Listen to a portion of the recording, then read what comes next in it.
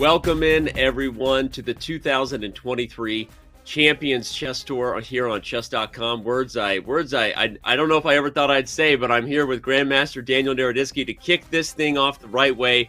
Danya, how's your morning, and are you ready, sir? Well, TGIF, Danny, good morning to everybody. It's always such a great feeling to be commentating a tournament that kicks off something epic, and I think the CCT, it is safe to say, is going to be epic. Danny, it's a pleasure to be commentating with you. I'm just excited to be here. I'm so excited to be here, and this is going to be epic, and this really is the start of something huge. Of course, all of those who follow and love the chess world know exactly what this is. This is the beginning of the merger that was the Champions Chess Tour previously on Chess24, and if you want to call it the Chess.com series of events from the Global Chess Championship to others, combined into one. We are in for fun. Oh my gosh, it's rhyme time. TGIF it is.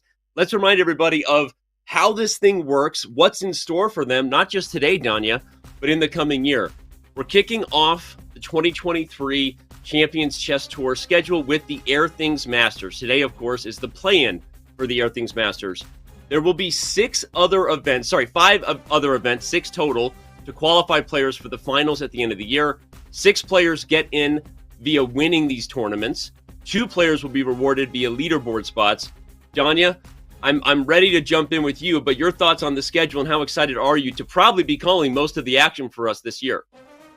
Well, Danny, I'm incredibly excited. I think the scheduling has been done so meticulously. It's easy to understand. You can mark your calendars now. So as busy as you are, there is no excuse to miss any of these 6 events, including, of course, the Airthings Masters, as well as the play-in that we're commentating today. Everybody gets a chance to get in.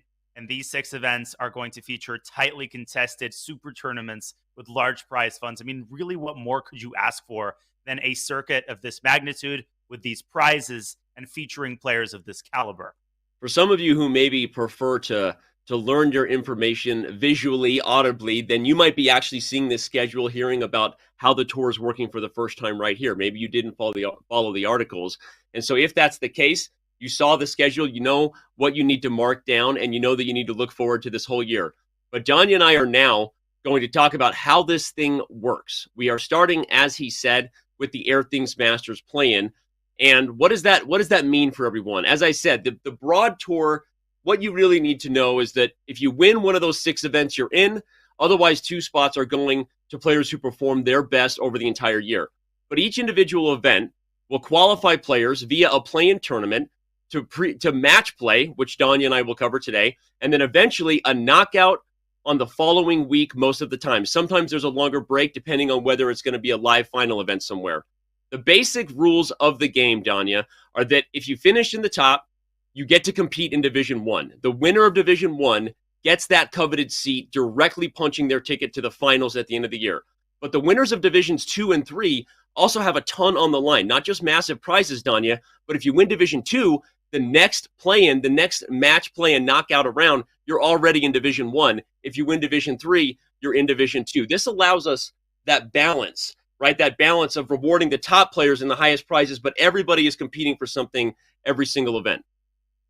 Yeah, and I would broadly categorize things as 2 major sort of items at play. There are the winners of the tournaments themselves, and there are the large prizes. So Divisions 2 and 3 are mostly fighting for big prizes, and these prizes are really big.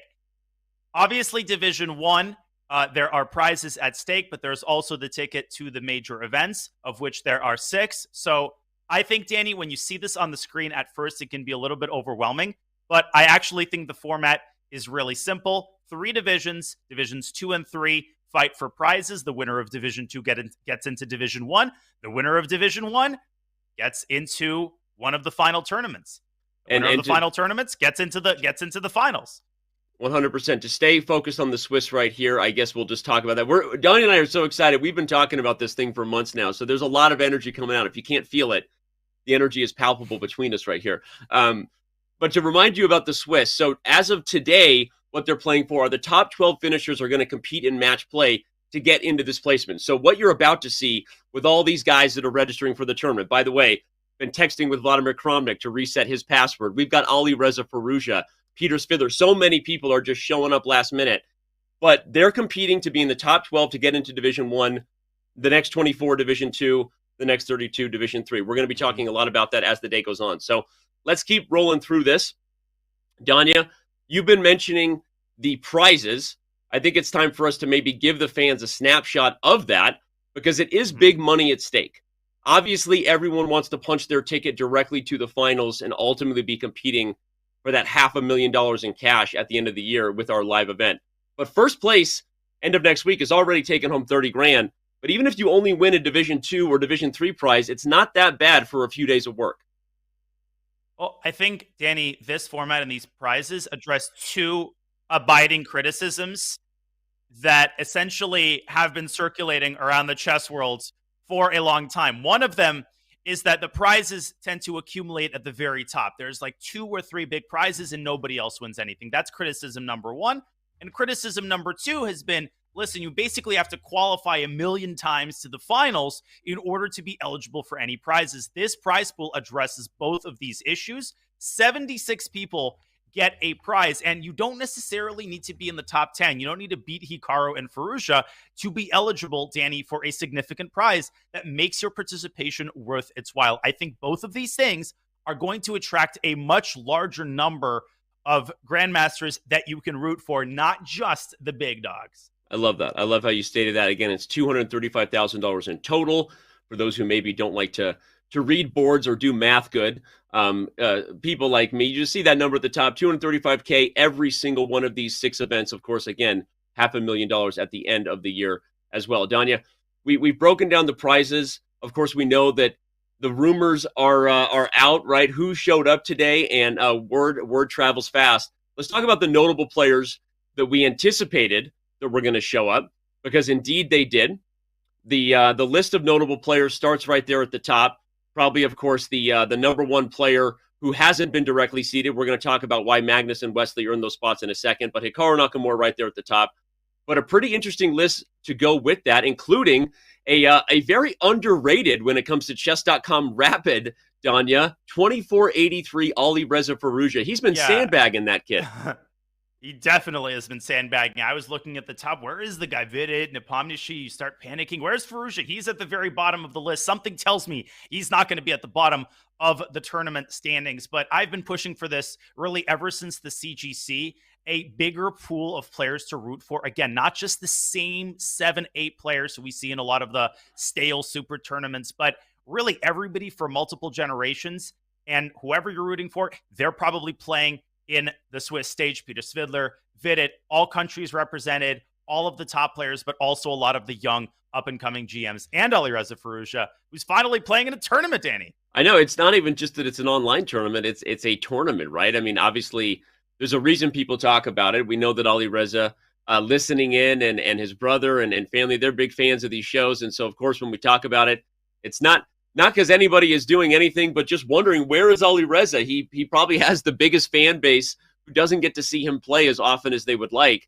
And so to see Fallujah show up for this, quickly that rating will probably change from 2483 to something else. I don't have word whether Ali Reza has been recruited for any of the Pro Chess League teams. That's, of course, another big event that just kicked off this week, and of course, will be rolling over the next few months. So that'll be interesting to see whether anybody can recruit him in. We see chat having a good time talking about the 2483 there.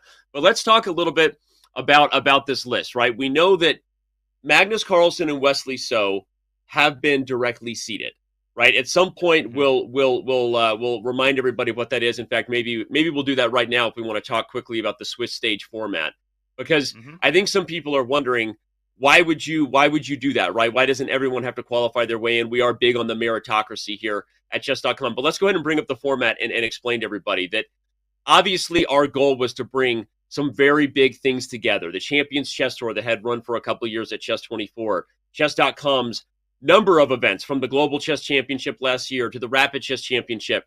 And ultimately, we looked at how to get this party started the right way in a celebration fashion. And it made sense to seat the reigning champions of those two major events, Magnus Carlsen and Wesley So, and ask everyone else to jump in the fold and let the meritocracy begins, if you will. And so, Danya, that's really what this is about, right? 6 people will be joining Magnus and Wesley in that 8-player knockout starting next week. Coverage, of course, will be brought by our friends in the Oslo studio, Robert Hess there, along with David Howell and Jovanka Huska and Mhm. Kaya and others. But your thoughts on the format here, and just whether what you expect to happen next week with 6 other players joining Magnus and Wesley. Well, I think it's all about balance. When you think about who you want to fill the finals of an event, you don't want everybody to be invited, and you don't necessarily want to leave one spot open for qualification, because then you have a traffic jam of grandmasters, and there's sort of an element of chance if you have only one qualifying spot. So I really don't think that anybody minds Magnus Carlsen and Wesley So getting invited. I think they've earned it through their chess careers, and of course Wesley through his performance in the CGC as the biggest, most notable online event, not just of the year, not just of the decade, but really of all time. And Danny, I really love that we're really opening up the field. We're not just having that one symbolic spot. We are really giving more than one top grandmaster a chance to qualify. And I think this strikes a very elegant balance between inviting the players who have earned it and opening up the rest of the spots to players who actually now have a chance to earn it. I love it. Love what you said, and I think that that's exactly what we were trying to accomplish. So hearing it from you sounds better than any way I could say it, right? The balance between making sure the top players have their chance and that the fans Mm-hmm. know that they're showing up to watch their favorites over the last decade or so, but also really helping to slowly establish something we've always wanted to do in chess, which is every major title, every major event, in theory, if you had your way, would have had some sort of path for everyone to join, right? And that doesn't mean that someone starting chess today can be world champion next year. We know that. But the point is, having a meritocracy to a degree where possible should always be the goal here. And I think that's what we were trying to establish. And we're pretty excited to see where we landed with that balance of top players helping to kick things off, and every event requiring a meritocracy system, if you will. You got to show up on the play-in to get in, and we see the prizes are worth it. So what we're experiencing right now, we're 4 minutes behind server start time, and obviously no way not to just to call it out. Everyone in the world has been talking about it, because everyone in the world has suddenly decided to start playing chess over the last 45 days. So we are at peak server time right now. I'm being told we're going to be restarting the tournament. We're going to be restarting the server to allow for maximum stability. Danya, I think that means you and I are going to be talking a lot about this format and turning this into a format education show for the next half an hour, from what I can understand. I'm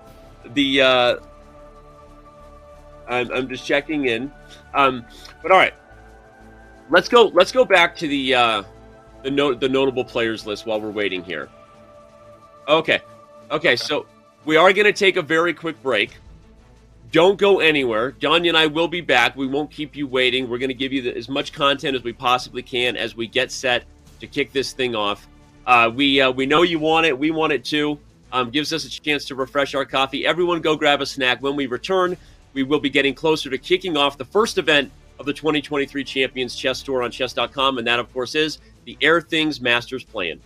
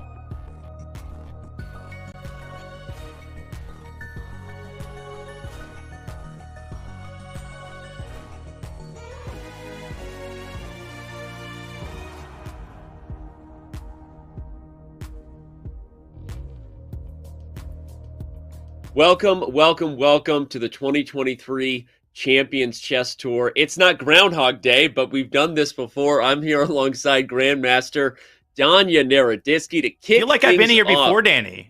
I feel like you've been here I had a before. dream. I just woke up. Am I sleeping? Man, All I know is we just had the I'm dizzy. best. We just had the best tech rehearsal of all time, and we are going to kick things off. For those of you who've been with us since we first went live about an hour ago, we do appreciate your patience, and it will be worth the wait. I promise you that. The best chess players in the world are here. The Champions Chess Tour is kicking off, baby, and it is the Airthings Masters playing right off the top. Danya, why don't you tell everybody what the schedule has for them this year? Of course, we start things off with the Airthings, and go ahead and break it down for us. Well, I have a sort of appeal to the audience to make, but when we talk about the specifics of the format, I'll make it then. Here we start with the broader calendar. The Airthings Masters is coming your way from February 6th to February 10th. The play-in today is going to qualify 6 more players to the Airthings Masters, with 2 spots already taken up by the amateurs, Magnus Carlsen and Wesley So. There are 5 more events on top of the Airthings Masters, and all of those culminate in the CCT playoffs and the CCT finals, both of which are coming your way in December of 2023, Danny. So year-round events, year-round action, and everybody is going to get a chance to partake in it. And what you need to know about those events is that the winner of each of those events gets a spot directly in to the finals. You see there in December. 2 other spots will be given to those who perform the most consistently and at the top of the standings throughout the year. We'll talk a lot more about that, of course, as we get into things, but that's what you need to know. 8 players will be there at the end. Right now, let's talk about things for today, Danya, because the Swiss is going to kick things off, the play-in Swiss to be at stack, and so to be exact. And so what exactly is at stake for all of those players who jumped in here on Friday? Well, I'm going to delve into this slide, Danny, but just to get something out of the way, I think some people watching this might already start getting annoyed when they see the slide, and they might start thinking, well, this is too complicated. Trust me, when I first learned about the format, I had that initial eye roll, but as I delved a little bit into it, I started to give it a chance, and I realized that the format is not only simpler than it appears, it's also elegant and actually gives a lot of people a chance to qualify. So my appeal to people watching is to spend 2-3 minutes with us to understand the format. And I promise you that you're going to understand exactly what's going on, why things are the way that they are, and everything will be made clear. So suspend your disbelief for a little bit. Now, the key thing to understand here is that there are 76 players who qualify across 3 divisions. The top 12 finishers are the stars of the show. They move on to a Swiss, and then they move on to a knockout, play. Match play. 6 of the winners occupy the 6 spots in the upcoming Airthings Masters. There's Division 2. The winner of Division 2 gets a direct spot into the next major. And Division 3 is also important because there are big prizes on the line. And Danny, it is my understanding that the winner of Division 3 gets a direct spot into the following play-ins Division 2. 100%. They can win Division 2 and make their way to the major, right? Okay. The most important thing to understand is that this is the right balance between top players competing for top prizes and, of course, everyone having a chance, in theory, to become the Champions Chess Tour champion at the end of the year. Those 76 players will be playing in match play today as soon as the Swiss is done. There will be a break, and Danya and I will have all the action to describe what's at stake once again when we get there. But let's talk about the prizes as well, because there's a lot of people here to take home some cash. You see there is big money at stake with all 6 of these major events. Not only the $500,000 waiting at the end of the year. To win Division 1 at the end of this next week, February 10th, is $30K in cash. But even Division 2, $10,000, Division 3, $5,000, in addition to the stakes, as Danya described it. You want to move up in standing so that you have a chance to ultimately punch your ticket in. Danya, not bad cash there, as well as the points you can see right next to it. Those are the leaderboard points available for each one of the placing finishes. Indeed, and the leaderboard is important because 2 spots into the grand finals in December are punched through the top 2 spots in the leaderboard, with the other 6 spots, of course, going to the winners of the 6 respective majors. But I'm going to repeat what I said at the start of the show, Danny, for those who are just joining us. I think that the wide prize distribution really addresses one of the Yeah. biggest criticisms I've had and the public at large has had, which is that chess prizes tend to accumulate at the very top and then Yep. peter out once you get to fifth or sixth place. We're talking about an event with over 100 grandmasters. You want to give everybody a chance. Tons of players, they make a living off of online events now. That's the new normal. And I love the fact that the CCT has responded and addressed that criticism. So even if you don't have a realistic chance of earning that spot to one of the majors, you're still playing for big prizes, significant prizes. Division 3, you win Division 3, $5,000, and you get a chance to qualify in the major if you win Division 2 the following play-in. I love it. You said it better than I could, and you did say it better than I could at the beginning of the show, too. We've got 9,000 on Twitch, roughly almost 10,000. Of course, many other viewers scattered throughout the interwebs. Be with us. The day is only just beginning, and the top players are showing up in force. Let's show everybody who some of the top names, some of the biggest names are that are already here. You see right there at the top, you've got Jan Krzysztof Duda and Hikaru Nakamura.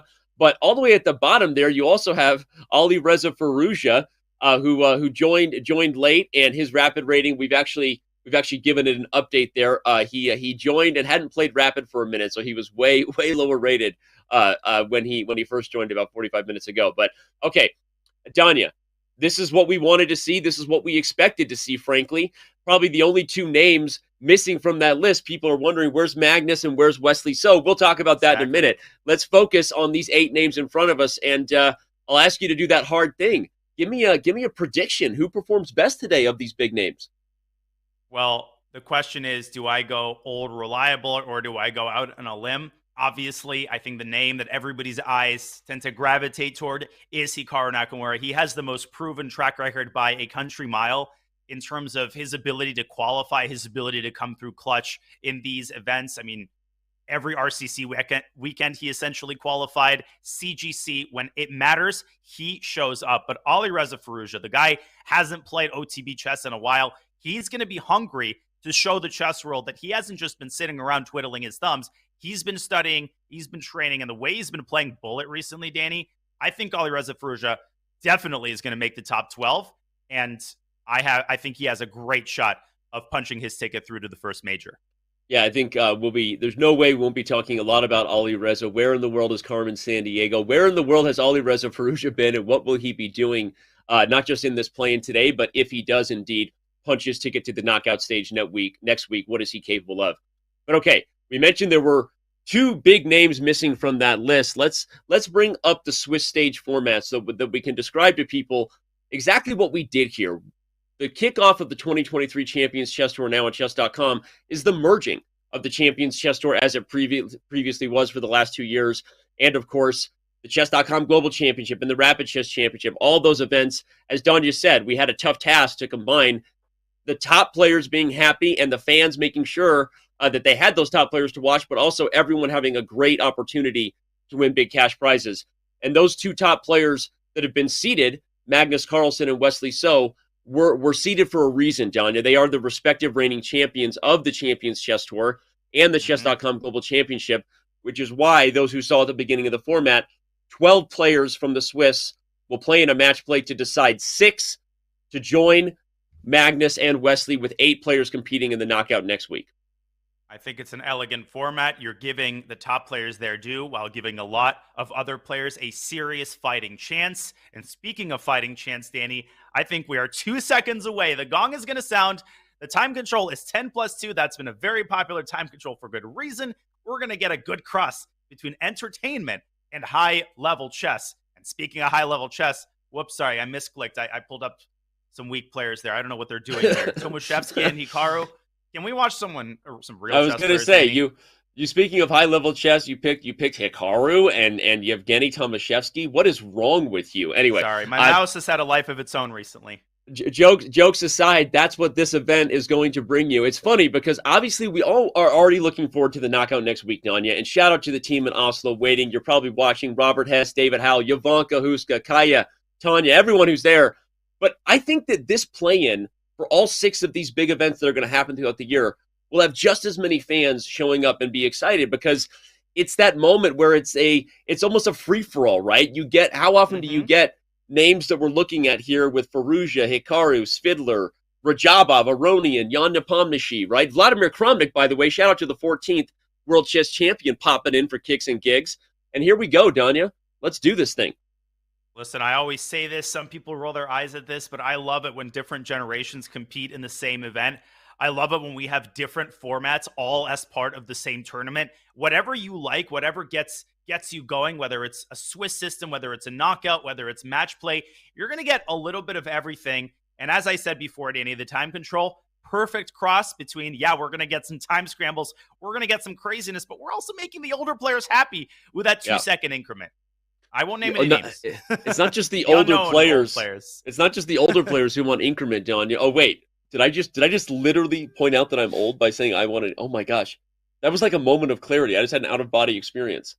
They keep telling me I'm going to start wanting increment. When I hit my late 20s, early 30s. It hasn't happened yet, but I can definitely appreciate its positive impact on the quality of play. Quality of play. On the subject of quality of play, Danny Hikaru getting a very tough pairing in round one. Tomaszewski is no pushover. No, that's not a fun pairing to get when you're hoping to get a dub to kick things off. But let's be honest, Danya, there will be no, hey, that was an easy pairing to get, right? I'm sitting here looking down the list of games in my monitor on the side to help you as we navigate this thing, my man. I can't choose the next game. You got to choose it because I'm like a kid in the candy store.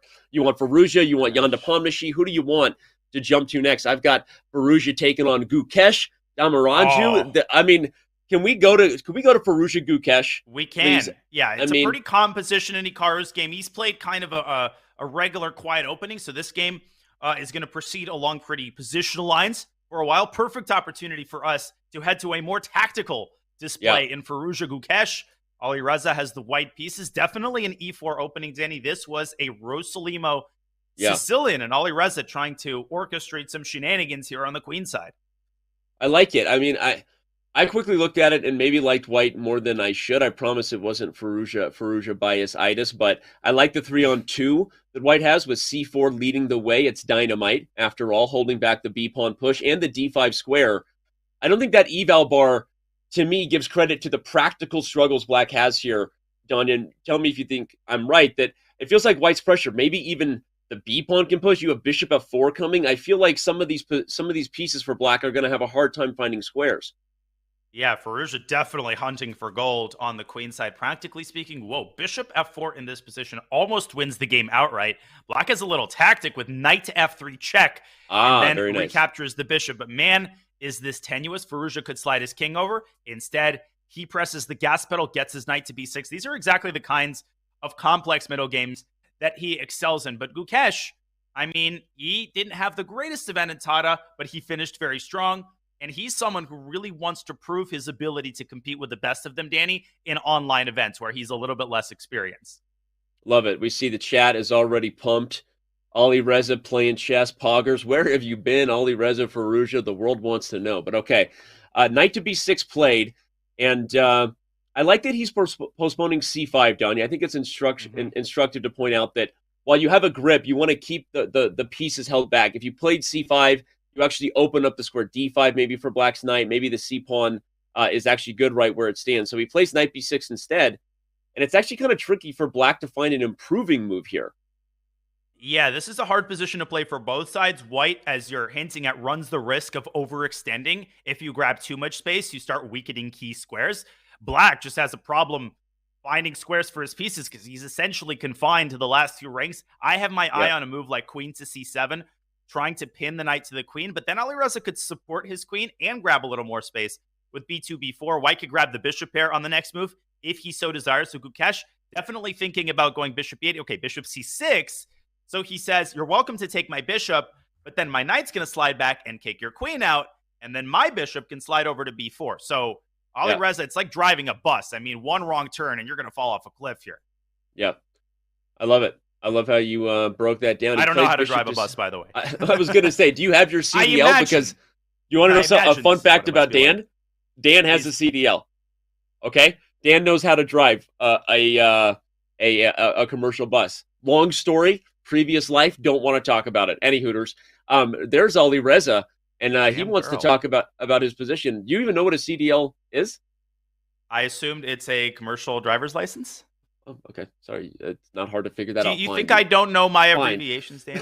Fine. All right. Who Ali do you take Reza before? Faruja looking dapper, looking focused, and gonna do everything he can today to make sure he punches his ticket for the knockout next week. There's a lot of prizes in store, and I think if Faruja had his way, he would just show up, win the Airthings Masters, Danya, and then disappear again for 12 months and come back and win the championship in December. So I think he has big goals for the next 10 days of his life.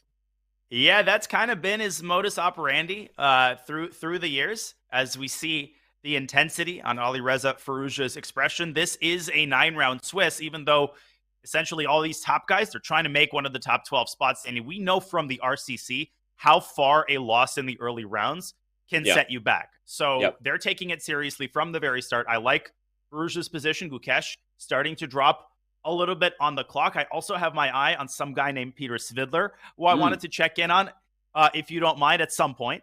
Yeah, I'm open to that. Let's give one more thought on what's going to happen next year while we have Ali Reza on camera, because you pointed out White can't play Bishop F4. Highlight that again for everybody. If Bishop F4, Knight F3, I'll play the moves out. But wait, now if you play Knight F3, is there G takes F3 and the Bishop's hanging? No. What does Black have?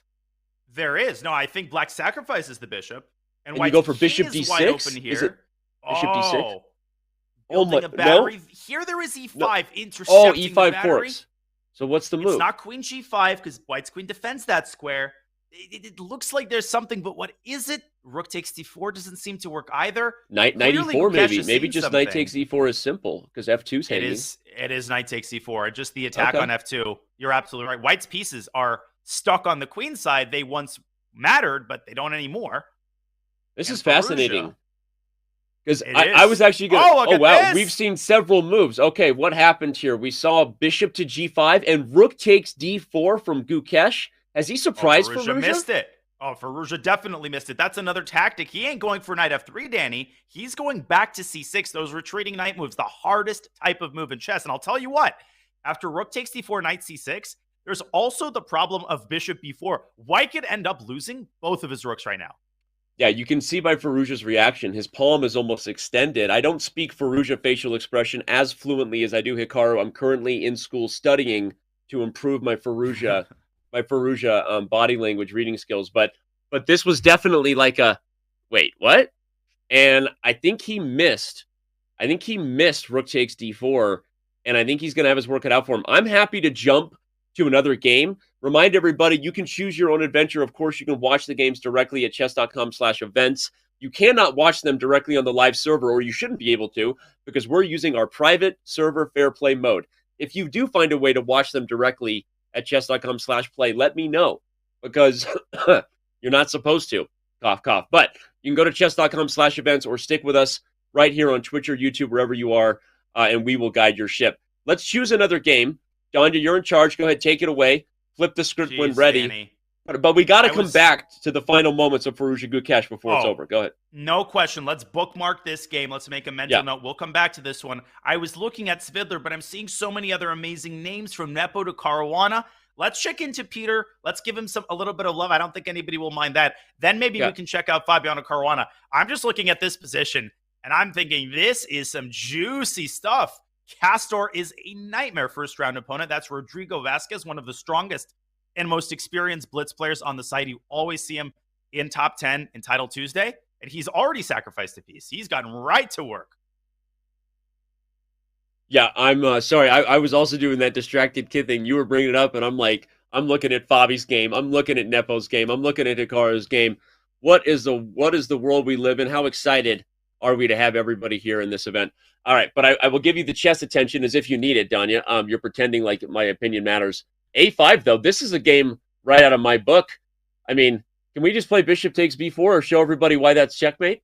I mean, just for kicks and gigs. Yes, we can. Some of us are visual learners. There you go. Okay. Yeah, I don't think Peter Svidler is a visual learner. Yeah, I think he sees that in his head. He does. Queen controls the B1 square. This is, of course, a discover check, followed by a checkmate. Something tells me we won't see this on the board, and we do not. Svidler pushes the c pawn and says, two can play at that game. Speaking of discoveries, the pawn discovers the queen's path to b5, which will be a very nasty counter check. Again, black is No, black is not down a piece. I thought he was for some reason, but he's not. Well, So the queen is coming to b5. normally when you get this kind of pressure, you are down a piece. In this situation, you're not. But I love c5 from Svidler, as you pointed out. That queen to b5 check is super irritating to deal with for black. We see some love for Swidler in the chat. Swidler's not a bad nickname for Svidler. It sounds like Nope. the Riddler and Peter Svidler had a baby, which would probably make for a very tricky chess player, if I'm honest. It would indeed. But Peter Svidler is just, I mean, he ages like fine wine. Obviously, he is now known as one of the premier chess commentators, but I think he's going to try to prove in this tournament that he's got some chess left to play and some gas left in the tank. Queen c2. Speaking of gas left in the tank, is there anything left in black's attack here? This is a natural move, but the eval bar is having none of it. Probably that check on b5, Danny, followed by maybe c6, maybe queen takes b7, although the rook is going to hang with check. I was going to say, I think the idea is queen b5 checked on you, but the following is bishop to c4, which both protects the knight on b3 and develops the rook to guard the d1 rook. So if I had to guess, Svidler has indeed already played it. I think the follow-up move that puts black on notice will be bishop to c4, and I'm guessing with no eval. I'm out of my depth here. Guessing moves from a former candidate, Peter Svidler, and I don't know if you know, but Danya Naroditsky, he's okay at chess too. But I think that's the right idea. Whoa! He doesn't play it. The b3 Wait, knight's hanging. Rook c1, and he wants bishop c4 in response. That almost traps the queen, but I think he might have missed knight c2 check here. Knight c2 just trades queens. Well, or white would have to take on c2 presumably, and then go c6. I was going to say that king seems b1, unsound. there's knight a3 check. Knight c2, winning king the b1, queen. knight a3, and it's over. It wins the queen. Oh my gosh. Did Svidler blunder knight c2, or is he going for that rook sacrifice on c2, followed by... This is unnecessary, Danny. He didn't need to sacrifice a piece. Apparently, knight c2 wasn't even the best move. He's showing confidence in his body language that and in his speed of movement, right? He played it very quickly, but I'm not sure he likes what he did with rook c1. There's a simple win here for black. You can take the bishop. Yeah, cd looks very scary, but the king has this e7 square, and then you're going to build a little defensive cocoon around it by bringing the rook to d8. The problem when you're down a rook is just that you need to prove something incredible, and white is just running out of pieces after the king gets to e7. Yeah, it looks impressive, but Svidler is going to have virtually no compensation. Castor can win this game with a couple more accurate moves. A lot of love for Peter Svidler from chat right now, but honestly, not the love that he's feeling for his own position on the board right now. No, I think he knows he let this one get away. Castor taking his time before deciding whether he's going to take d2 or not, but I think we're going to use this time and opportunity to check in on another game, just so everyone knows. Today's going to feel a lot like that in moments. We are trying to balance following. By the way, Vladimir Kramnik, look at that dub. The 14th World Chess Championship, one of the first to strike. Hikaru Nakamura, Ali Reza Faruja, Jan Nepomniachtchi. I can't name everyone. Fabiano Caruana. We're going to have moments today that make you feel like we didn't catch every game. But don't worry. 12 players are getting themselves into Division 1 for match play. When that break happens in a couple hours, you will have all the focus in the world. This is designed to be fun and crazy, and we're along for the ride. And I'll tell you what, someone's going to be annoyed because they're fans of everybody. But bear with us because there are 9 rounds, and we promise to cover everybody in equal portions. You know, you just can't get to everybody every round, so we're going to try to find the entertaining games. This is very much an entertaining game. It features a queen sacrifice, Danny, but it's out of necessity. Right, it's out of desperation. It's out of desperation. He's going to win the bishop on e4. He also has knight to d7 intermezzo. Does he throw that fork in queen f4? I think Gukesh might be saying, Ali Reza, this is what happens when we don't play in serious online events for a little bit. You got to get your tactics sharp right away because I came to play and I'm going to be rhyming all day. Hashtag TGIF. Hashtag don't forget to tip your waitress. Actually, without queen f4, this would work to perfection. G takes f6, and if knight d7, queen f4 hits that rook on d2, LPDO, loose pieces drop off. Ali Reza is going to have to take on e4 and pray. He has clearly insufficient compensation for the queen. He's got 1:30 on his clock. This should be a win for Gukesh unless he blunders a fork or some sort of sudden attack on his king. But white doesn't have enough really to create anything against black's king, which can just hide away on h8 if necessary. Did you just say LPDO? Is that I a thing did. that I'm supposed to be aware of from your other comment? I mean, Hey, you're the abbreviation guy, so I'm stunned that you don't know what that stands for, a Mister CDL. loo loose pieces drop off apparently. I thought it was like, back in the '90s when every boy band was abbreviated. But okay, we're gonna stick it right here. Rook takes E4, knight E5, both guards the D7 square, right? And activating the pony. Okay, Activating the pony. Okay, now can you activate the rook? You want to get a pair of rooks off if you're yeah, Gukesh because that greatly limits White's ability to create active counterplay. He does yeah, just that. This is winning for Black. Take the rook, go Queen C7, maybe. Very natural play. Hit yep, him where it hurts. And if White loses C5, the game ends, Danny. it's So over. Fallujah, he's going to have to go B4, support that pawn with A3, and continue praying. Probably A5 can be thrown in now for black. White will play A3 anyway, but there's all kinds of weirdness with the knight coming back to C6 at some point. The B4 pawn is tender. Black can even play moves like F5, King G7, King F6, right? Stabilize and expand. Very tough position, especially given that Fallujah will be under a minute here in 18 seconds. Excellent move by Gukesh. White's pieces just don't have purchase, and this is ultimate desperation. Ali Reza is going all in. I think he's going to take B7, and he's going to pin all of his hopes on that C5 pawn, which is going to become passed if he can eat up that B7 pawn. First, he defends B4. Can Gukesh use his active queen, combine it with an active knight? But Danny, that requires calculation, and 3.5 minutes by Gukesh. A very wise decision by Ali Reza. This is his last chance, and it may just work. I've seen so many of his swindles. He pulls wins out of the most improbable places. Agreed. I'm actually, it's funny, the eval bar is still favoring black as it should, but I'm actually looking at this and looking at Gukesh taking his time with a little more nerves than I did. I kind of like that knight on E5 and that plan I was describing with F5 and bring the king in down because I feel like you've made it very concrete. And if B7 falls, remember A6 is falling. Don't forget that bishop on F1 Yeah, spying it. So I think black might have to play A5 right now to try to start undermining things in a hurry. I agree. I'm also looking at queen to C1 with the idea of getting this knight actually to E2 Ah, and okay. knocking the king away. Obviously, that bishop on F1 becomes a sitting duck. By the way, quick side note, as you see on the lower left, Hikaru has won his first game, as has Jan Nepomniachtchi, as has Dmitry Andreikin. So some of the Yep. usual suspects, Danny, off to a pretty good start. As has Alexei Sarana, that is Mishanik for those who don't speak chess.com username, as has Christian Kurilla, which is the count. Look, shout out to Christian getting a dub to Mm-hmm. start things off there. One of the founders of the C Squared podcast. If you're not checking that out, him and Fabiano Caruana bringing you some long form content on YouTube. Good stuff. Okay, here it Okay. goes. This is what time pressure does. This is what Fallujah does.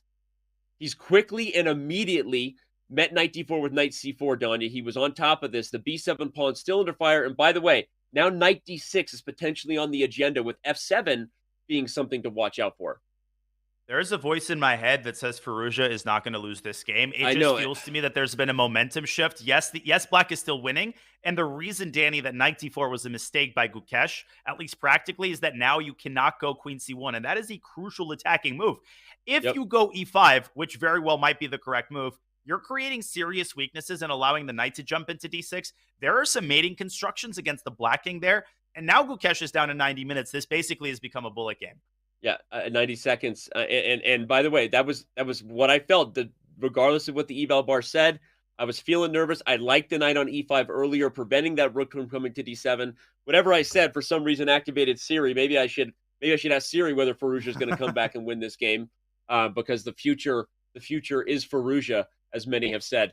All right, e5 Uh-oh. comes, but here we go. Uh-oh. The eval bar slipping. Look at him scooch his way in after e5. Like, all right, here we go. Got to be some Well, chances because the light, yeah, exactly. Knight d6, bishop c4, light square problems, and he's got some. Knight e3 is a very careful move that actually might be the key to the kingdom here. I Prevent the love it. queen from jumping into c1 because that's Gukesh's only idea. But Fallujah's too greedy. He grabs the pawn, allowing queen c1. Pretty shocked at this move. What is his follow up? Now he plays knight e3. What is But the here comes idea? Well, f5. now, but knight Here e2. comes. You're exactly right. Get this knight off of e3 if you're Gukesh. Uh oh. Uh oh. Uh oh. But time pressure is sinking in. It's a game for a reason, boys and girls. I would go c6 and then knight f5, Danny, and try to create threats against black's king. I'm with you. I'm with you. What a gambit that is, Danya. Look at you being all bullet and spicy. You got those. You've been eating your Wheaties this morning. C6, knight takes, knight f5, holds the g7 square, everyone, which threatens all kinds of mating tactics against the black king. Ooh, exactly. Yeah. And I don't even know why I put this on the board. We have Alireza Firouzja to do that. It is on the board. Under omitted is Gukesh. First of all, your king, and he does with h5. But now Alireza could start targeting some of those weak pawns. Can't take a6. That's illegal. Maybe go a4. Can you create complications with only 20 seconds now on the clock for white? Yeah, nervous. If Gukesh holds this and proves us wrong, you can hear it in our voice. We're expecting a Firouzja comeback. It'll be an even bigger shout out to the young man from India, who many have also circled as one of those guys who will be a future contender for the title. All right, queen to b1. Oh, wait, we're trading knights here. That's actually really good for white because a6 will fall for sure, and the bishop and rook are two of the best pieces at holding down a long-distance relationship. Danya's been trying to hold down long-distance relationships for years, and it hasn't been easy, has it? It has not. How'd you know? Maybe Siri told you that as well. Knight takes b4. Gukesh taking a chunk off of white's pawn chain. If you're Alireza, take that knight, take a6, put a pawn on b5, and enjoy your life. With 5 seconds on the clock, he's going to do it. No need to look for adventures. The rook and bishop, they communicate well. That pawn's going to b5. The bishop will protect it. This is a very difficult... I don't even know that black is better at all anymore, right? I mean, objectively... Not objectively, but tell you what Gukesh needs to do. He should have put the queen on b1. He missed the opportunity train. Put it on b2 and start pushing those kingside pawns. The idea, open up white's king because it's so easy to miss a fork with no time on the clock. Go f5. Be bold, Gukesh, and he is. There he is. He does it. You called it. E4. He does it. He brings his king up instead. Okay, you're right. Yeah, this is much harder practically for white than I realized. The bishop and rook are holding the b pawn, but then what do? You can't advance it any further now that that queen is on that perfect square behind the pawn. Oh, what a trap. Queen takes b5. Rook takes e4 is an immediate draw. Don't take that poison pawn. Gukesh now with 5 seconds. Queen b1 and bring your king up to e5. Prepare f4, Danny. If he can squeeze this through, I think he wins the game. Wow. Gukesh. No. Wrong way. Don't yell at him. He's like 12 years old, man. Be nice. He's a kid. Go back to e5 if you're Gukesh and then play f4. Okay. Oh, but h5. Hello. 2 seconds. Hello, is it tender? It's tender. You know what else is tender, Danny? The b5 pawn, but so is the f7 pawn. He goes for it. Should be a draw now. Takes in rook g3, maybe? You're holding he's going to win the other pawn. Alireza might win this. Oh my gosh. Don't. Oh my goodness. You shush your mouth when you're talking to me. Alireza going to come back and win this. You got to be kidding me. Well, now white can't lose. This is obviously still a draw, Danny, but white's king is so safe. Your goal with white is to push your pawn. Look for pins. Very easy to blunder if you're black. Queen h6, rook g6, for instance. 1 second. Make a move! Oh, my gosh. Oh, my gosh. Firouzja doing Firouzja things. Fast and Furious 10 featuring Firouzja. Push that pawn, baby. I don't know if that's true, but Vin Diesel should consider a casting call for Firouzja. Uh-oh. Rook g4 and h6, Danny. Here comes It's winning. Johnny. H6. Harry, I should say. No! Whoa. He had h6. He didn't do it. Still has it. No, this is over. He's going to put the rook on h3. But he has to be careful about a perpetual.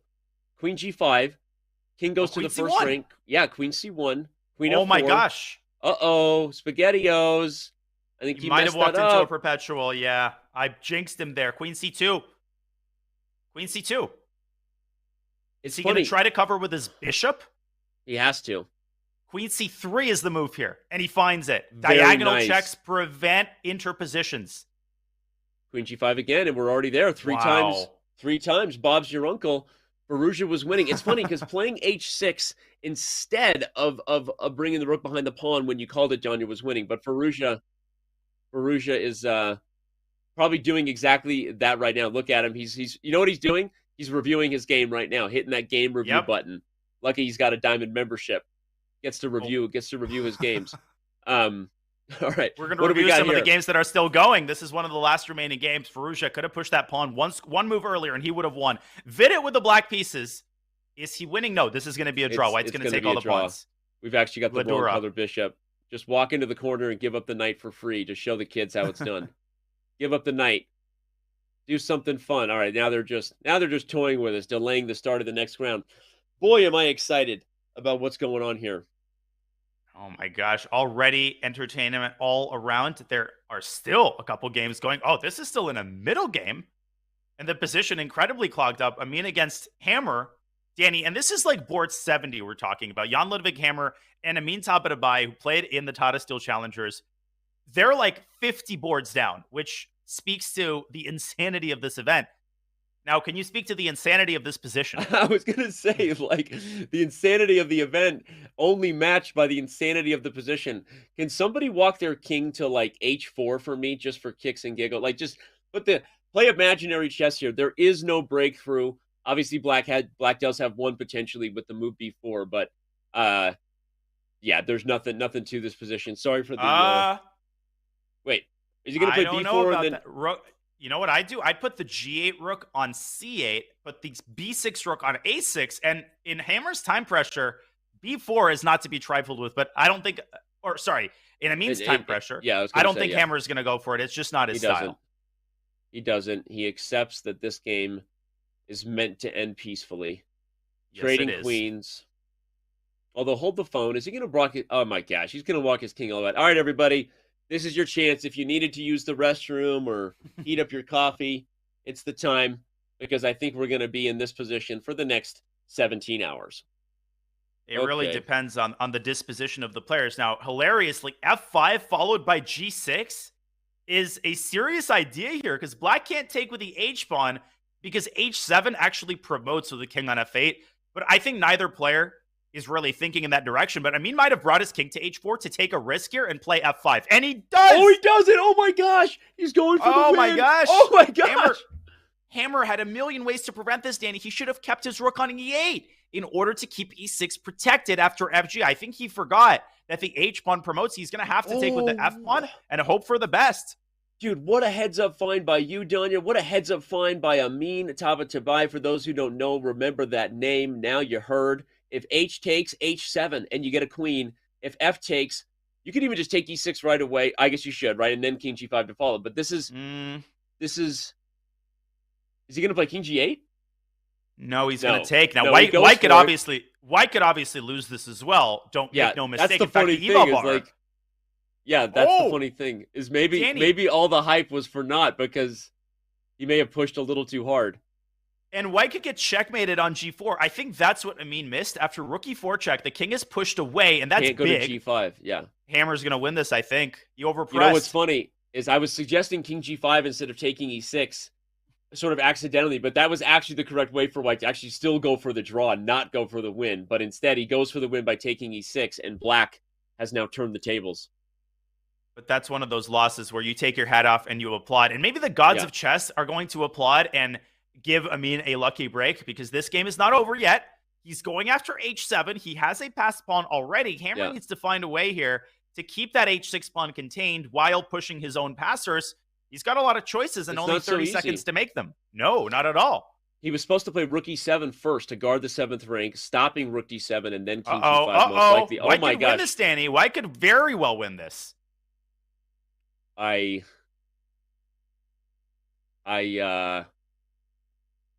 happy to be here. Speechless. Now, I think the game's going to end in a perpetual check. I think Hammer's going to take the pawn on c3 and perpetually check White's king, because there's no other way to stop h7 after the rook moves out of h7, which it is. If he's not going to lose on time, and he doesn't, draw. No. Hammer's going for it now. Rook b8. Oh my gosh, this is terrifying. Checking in on the standings to my left here, by the way, everybody. Don't worry. This is the only game still in progress here in round 1 of the Swiss portion for the Airthings Masters play-in. So, thanks for being with us. Don't go anywhere. The day has just begun. And you can see the leaderboard to the left there. A bunch of the biggest names in the game already got their dubs. Duda was lost according to the chat, so some early swindles here. This game just has an endless number of stages. Every time we think there's resolution, the players find a way to keep going. But I finally think Amin is forced to draw. In the event of the rook trade, White's pawns are unapproachable, and so are Black's. The kings have to shuffle. This is a draw. What a game. And what a fair result, honestly. Yeah, honestly. Poetic justice. It's fun to see that while the white pawns are not connected in the same way the black ones are, Danya, this is an instructive, king and pawn example for the viewers that if you Yeah. get those pawns a knight's jump away, my coach always used to say the king is stuck in a cage because if the king tries to go around to c7 and b6, the other pawn advances and they stay a knight's jump away and the king is frozen. So a fun little instructive point. As you go too far, well, now you lose. You can't go too far. All right. Game on. The second round has begun. Welcome to the Airthings Masters play-in. So much at stake here in the 2023 Champions Chess Tour as we are officially underway. It has been a long time coming for this. Shout out to the whole team who worked super hard to get here. Both the Chess.com crew, those who joined recently to the Chess.com family from the PMG group of companies. Danya, I'm just excited. I'm like a little kid, and I'm a big fan of yours, by the way. Hi, big fan here. Big fan of Danya. Well, I'm a big fan of yours. That's quite interesting how that works. It's a two-way street, Danny.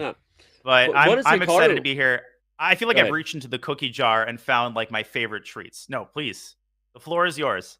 No, I was going to say, what is going on in this interesting little opening with the knight coming to d2 by Hikaru, but you're right. As long as you don't get your hands stuck in the cookie jar, then we'll have plenty of cookies to watch all day, because we can go here.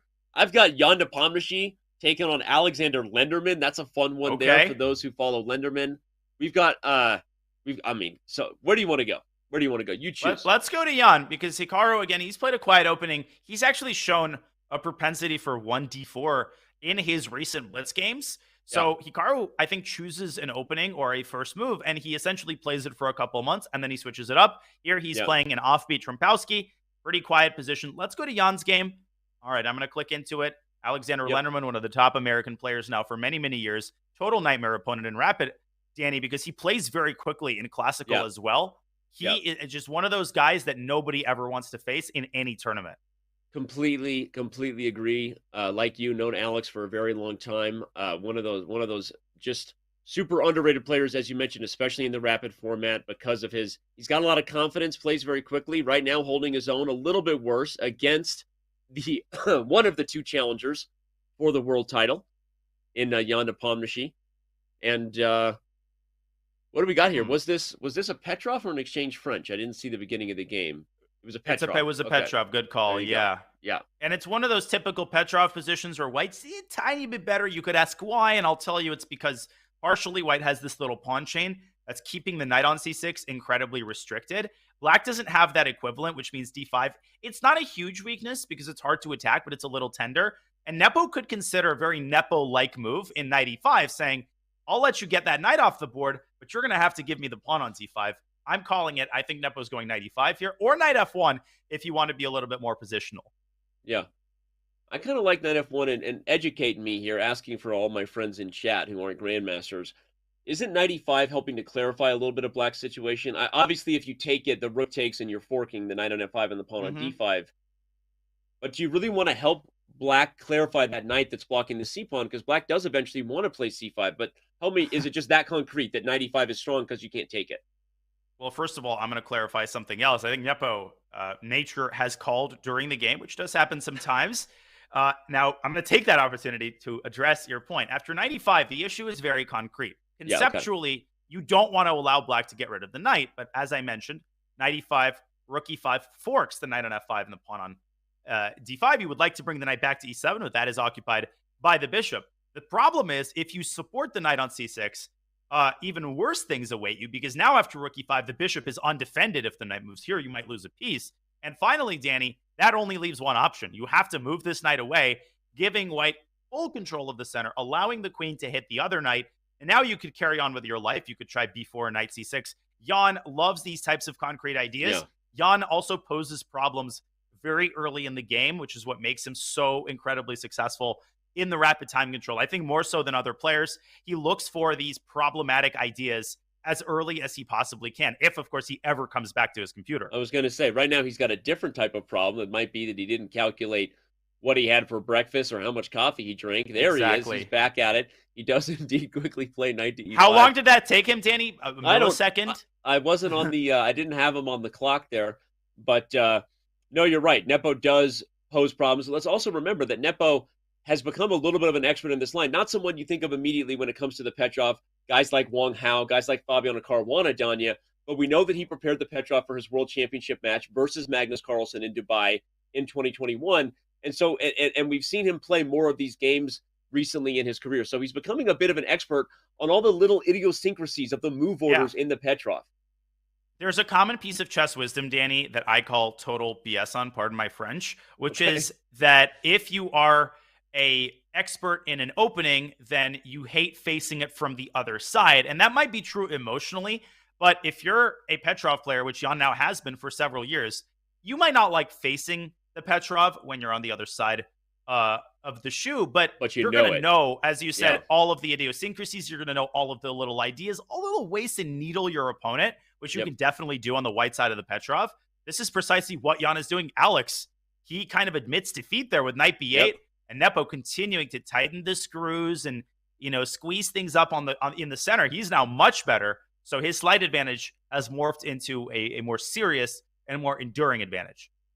I love what you said there. I actually think it's instructive for a lot of our motivated improvers out there. Shout out to the hashtag ChessPunks movement. I think it's funny, Daniel, when I was younger, I almost tried to design my repertoire so I never had to face my own openings, which if you do the math is actually not possible.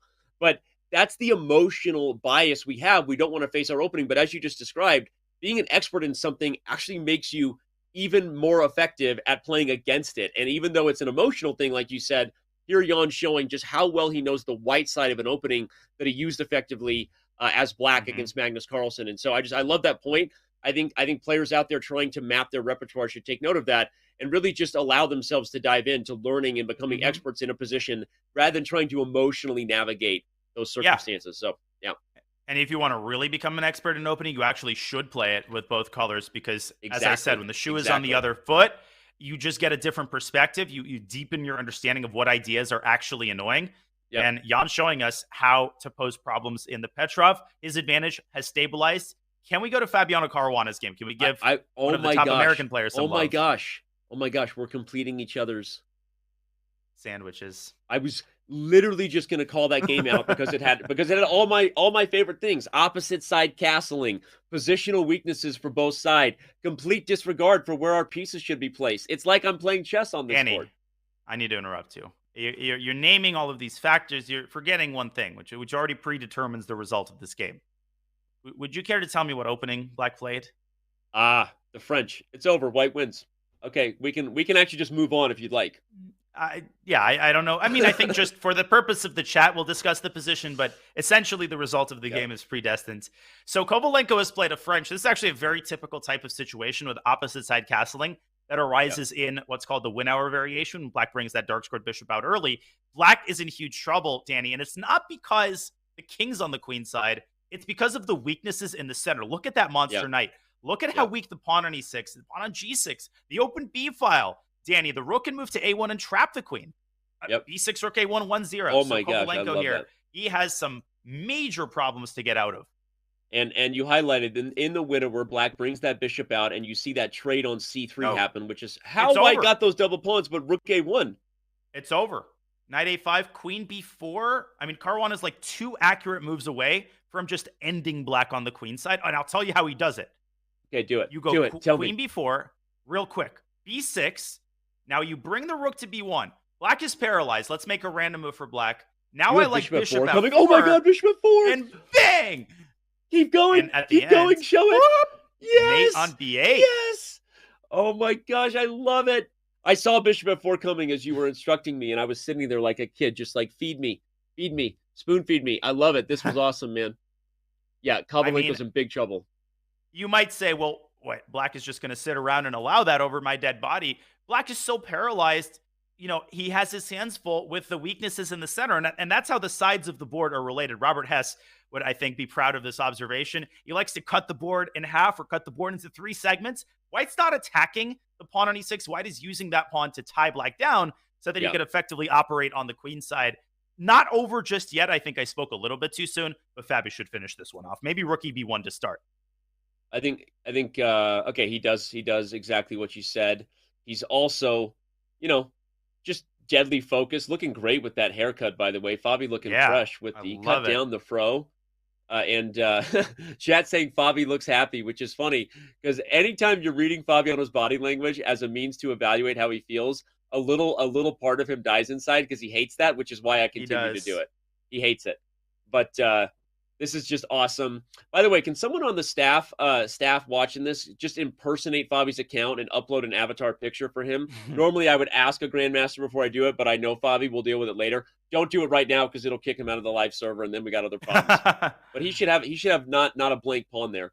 Um, any Hooters, but Fabi looking fresh. Fabi looking like he's about to move to 2 of 2 as long as he puts this one away. And good stuff. Ooh, And again, kids, don't play the French. that is a very Fabby move right there. Queen B4 was winning. Queen C1 also looks fantastic. He's massaging. He's enjoying the position. And when I say black is paralyzed, I'm not exaggerating. Queen B7, nope. Rook takes A5. Try to move your rook, you're going to lose E6. Try to move your knight, Queen's going to get to E5. Queen's going to get to E5 anyway. And that check on B8 is going to send the world crashing down. I love it. The queen slides to E1. Here comes Queen E5. You actually can't stop it. Like, Oh, how many times are dark you in a squares, Danny. position? How many times are you in a position, Danya, where a queen is obviously trying to move to a central square, and there's not a single move on the board that can prevent it? Pawns don't go backwards. The pieces can't maneuver. This is such an instructive lesson in the weaknesses of a color complex and the dark square dominance white is capable of in a French. That maneuver, by the way, was sick. Queen B2 to C1 at E1 at E5. I mean, how many times do you say those words?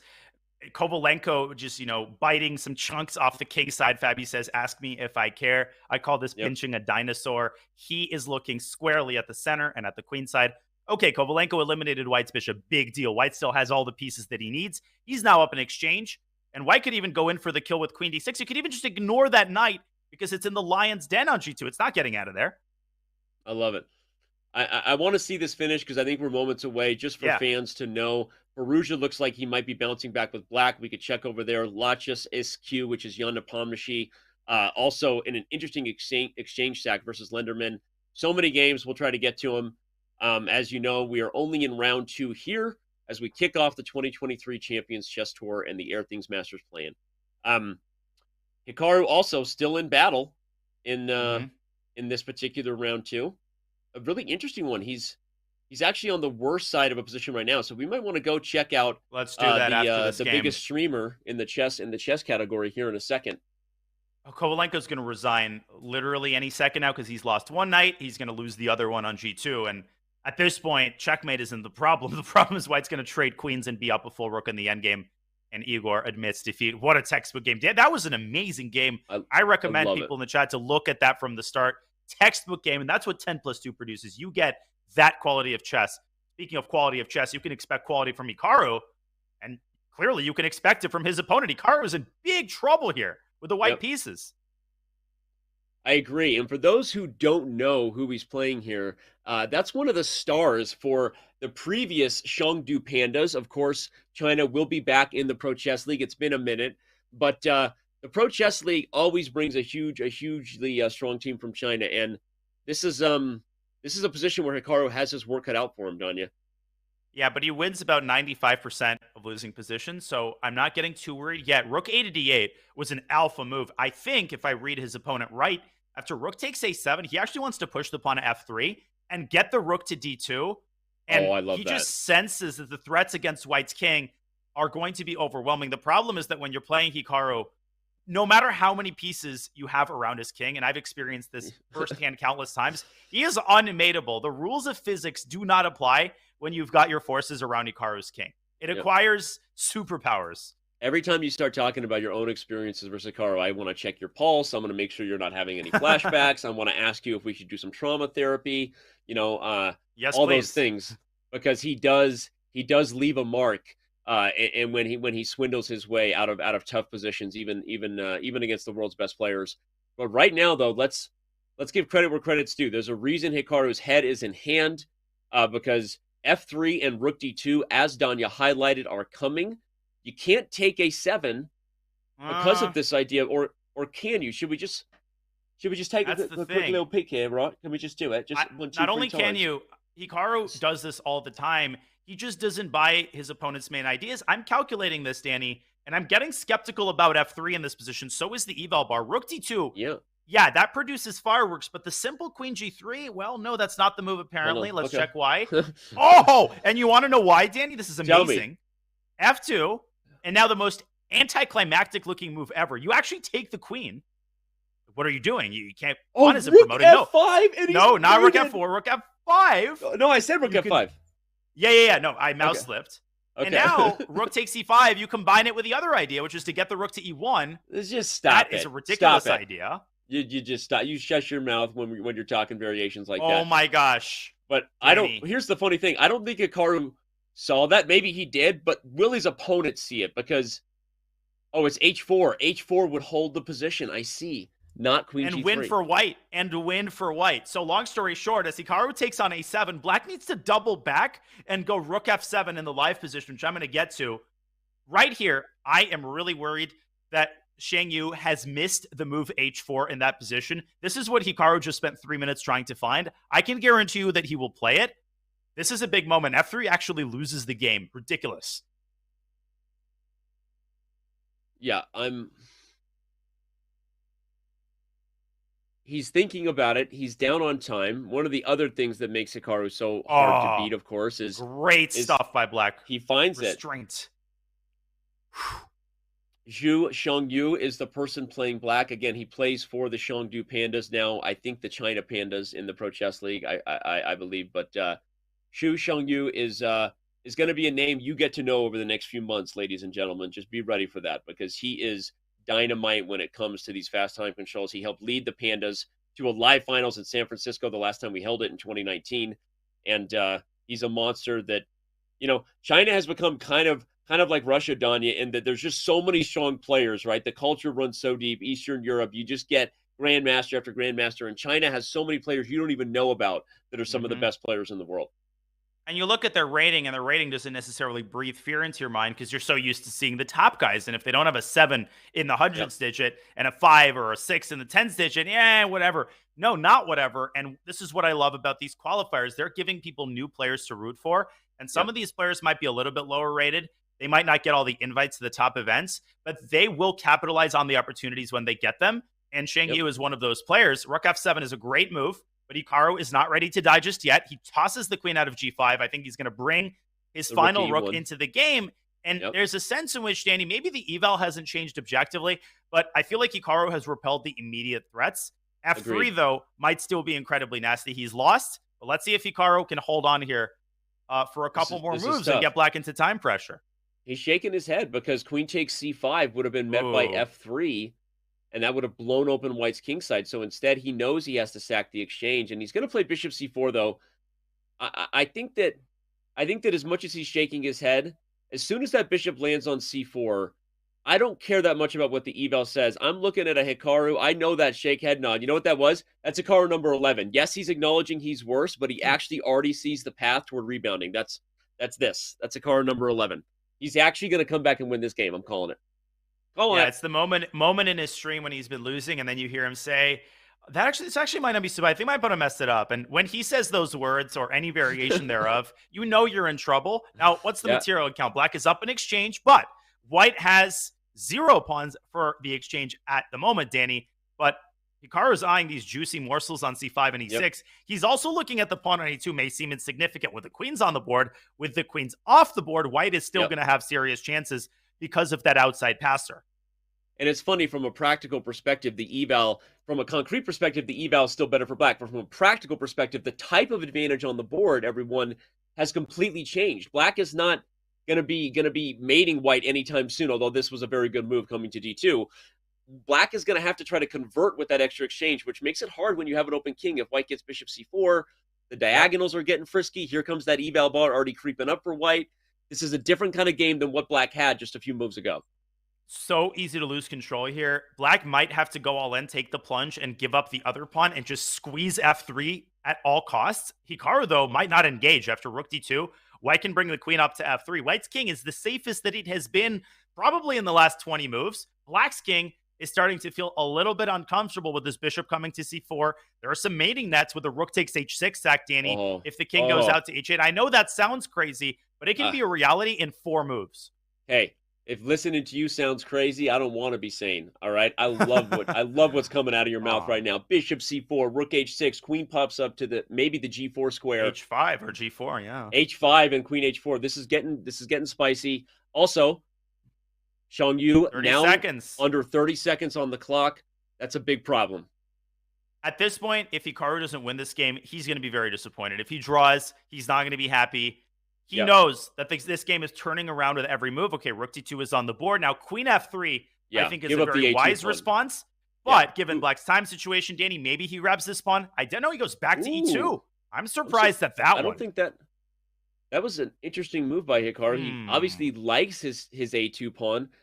I think that Queen F3 giving up A2, followed by Bishop C4, was more what the doctor ordered. Obviously, it's not something you do often when it comes to doubting Hikaru in these formats and in these moments, but it looked like a strange decision. Yep. That was a very bad move by Hikaru. I mean, I think he got excited at the prospect of not getting checkmated. Too much so, because now the remaining rook is active. Queen E3, Danny, is a huge positional threat.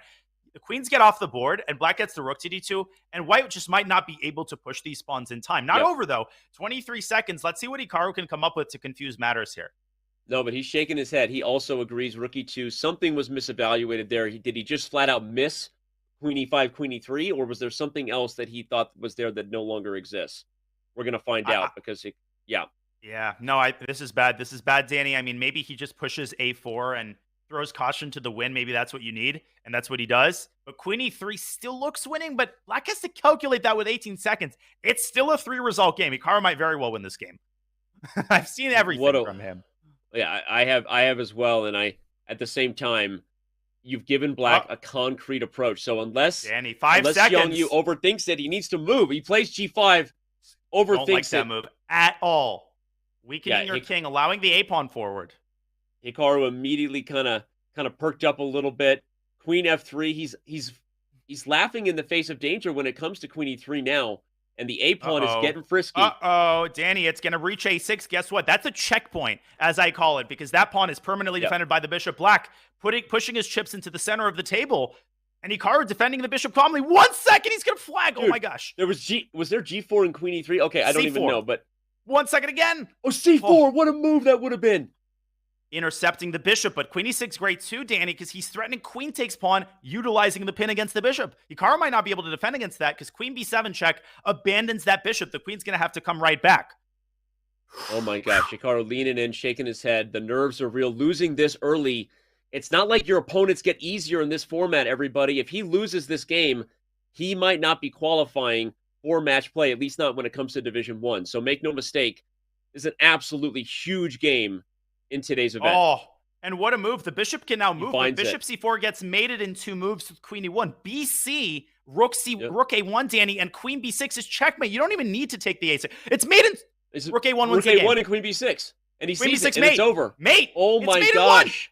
Oh my gosh, Hikaru missed it. Xiang Yu with the upset heard round the world here on Twitch, here on Chess.com.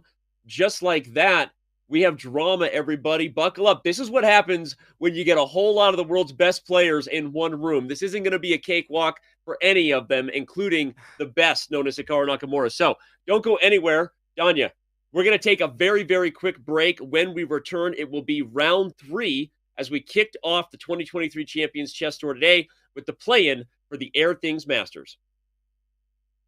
Hey everybody, it's Danny here, and as you may know, Chess.com and Chessable are now one, and I'm here to show you how you can make your Chess.com and Chessable one in just a few clicks. To start, let's log in and connect our Chess.com account. I just scroll right here above the browser and click log in. Scroll down and click continue with Chess.com. Now, if you're already logged into Chess.com, it's just going to ask you if you want to approve that connection. I'm going to say yes, sir. But after approving, it'll bring you right back to the Chessable homepage. Now, the Puzzle Connect feature can be found under Tools, and you click Puzzle Connect. Now, what that does after you type in your username is it's going to pull positions from the games you've played on Chess.com, create your very own personalized Chessable course, and then quiz you with the positions where you may have missed the best move. And the more you play on Chess.com, the more games it will have to quiz you as long as your account stays connected. It's pretty sweet, and it's going to help you get better learning from the mistakes in your games. Yes, this is a pro feature at Chessable, but if you go to chessable.com/link, you can get 30 days of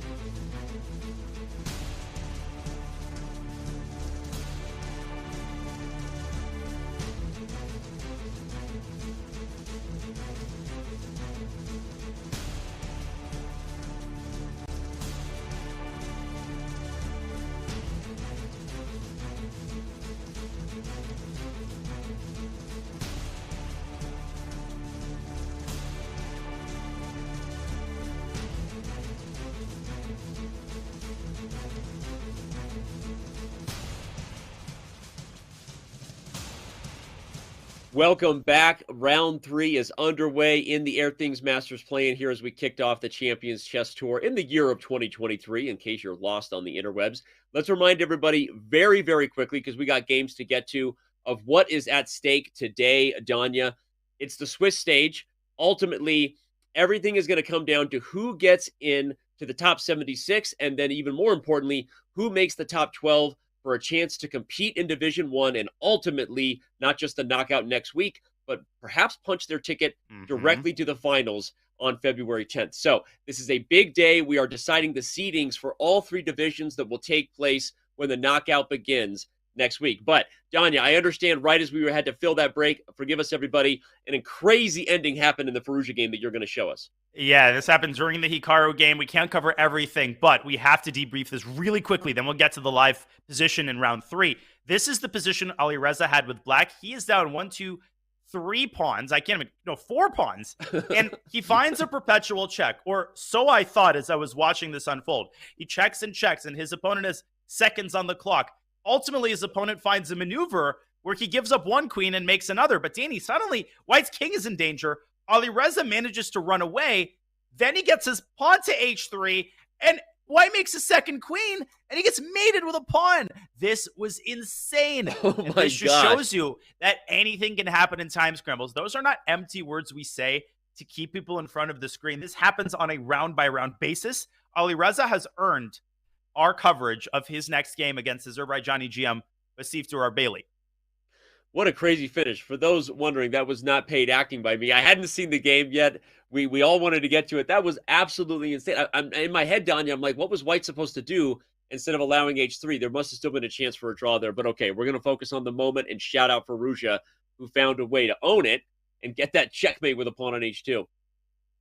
And he needed that win too, because let's not forget, he narrowly skirted a loss in round 1, made a draw against some guy named Gukesh. Now he really has a chance to make a push. But Durar Bailey, he played very well yesterday in the PCL qualifiers. Yeah.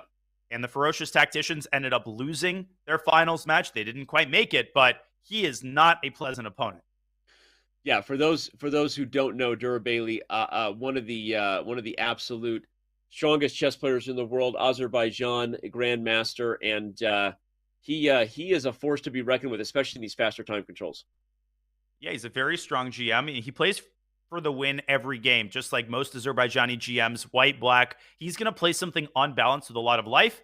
And in this game, he played the Najdorf. Maybe not the wisest call against Alireza Firouzja. And Firouzja has gone very positional, Danny. He's castled kingside.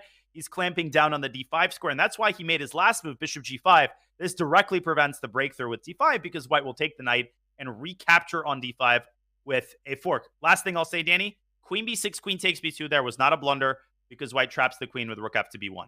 Yeah, and knight a4. No, not knight a4 because queen d4 was rook f b1. Okay, yeah, great. All right. So queen b6 check wasn't a threat. He puts the king on h1, though, just to avoid any checks in the future. It's interesting. You say Firouzja played positionally. Totally agree. But that d6 pawn right there at some point is going to tell the story. Will white find a way to get pressure on the d file? Normally in a Najdorf, you have a bishop on e7 or something to guard that pawn. Black has actually played, whoa, a Dragador with the fianchetto. Hello. Knight f5. Sign me up, Buttercup. Let's go for the attack.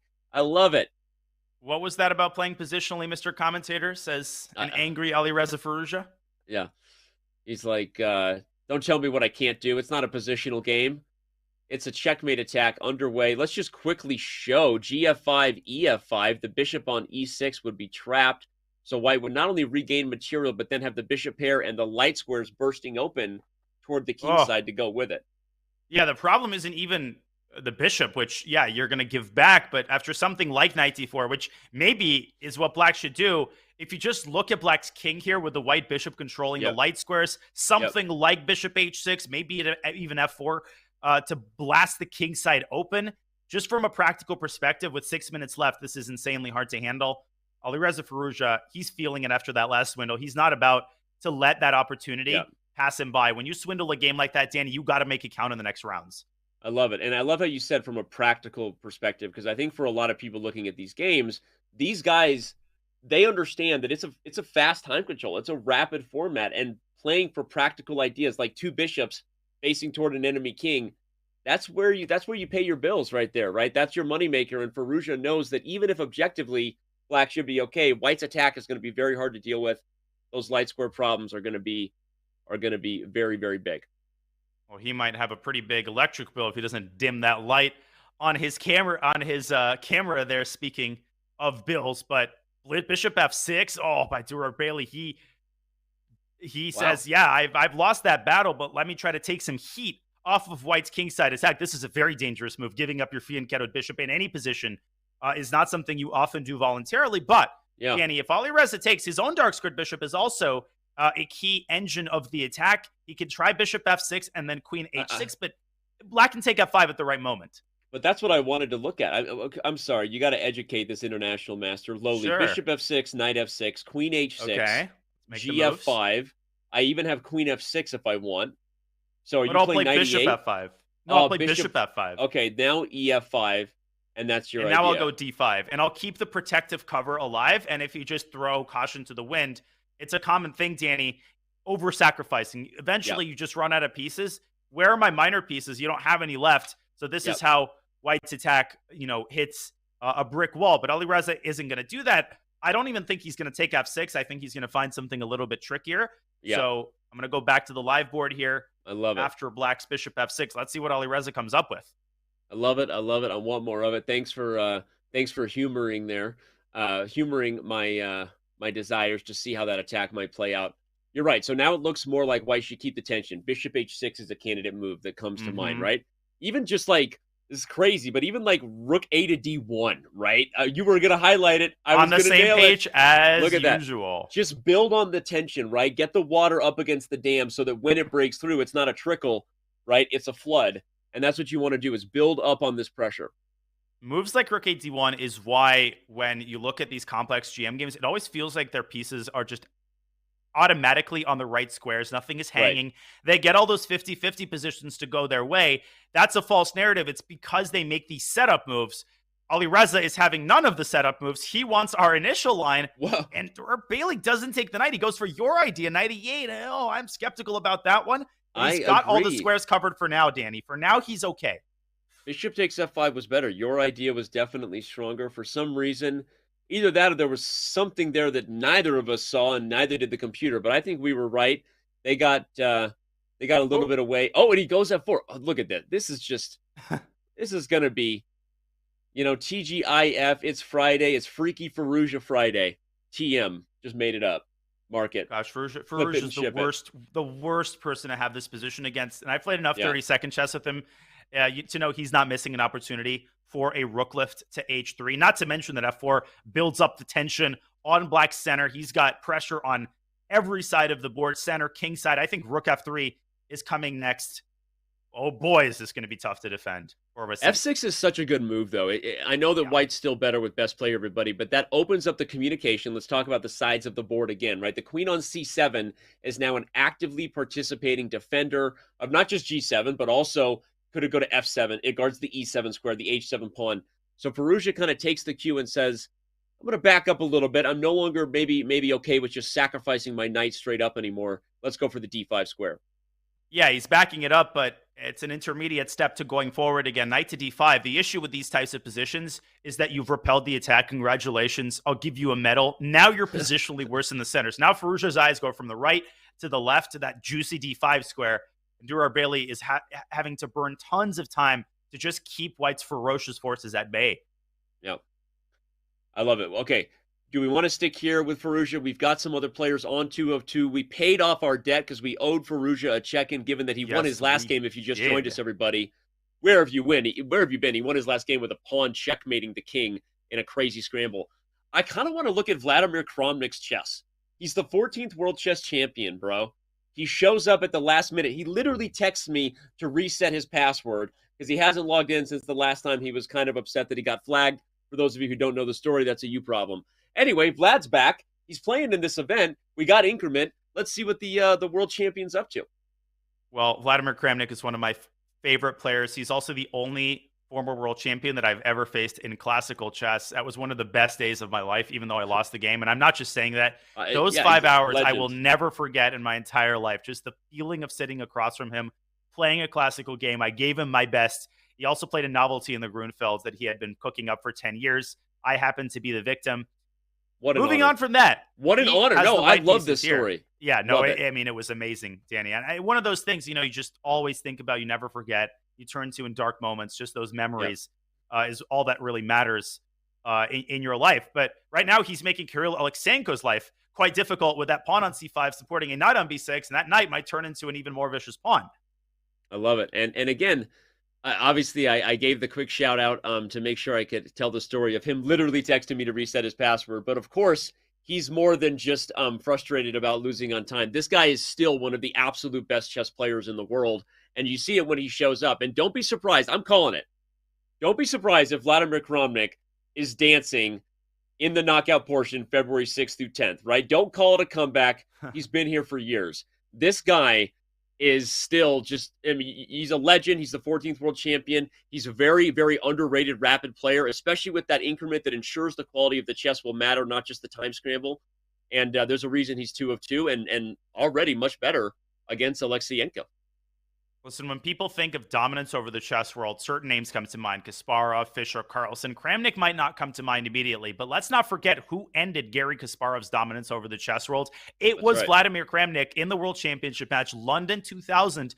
He defeated Kasparov in countless other games. And Danny topped that off with the fact that Kramnik in his prime was probably the best blitz player among the super GMs, something people might forget. So he is a nightmare opponent. He's lost a little bit of the speed. He might have lost a little bit of the luster. He's lost none of his incredible opening preparation, tactical ability.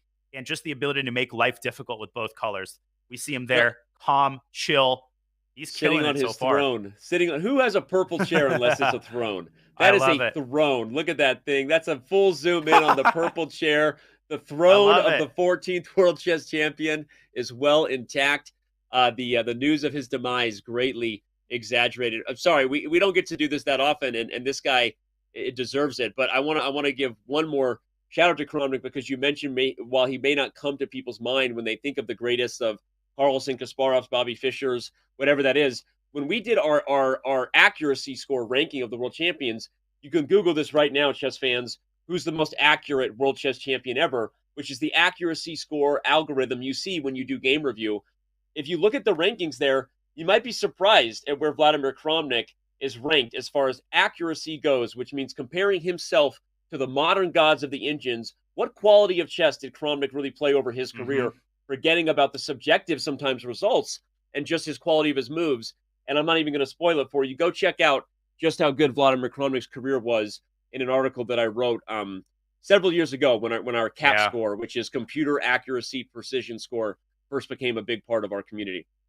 I'll tack on one more thing, Danny, exploiting the fact that Alexenko still hasn't moved after knight b6. His position is bad here. He's got 90 seconds. Kramnik also withstood a tremendous amount of diversity health-wise. People might not remember this, but around 2004, he developed a very rare and debilitating case of arthritis that persisted for several years during the peak of his chess career. So he was managing that while also maintaining the top level. I mean, I listened to an interview with him, and that raised my respect for him so considerably. I mean, to be able to manage that and keep your chess level, continue playing in tournaments, while he traveled the world seeking treatment. Fortunately, luckily, I think he's managed to keep those issues at bay and has for a while now. But Vladimir Kramnik, just such an impressive figure. We're blessed with those kinds of legends, and especially when they make appearances, which Kramnik has today. Queen c7 on the board. Alexenko not ready to give up defeat just yet. He's trying to clarify the situation on the queen side. Shout out to you, chat, for bringing your A game here. Purple chair sales just jumped 200%. It's like the Prince reference. You guys are awesome. Thanks for playing along, having fun with us, and hope you're enjoying the show. So yeah, the Vladimir Kramnik chair and his position, a fantastic one. H3. Look at that little tempo move. He wants to kick the bishop off of the E2 pawn before deciding how he's going to take on D6, perhaps, and then maybe try to grind home a very small advantage against those double D pawns on D5 and D4. Yeah, it feels like maybe his execution wasn't the greatest in the last two moves. On the other hand, he's essentially now playing without risk. It's important to note, Danny, that CD and bishop F4 does not win the exchange, and not just because black can take the rook, but also because bishop G7, E5 intercepts the pin. So Alexenko isn't losing material. Bishop to B4 also not possible. Black has two defenses on that square. A Kramnik move here, I think, would be something like queen A4. Accumulate the pressure, threaten bishop B4, and try to get black to trade. Get control of the B file. Speaking of which, queen B4. That's what Kramnik likes to do. Trade the queens, grind out that Russian schoolboy endgame advantage. He's got a 3-minute advantage on the clock. Alexyenko, let's not forget, also a very, very strong, more of a rising star in his right. I don't know if we can call him that anymore. He did compete in the candidates, the COVID postponed candidates, for those who remember. Alexyenko, one of the top players, of course, from Russia, and here he's going to have to defend this worst endgame against Kramnik. I'm sure Kramnik is one of his heroes as well growing up. I don't even have to pretend that that's a fact. I'm just sure it is. So no, there are some things that you can just take for granted. Kramnik, he's contemplating where to put that queen, whether to move the queen. He can play bishop b4 and get into the endgame in a slightly different way, capturing the queen with tempo. He does the same thing on the other side, and he sets a trap while he's at it, Danny. You might say, that's a blunder. Queen takes f4, wins a piece. No, it does not. The counter desperado, queen takes a8, picks up the exchange. What a sly little devil. Danny, guess what? Bishop e5, another trap. Queen takes a4, wins a pawn. Brought it out of me, man. It's like a couple of cowboys just sitting down to play a board game. Ain't nothing better than on a lonely prairie night. 6 months in North Carolina, you just sound like this for the rest of your life, man. I'm telling you. All right. This is going to be a slight endgame pull for Kramnik. Whether he gets the dub or not, or Alexyenko holds, he's obviously off to a pretty decent start here in the play-in. Some other games, of course, some other big names underway. The standings there you can see on the left. on the left. Shout out to Nicholas Theodoro, not a name you know as well, who's Mm. already on 3 of 3. And many others. Whew. Part of me always wants to check in with Hikaru after he lost a game to see what's in store for his position. But if you're spying other exciting positions, just say the word and we bounce to there. I like the look of Andrejkin and Yu Yang, but I also want to check to Hikaru. Let's take a quick look maybe at Hikaru's game and then travel onwards to Dmitry Andrejkin. I'm going to click into Hikaru, who plays Jumabayev. Rinat Jumabayev, top Kazakh grandmaster. That is a nightmare pairing after a loss. Danny, he knocked out Fabiano Caruana at the World Cup. You swim in these seas, you might get bitten. Every fish is a piranha.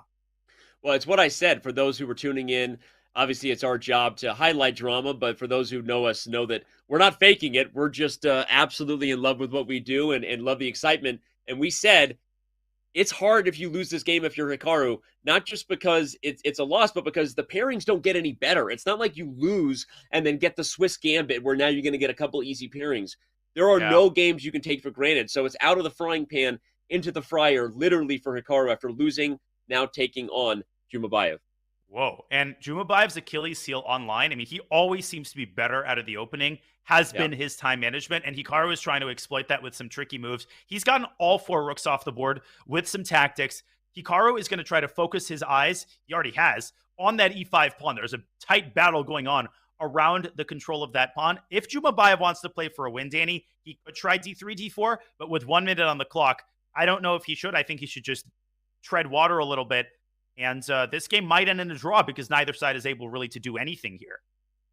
It's a good call. Jumabayev now under a minute, though, so Hikaru has that advantage going for him. There's also the game, by the way, Opari Grigorian versus Fabiano Caruana. I don't know what to do. You already mentioned we've got Dmitry Andrejkin taking on Yu Yang, the chess panda 1, 2, 3, baby. I mean, let's actually take a quick look at Andrejkin versus Yu Yang because it's not as exciting as Grigori versus Caruana. We're going to get to this game, evaluate this endgame, then we'll swing by Caruana and catch the end of his time scramble. Good plan, Danny. Andrejkin has the white pieces here. Yu Yang also competed yesterday, didn't have his best event in the PCL qualifiers. He's lost the C6 pawn just now. I think Dima is going to carry this one home. He's going to go back to D4. B5's falling. Black's pawns are falling like flies here. This has to be winning for Dima.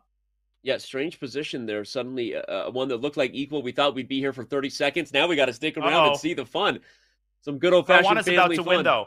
Okay, Caruana, we go. Go to there. Oparin just flagged. Oparin just flagged. Okay, Oparin was already losing. Okay, he was already losing. Look at this final position. Oh my gosh, action everywhere, Danny. All right, our hands are tied. We'll go back to the end game we were just on. Caruana, of the household names that you know in the game, is the first to hit 3 of 3.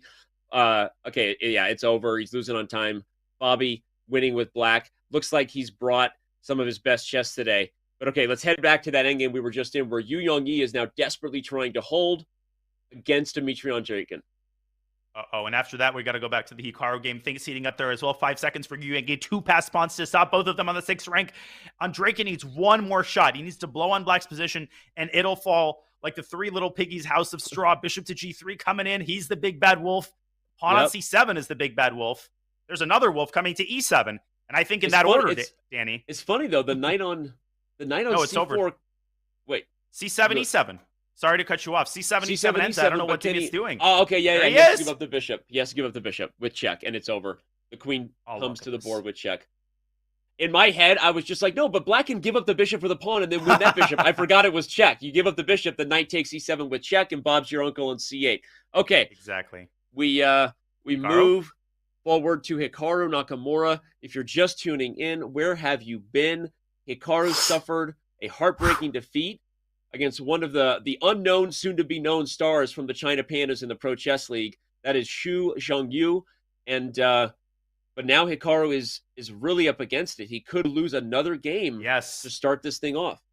We'll watch the end of it. I will say that Kramnik is about to win his game against Alexeyenko. He did manage to convert that end game. Yes, he's just won. But look at Jumabayev's clock, Danny. This is what really has killed his chances. He gets these winning positions, but he just doesn't have that additional gear that he gets into. Hikaru does. Let's see if Nakamura can create problems. He's much worse on the board. He's down a pawn. White's got the pressure on the king side. Black's knights, Danny, this is perhaps the biggest problem.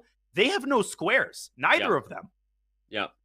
Hikaru knows it. He owns it. He shakes his head. He's like, I know this isn't great, but I'm going to do what I can to mix things up in Uh-oh. this now mutual time scramble. I thought he might be going after the e5 pawn. Zhumabаев keeps it protected. Oh, careful now, Renat. He might try to get his queen around to e4, Danny. But the problem is, if white overextends himself, you could get yourself mated. You could blunder a fork. He doesn't care, though. He wants to crush Hikaru in this position. d4, making his intentions clear. Yeah, d4 opens up the bishop on c3 to hit the b6 pawn. Black's knights are stuck. Hikaru doesn't quite know what to do. The knight can't move because b6 falls. If you play knight c5, white will probably take it. Then you got to... Oh, and queen d8's coming. Queen b3 was a devilish move, threatening the pawn on e5 via the pin. Zhumabаев knocks the queen away, and he blunders c4, and there we go! Oh my gosh, that's the kind of thing that happens when you're facing off against Hikaru. And now he's going to lose. Now the knight's coming in. Danny, that was the most important pawn on the board because it kept the knight at bay. Now the knight is like a tiger out of its cage. Oh, white's losing everything. That's crazy. And Zhumabаев trying one last chance here, but the other knight now comes back and comes through clutch defensively. Queen d7 coming. I was going to say, now Hikaru can get the queens off the board. Queen d7 was probably the simplest, but Hikaru wants more. He's threatening queen e2, by the way. Oh, Did he miss queen e2? I think queen e2 is mate, but king g3, where's the decisive crush? I didn't see the mate. Oh, queen h3, you can't even play bishop g2. Knight e2, knight takes... No, he just takes all the pawns. Also possible. Queen takes h5 is even completely winning. He's up 3 pawns by now. Yeah, I can just push. Wow. That's it. What a swindle. All right. Save lost positions. Crab cakes in football. That's what Maryland does. Saving lost positions. That's what Hikaru does. And just like that, he's going to keep his Airthings Masters playing alive, assuming he finishes the job here against Zhumabаев. What a crazy, swindlish turnaround that was. All it takes is one blunder. And we're just so used to Hikaru winning these positions. Our expectations are so outsized that when he actually loses a lost position, we're like, how did he do that? How did his 2650 opponent win this +6 position? But wait a second, Zhumabаев is still trying. Yeah, he is. It's actually kind of awkward. Hikaru made it hard for himself, and he only has 6 seconds. Ooh, knight b6 was a nice move there. Uncapturable because of the b-pawn. Yeah, Zhumabаев is not going away. It shows you how hard it is to deal with a centralized king Danya and a bishop pair. The bishop pair and the centralized king are not easy. He's chopped off one pawn, but here comes the others. Take b6 and bishop b6 was a draw. Oh my gosh, you missed it. God, Zhumabаев getting bishop b6. Knight f2. But it's not over. The bishops passive here. No, but the bishops are so irritating. I mean, look at them. They're just devilish, making it super crazy. You could mate yourself if you're Hikaru. You have to be careful. Yeah, but g3 wins. There's no... he picks off the bishop. Oh, Zhumabаев had his chances this game, but he misses him, and Hikaru stays ahead with a win. Wow. He plays knight c3. That's like a Hikaru Nakamura number 16 hand wave. You don't see it that often. It means he won, but he knows he didn't deserve it. He deserves most of his wins, so he's like, whatever. Let's move on. I can't take this anymore. All right. Well, you've got Kramnik on 3 of 3. You've got Dmitry on Draken. You've got Fabiano Caruana, and we've got another game here. Levon Aronian with white trying to get the win. Queen b7. Queen g2. Oh, sorry, Queen b7. No, but the queen is on g2 is protected, so Levon gives up the knight, but you can't take it because of queen b7. What a tricky move. What a trick. If you took the knight, the skewer worked, everybody. Queen b7.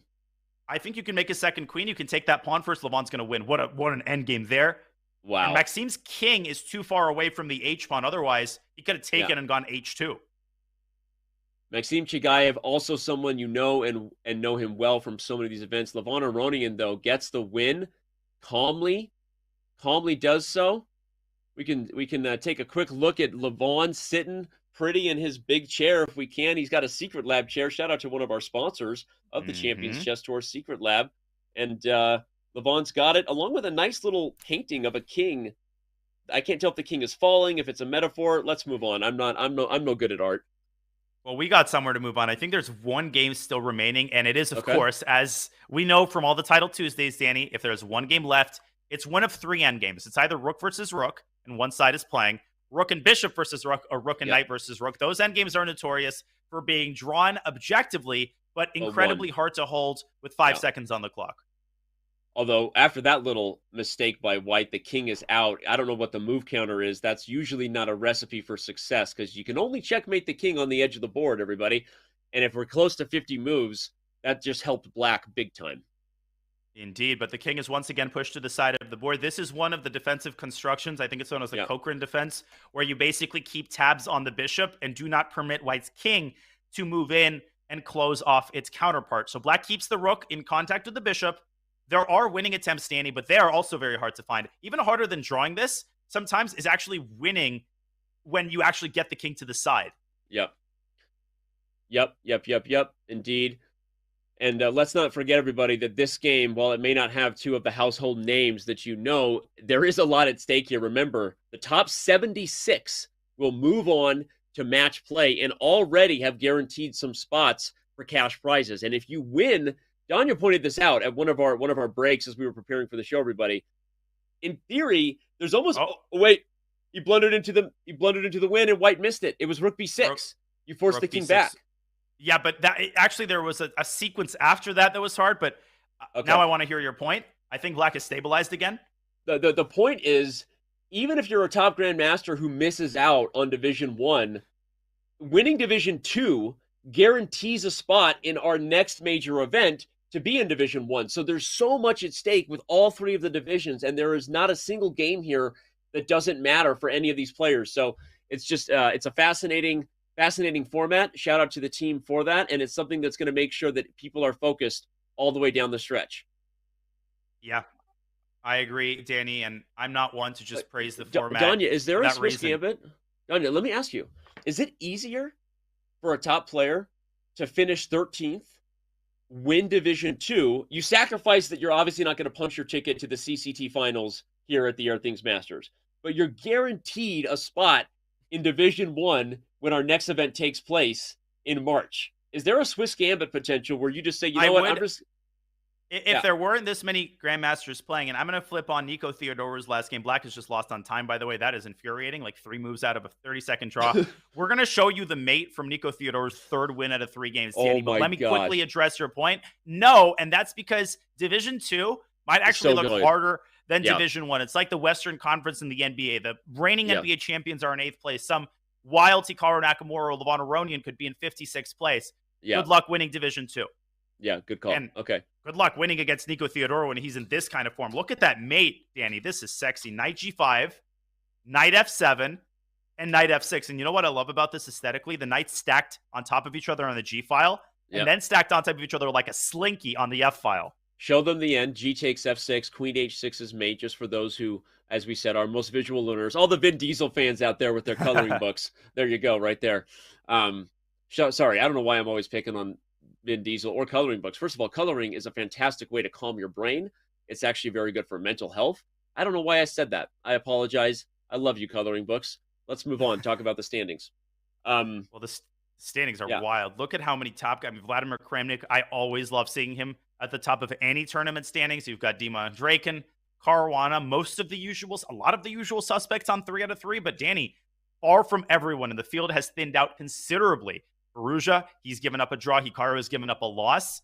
And we're not even seeing a lot of the top guys who are on 2 out of 3 or even 1.5 out of 3.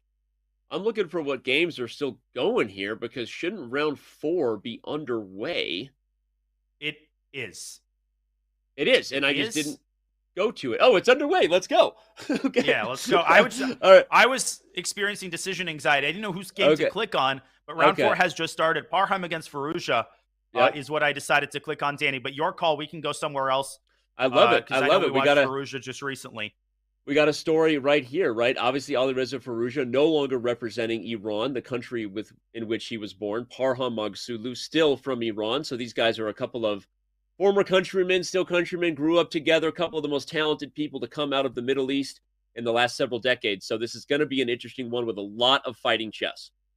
And of course, Iran just producing incredible amounts of chess talent like India. This is just a great time to be a chess fan, because you got so many countries putting out exciting talent after exciting talent. Speaking of exciting, Alireza Faruja, one of my favorite aspects of his style is the fact that he plays a King's Indian defense. Danny, I'm supposed to be unbiased in every way as a commentator. I am not unbiased when it comes to praising the King's Indian. It is the best opening against D4. We'll leave being unbiased for Robert Hess next week. For Robert Hess next week in Oslo. You and I can be biased while we're here, you know. Robert's not here to yell at us and say, stay unbiased. Take that, Robert Hess.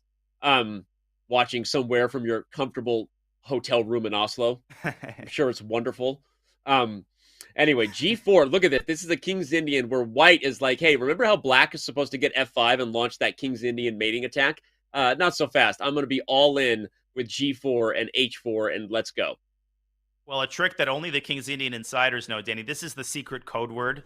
If you know you're a King's Indian player, that pawn on H6, you might think it's been hanging for 5 moves. What are the players smoking here? Bishop takes H6 is a trap because of knight F takes E4. This is uncommon. You don't see this in any other opening. Well, here I would actually take that knight away so it doesn't cause headaches. Then Queen H4 picks up the bishop.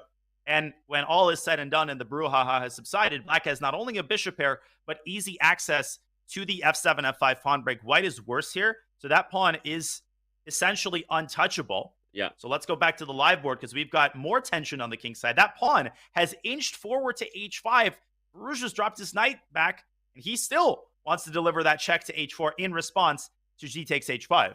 Yeah, it's crazy. This is a weird position. Okay, white plays H4. The other way to avoid the check was to castle long now, but H4 I think much better because you don't want that queen to even be popping into that square. H4 is really interesting. You're kind of calling out the fact that if black ever plays H takes G4 in some positions, you just play H5 right away. You don't even take back on G4. You just bust through everything on the king side now that you've got the pawn on H4. Well, what I would compare the King's Indian to is like that restaurant that isn't amazing. It's like a diner that's, the food is just okay, but you can never decide where you want to eat, so you always default back to it. Black is always worse in every King's Indian line. You're always almost checkmated, but it's like you know what the seats look like, and you know the coffee's good, and you know it's warm, but it might not be very warm on the king side if white plays H5. Taking the blankets off here, Firouz might be in some trouble. He needs to invent something fast, maybe F5 to meet fire with fire. He meets fire with his knight as he brings it back to F6. Well, and he didn't. Parham did not play the move H5 that I was suggesting. He took back on G4, and Firouz is not going to miss a beat to double down on attacking the G4 pawn. But we might see H5 now. Even in the face of losing E4 and G4, you can go all in some of these positions and just say, "Let's go." Here comes the checkmate attack. Or take he C5. Might take the knight. Okay, but it's rare, Danny. It's rare for he white to He want to does give up the bishop, but he does it because he wants to throw caution to the wind. I don't know about G5 though. Now the situation's a little clogged up, and black could very well play. I mean, black might even pre-move F5 and play that against anything. I know Firouz, he's looking at that F1. He wants to push that thing forward and get some real estate for his bishops. It's a funny position, Johnny. Talk a little bit before we check in on some other games on the way the computers evaluate space, right? Pawn structure. I think the computers like white's position, rightfully so, right? You've got these positional edges, but the long-term features in this position, if the bishops eventually do get out, if the position becomes open and that white king never finds safety on E1, guess what? Computers play positions where their king is in danger well forever. You know who doesn't play positions like that well? Human beings, right? This is a weird position where I actually like Firouz's practical chances. I do as well. And Danny, to that point, the King's Indian is one of the OG anti-computer openings because the computers tend to especially the old computers, not as much anymore. Exactly. They would give +2, +3, ridiculous evals because white has such a big space advantage. And black's got some positional weaknesses that computers can underestimate. Computers can also be very nearsighted in these types of positions where they think that that space advantage is just an imminent win. Not so in human play, as we see in this position, by the way. Looks terrible if you look at it for 5 seconds. Look at it for 15, and you might see, well, that G6 pawn is hanging. That knight is unstable. That bishop on G7 might eventually come into the game. The king on E1 is stuck. Can't castle. So Parham has to keep his foot on the gas pedal, but I don't know exactly how to do that. Firouz is a pawn up now. I think he's starting to recover here. Exactly, Jen. Exactly. Yes. Yeah. Yes. Hi, in 1972, Mikhail Gurevich. Okay, actually, speaking of things, Robert we've got. Hubner.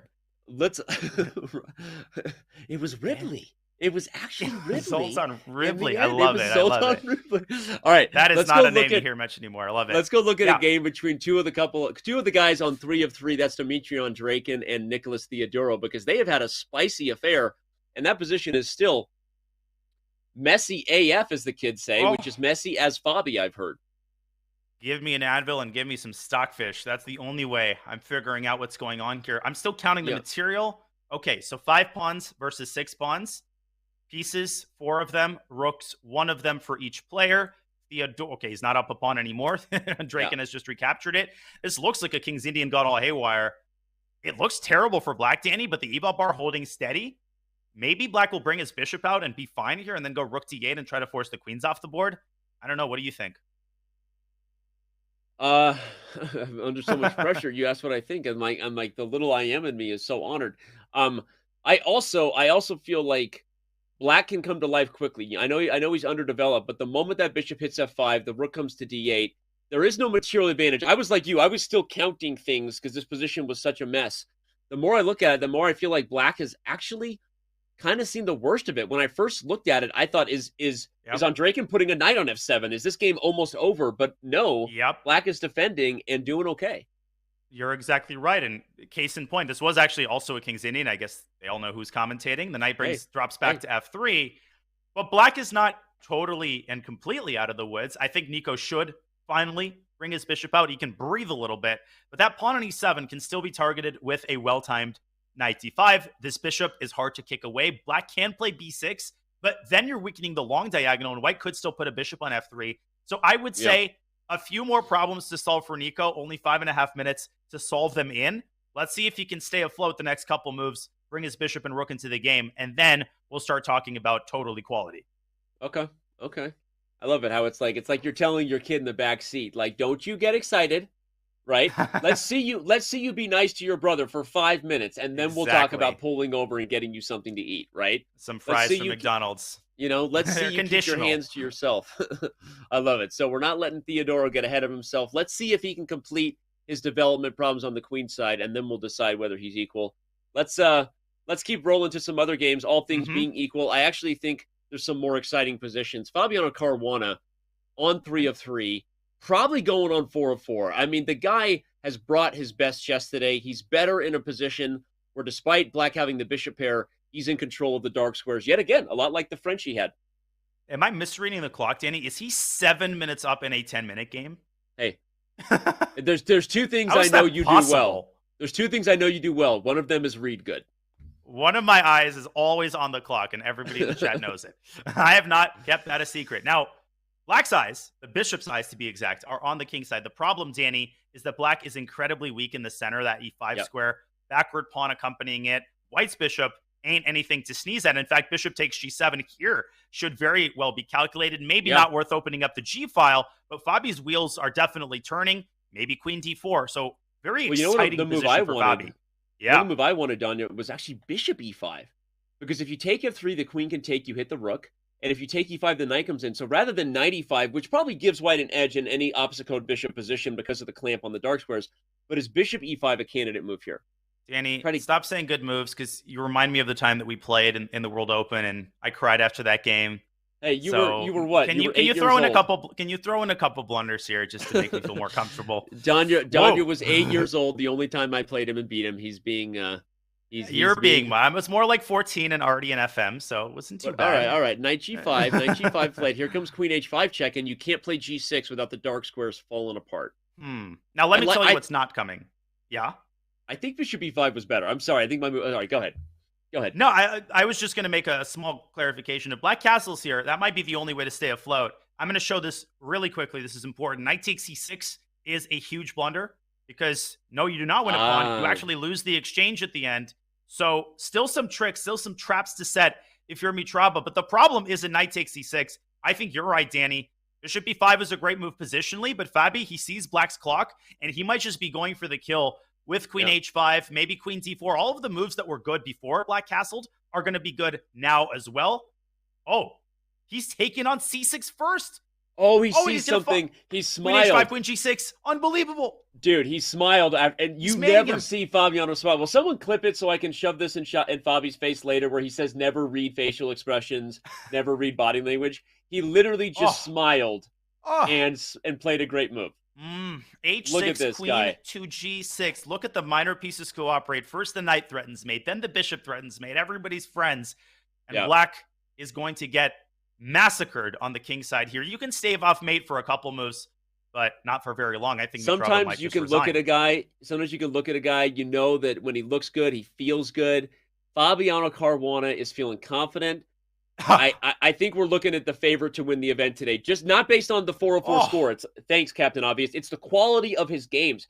He has dominated every one of his opponents to this point here in round 4.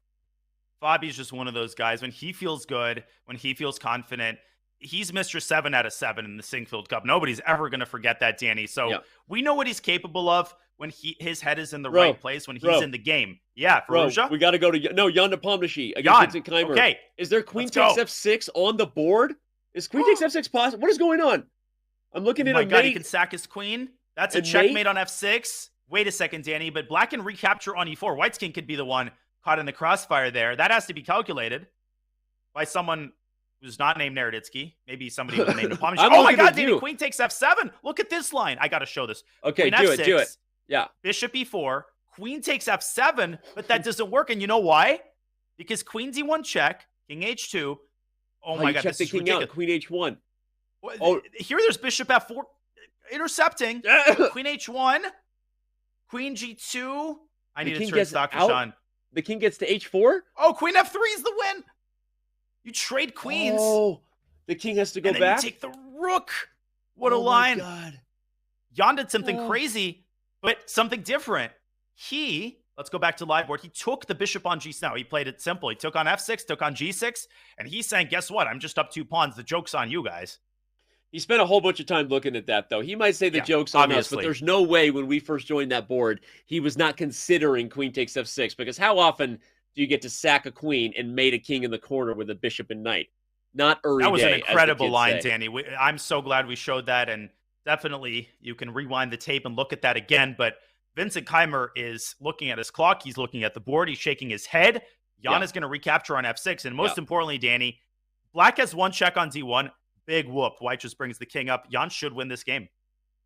Agreed, Town. Population us. Love it when we're living in the same city. We should consider that. Maybe I'll come visit. Okay, let's move on to Firouzja Parham. As you said, it's a King's Indian. By the way, we called it. I'm not going to toot our horn, but I am going to toot our horn here. We said this position was more difficult for White in every practical way, and slowly but surely, we don't know how we got here, Black has kind of turned the tables and is now flexing in this King's Indian. Firouzja is looking good. Parham sacked an exchange in order to make sure that his knight was well established on f5. Black lacks a light squared bishop to capture that knight, but that doesn't tell the whole story. Part of the story are Black's doubled rooks on the h file. That makes it impossible for White to take with a knight because of rook h2. And getting a pair of rooks off the board would be a disaster for White because the knights in and of themselves are just not going to be able to hold the fort.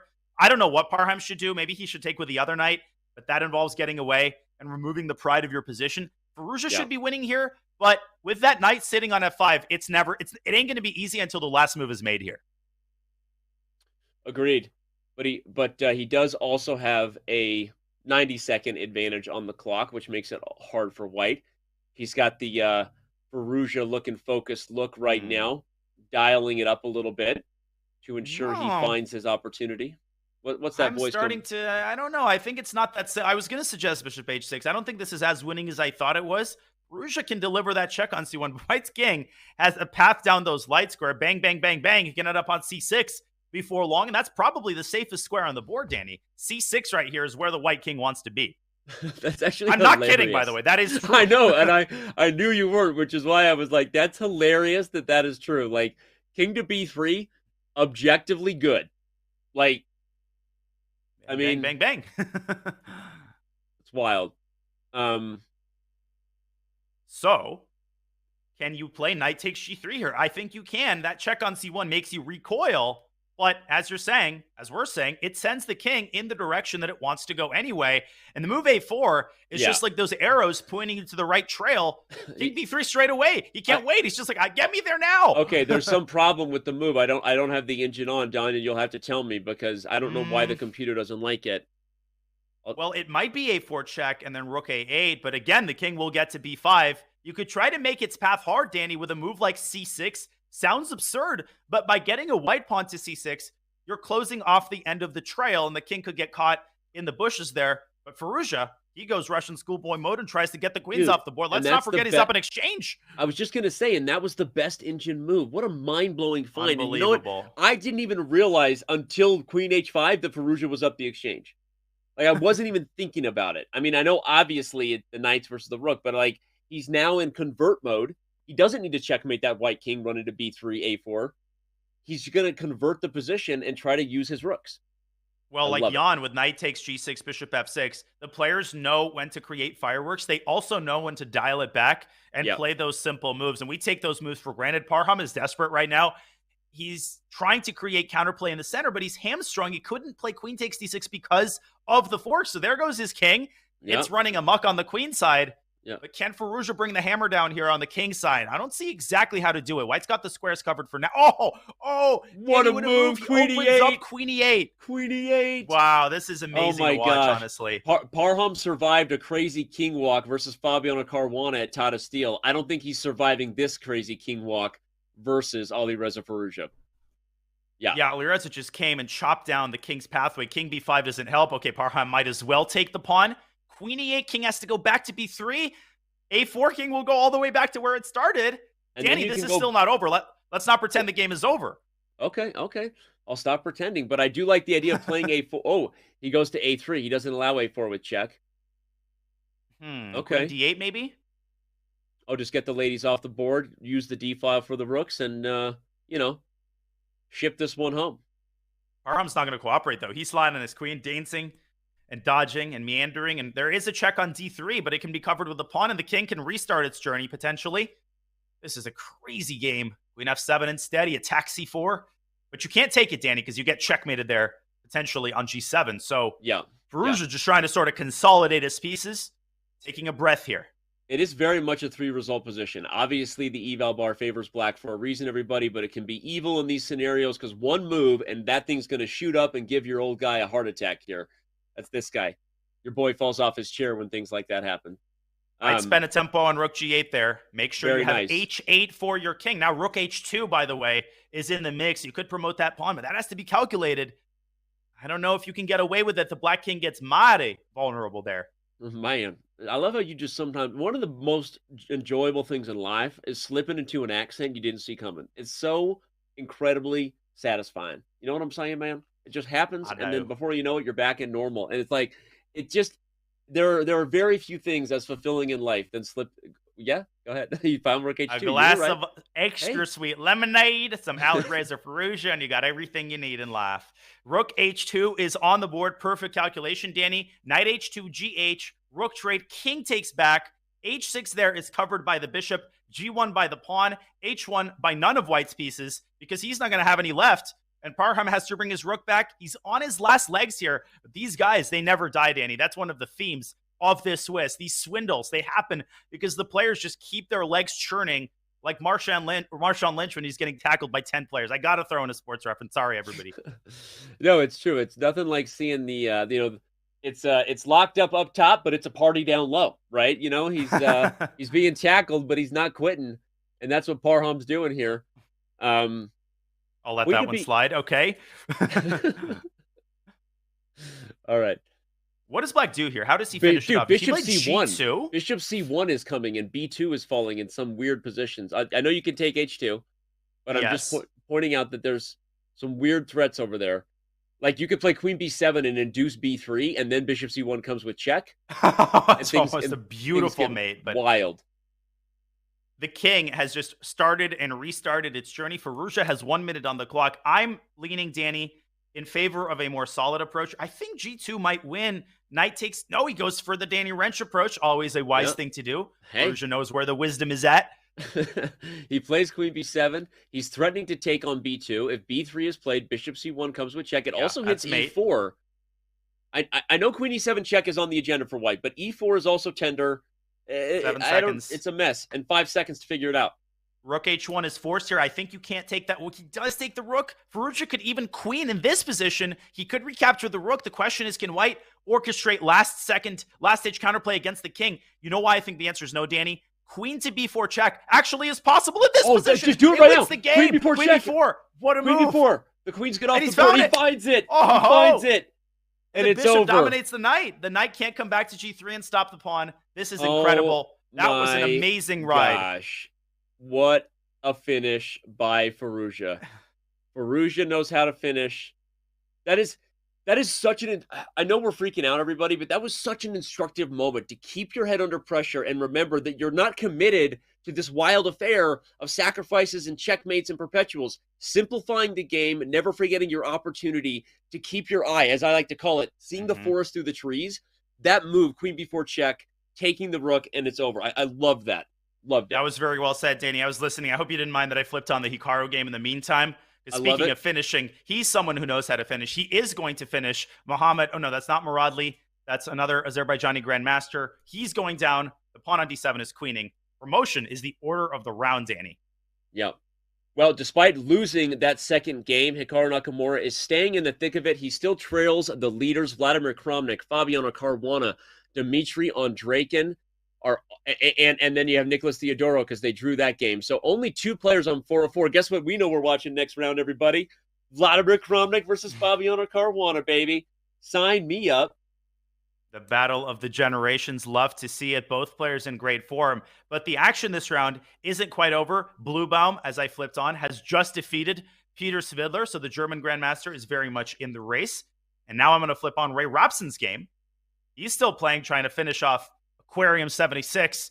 Not sure who that is, but whoever it is, he's going down as well, I think. Or is he? Okay. Rook C2? Okay. I don't know who Aquarium 76 is either. I clicked on it, but Ray Robson, everyone knows the caterpillar whom is spicy. So that's Ray Robson, the best puzzle solver in the world.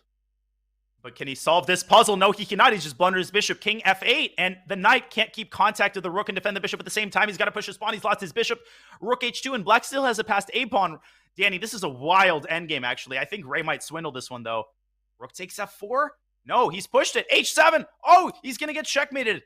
Or is it king e6? No. Oh, my gosh. Wait, what? Oh, what's going on? King e6? I like king e6 here because that sets up mate threats. He pushed the pawn to e6. Oh my God! 1 second. You have to be super careful. If the black king gets out, that pawn on a2. Just did. What is going on here? Oh my gosh! Rook e1, f5. Here comes the other pawn. I was just gonna say the pawn on a2 is just as big of a problem as white's pawns. Oh my gosh! a1. This is wild. 2 pawns and a knight versus 2 rooks. How often has this happened? And Ray could win this easily. Easily. Very, very rare do you see some sort of dynamic like this on the board. But it's a 3-result position for sure. A single move in that eval bar is gonna punish a mistake. That eval bar is just itching to skyrocket, and Aquarium using his rooks wisely, he might just take the knight and try to draw this. Noterbek Yakubayev, by the way, Yakuboev is 2 pawns on the 7th rank versus 2 rooks. Oh, he's gonna lose. Oh, he gives the queen with check. He blunders the queen with check. Oh my God! I don't know, Danny. I don't know what the move was there. I think he had to check the king perpetually with the rooks and take one of those pawns. That was he the draw. Forgot to do it. Oh my! Now Ray has to win this, but he is with 9 seconds. This is indefensible. Yeah, the queen does beat the rook theoretically, everyone, regardless of what the situation is on the clock. So Ray should win this. But what a freaking crazy game with the 2 pawns on the 7th rank. You know what it was, Danya? If you checked with the H rook and the king goes to the 2nd rank, then you use the rook on b4 and you can check on the 4th rank and he can't get out and it's a draw. That's what it was. Sorry. Yeah, because you lose one of the pawns. No, you're exactly right. That was the in mechanism. My head. Yeah. Black is still holding for now, and there's a lot of stalemate traps here. That's one of the reasons that you can mess this up. Ray is trying to essentially force the rook onto a square such that the queen can fork it. He's not being successful yet. Black is somehow, he's thrashing around like a fish out of water, but he's not losing his breath just yet. And where's the fork? He has the 3rd rank defense going. I don't know if I ever told you my heartbreaking king and rook versus king and queen story, Danya. I was playing Eugene Perelstein. Shout out to Eugene. Miss you, buddy. Grandmaster Eugene Perelstein, and I executed the 3rd rank defense, which is what this is, even though it's flipped onto the F file, and I literally held it. He held it. I'm sorry, Danny. He drew 3 times repetition. I held mine until move 48 and then blundered. No, you blundered the rook on move 48. I blundered. But it's a very hard thing to win, and we see the 3rd rank defense. The key is. You have to play waiting moves that are very hard to find. Like in this position, okay, the key is you have to play It's always some random computer move like king d2, queen yeah, it's c6. like king d4 or queen d6 or something, and the king can't hold in the same way because you're threatening. What you want is basically this. I'll give the philosophical win. You want to threaten things like queen h2, where you further separate the king and the rook, right? If the queen gets to a square like that, so when you put the queen on d6 and you force the king over to, like h3 or something, that's the idea. You can play like king e2 and then centralize the queen, and eventually the third rank defense becomes the second rank defense, and that's how you win. But all right, I'm rambling, and that was educational. wild. That was wild. Oh man, you know what else is wild? What's that, Danny? The Airthings Masters, because it's what you're watching. And I'm going to give a shout out right now because the Airthings Masters main event begins this Monday. It's February 6th, boys and girls. Players will recharge over the weekend, and then we are right back at it with nonstop action, competitive chess of the highest level. We are bringing it to you the week with the knockout rounds. Monday through Friday at 8 a.m. Pacific time is when it starts. It comes to a head this time next week on February 10th, when we will crown the winner of the first event of the 2023 Champions Chess Tour. Don't miss chess history being made. It's right here at twitch.tv/chess. Danya and I are right here. We're not going anywhere. So much more action ahead. Tune in as the Airthings Masters play-in continues when we return.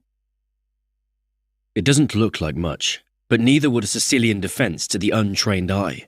This is a performance enhancer. You don't see it? How about now?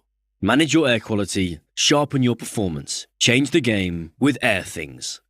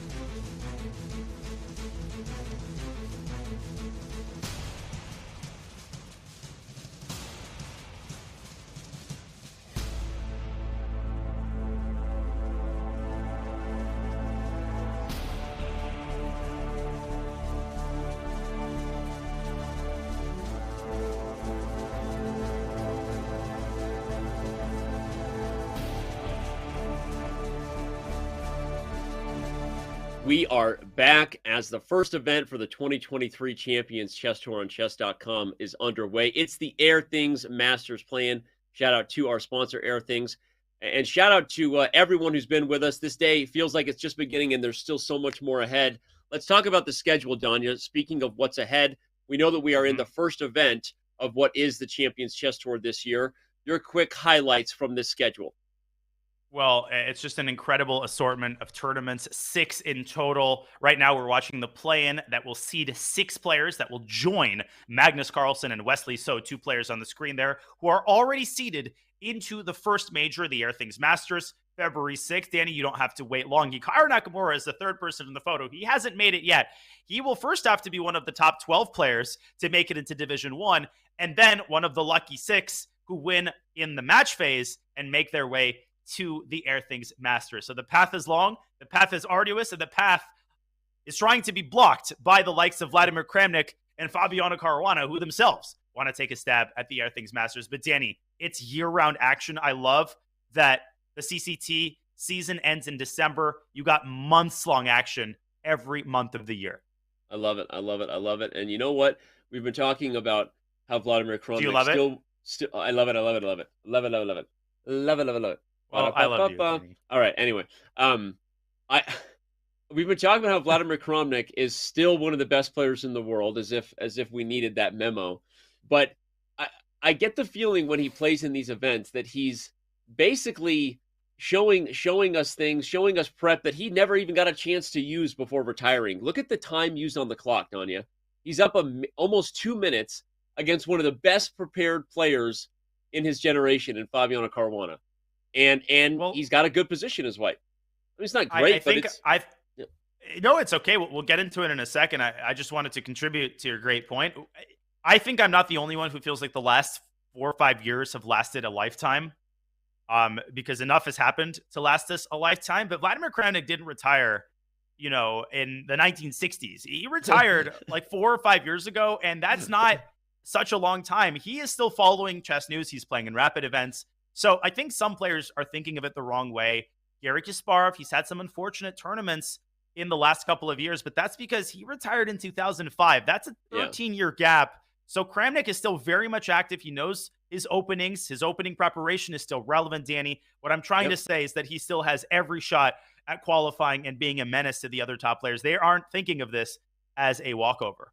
No, like you said, he only retired a few years ago, and he's remained active as a commentator. He's commentated on some of the biggest chess events. He's written Chessable courses, right? He's staying up on all kinds of information to make sure that he can educate and disseminate his knowledge for the masses in the years to come.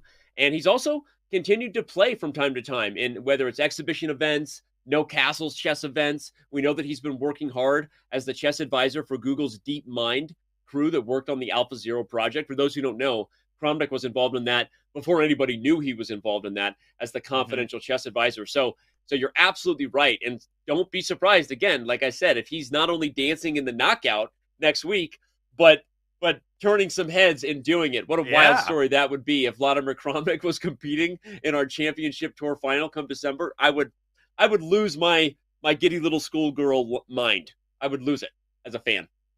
Well, first of all, he's got to survive this position he has against one Fabiano Caruana. This particular game, I don't think, has gone Vladimir's way in the early going. We have an endgame.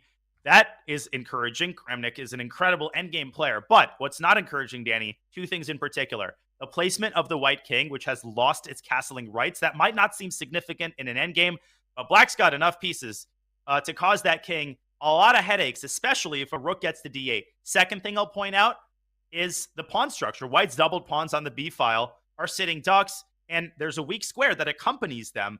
Bishop to e6 to b3 is a maneuver. Kramnik has to get his pieces out very quickly. He's got to find shelter for his king. He's got a lot of items on the to-do list. Okay, fair.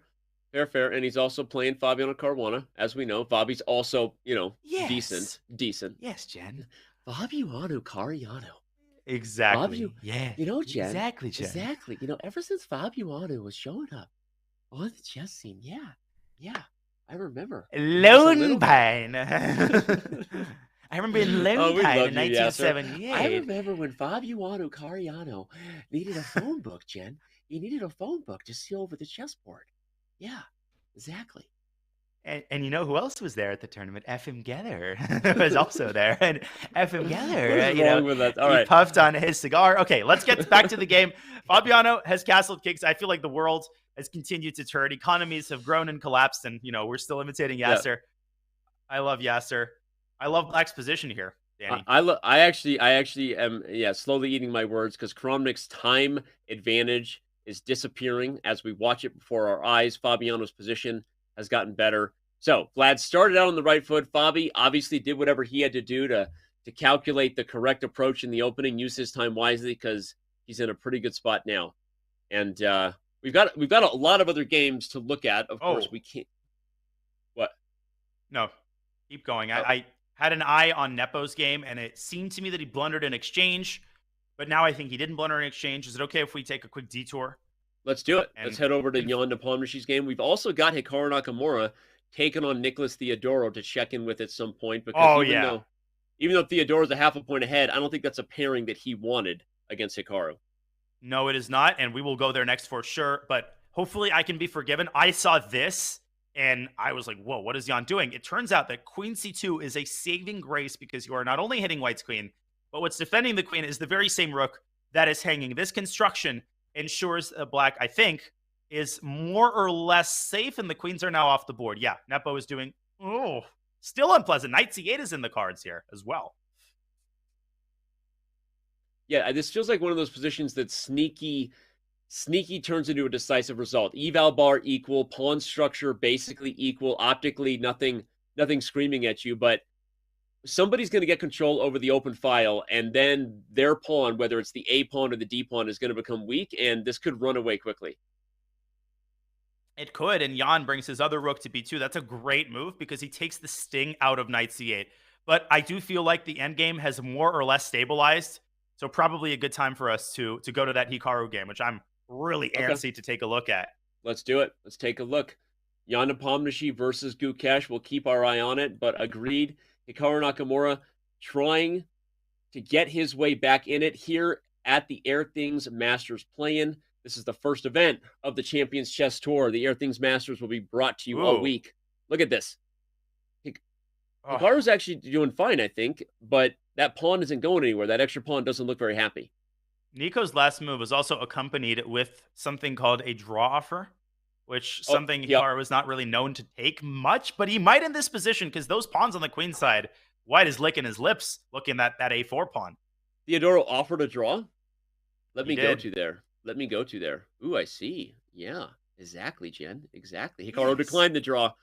Theodorou offers a draw. Hikaru declines the draw. Hikaru said, take that draw offer and put it in a place where the sun doesn't shine. Rook D to C8. It's a risky decision, because he is worse, Danny. Let's make no bones about that. White can take that pawn on A4. Black, that is an extra pawn. So Theodorou would be restoring the material balance, but he would also be creating a massive weakness on B3, which I think Hikaru is planning to defend with C4. Yeah, it's a weird position, though, because it was also a psychological thing by Theodorou. You offer a draw when you know you're about to get the edge to kind of get it in the back of your opponent's mind for the rest of the game. Remember that draw you didn't take? Are you regretting it? It can make you play even worse than you would otherwise, right?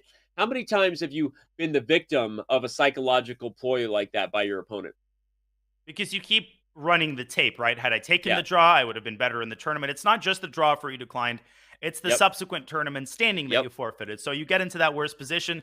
You're absolutely right, Danny. And Nico knew that Hikaru would not take this draw. Not with his tournament standing, having already dropped a point. Hikaru's mad. He wants to prove it in the next couple of rounds. So queen to c4. Nico is not actually rushing to take this pawn. He wants to take it under the right circumstances, Danny. And the right circumstances are those in which Hikaru will not be able to play c4 to cover the other pawn. Yeah. Agreed. Population. Agreed, Tim. A little bit of a shuffle there, and the nice Hawaiian shirt there. I wonder how many Hawaiian shirts Hikaru has in his wardrobe, by the way. Like, what's the over-under on that? What do you got on that? Yeah, he's doing the Mark Zuckerberg where it's like a new one every day. Probably 11 definitely over 10. Double digits, I would say. Okay. All right. We'll get maybe a vote, a poll on that Twitch chat. How many Hawaiian shirts does Hikaru have in his wardrobe? I'm going to put the over-under at 9.5. So you got to go either 9 or 10. We'll find out about that later. All right. Black is worse, but it's not that big of a deal as long as you find the right moves, in the sense that if you could just pass in this position, what is White's next move is what I would ask, right? How is White improving on it? Well, Queen take. I think it's time. Nico might have overcooked it a little Yeah. bit, and he might be regretting not taking that pawn with his rook, because now if he takes that pawn with his queen, Hikaru counters with queen takes h5, and you can't take b3 because the rook hangs.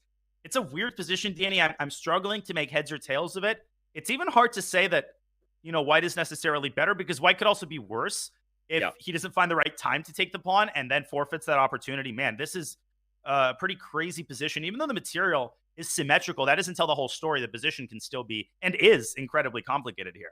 Yeah, and Hikaru is already going to be considering taking h5, even at the cost of e6.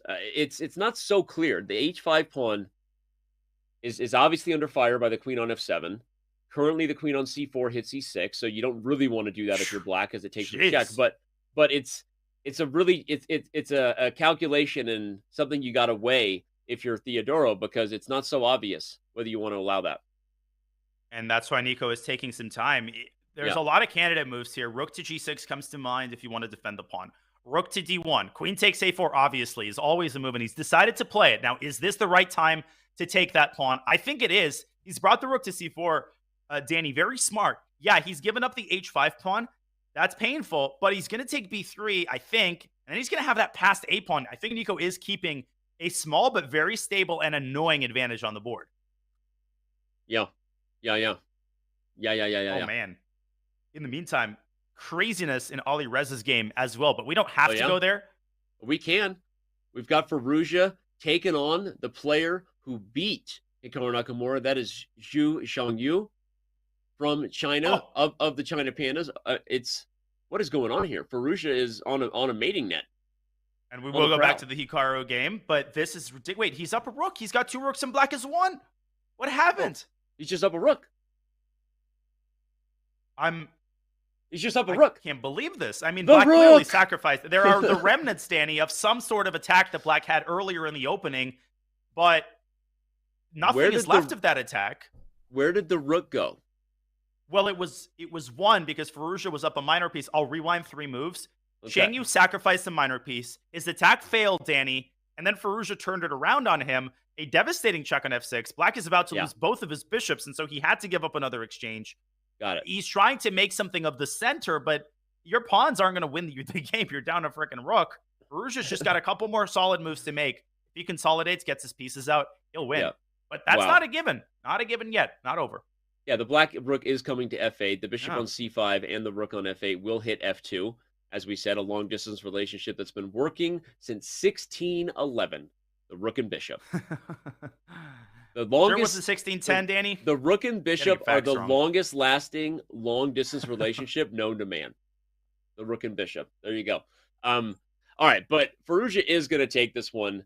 I kind of want to head back to the game between the 2 tournament leaders. That, of course, is the only 2 guys on 4 of 4, Vladimir Kramnik and Fabiano Caruana.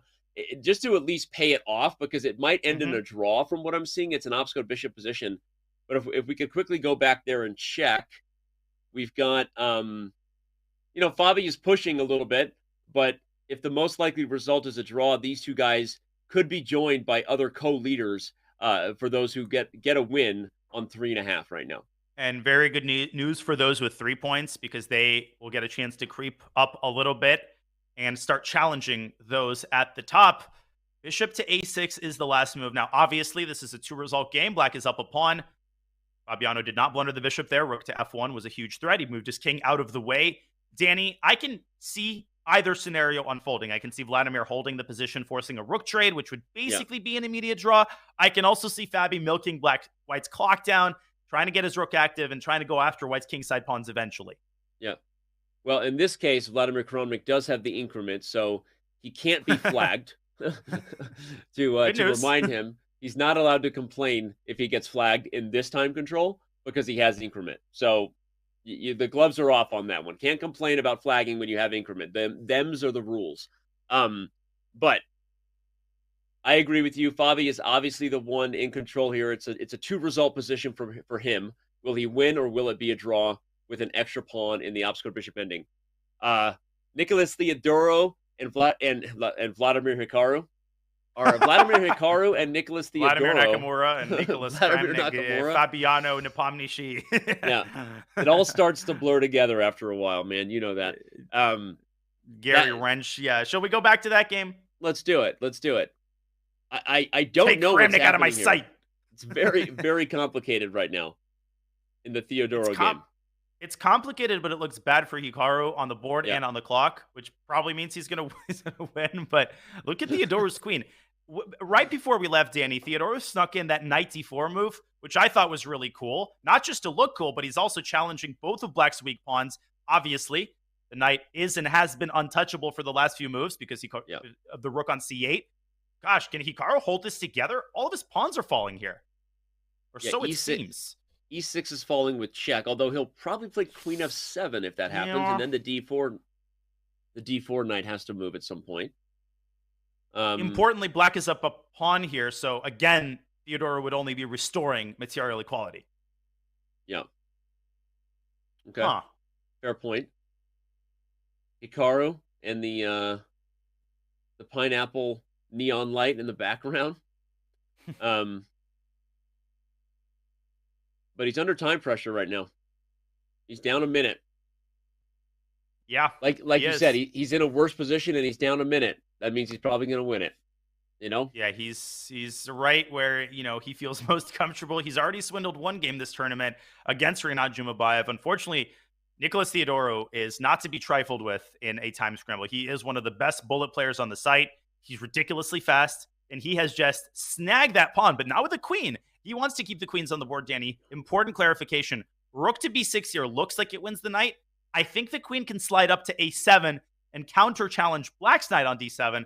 This game has just been head-spinningly complicated now for a very long time, and Hikaru's clock continues to dwindle. He does play rook b6. Can he breathe some clarity into this game in order to be able to survive with the time that he has left? It's a good question. I wonder if he'll take a perpetual. Not to say that Theodoro has to accept it, but you could play tickle with the queen there. I mean, you don't want to move the knight. No, that you can't do. I was going to say rook to d6. Hikaru is clearly playing for a win. He wants to keep the ponies on the board, and he wants his pony somewhere around e5. He also doesn't want to get mated. So watch out for got to move White's not out. Watch out for d1 as well. Rook d1 check would force a trade, and Black would have an immediate perpetual if he wanted it between queen h5 and d1 most likely. So Theodoro has some tricks to figure out. Will that time advantage dwindle away? Still up a minute on the clock against Hikaru. But Hikaru would much rather have a mutual time scramble despite Theodoro's bullet skills in this position. He doesn't want to be down time for the rest of the game. The real question is who's going to blunder first. I mean, it's not one of those positions where we see 50 moves of positional play. The center is wide open. Pieces are hanging. And as the clock continues to dwindle, it really becomes the only question. I'm expecting some wild eval bar swings here. And in a certain sense, it's almost easier to be Black here, especially if this b8 rook makes its way to d8, Danny, and the knight moves out of the way. Your move, rook d1, that might not only be a perpetual, that'll actually be checkmate if Black can stack the rooks on the d file. That would be wild. Watch out. Watch out for d1, I always say. I think I've never said that in my life, but I just said it. Wise words. Watch out for d1, a wise man once said.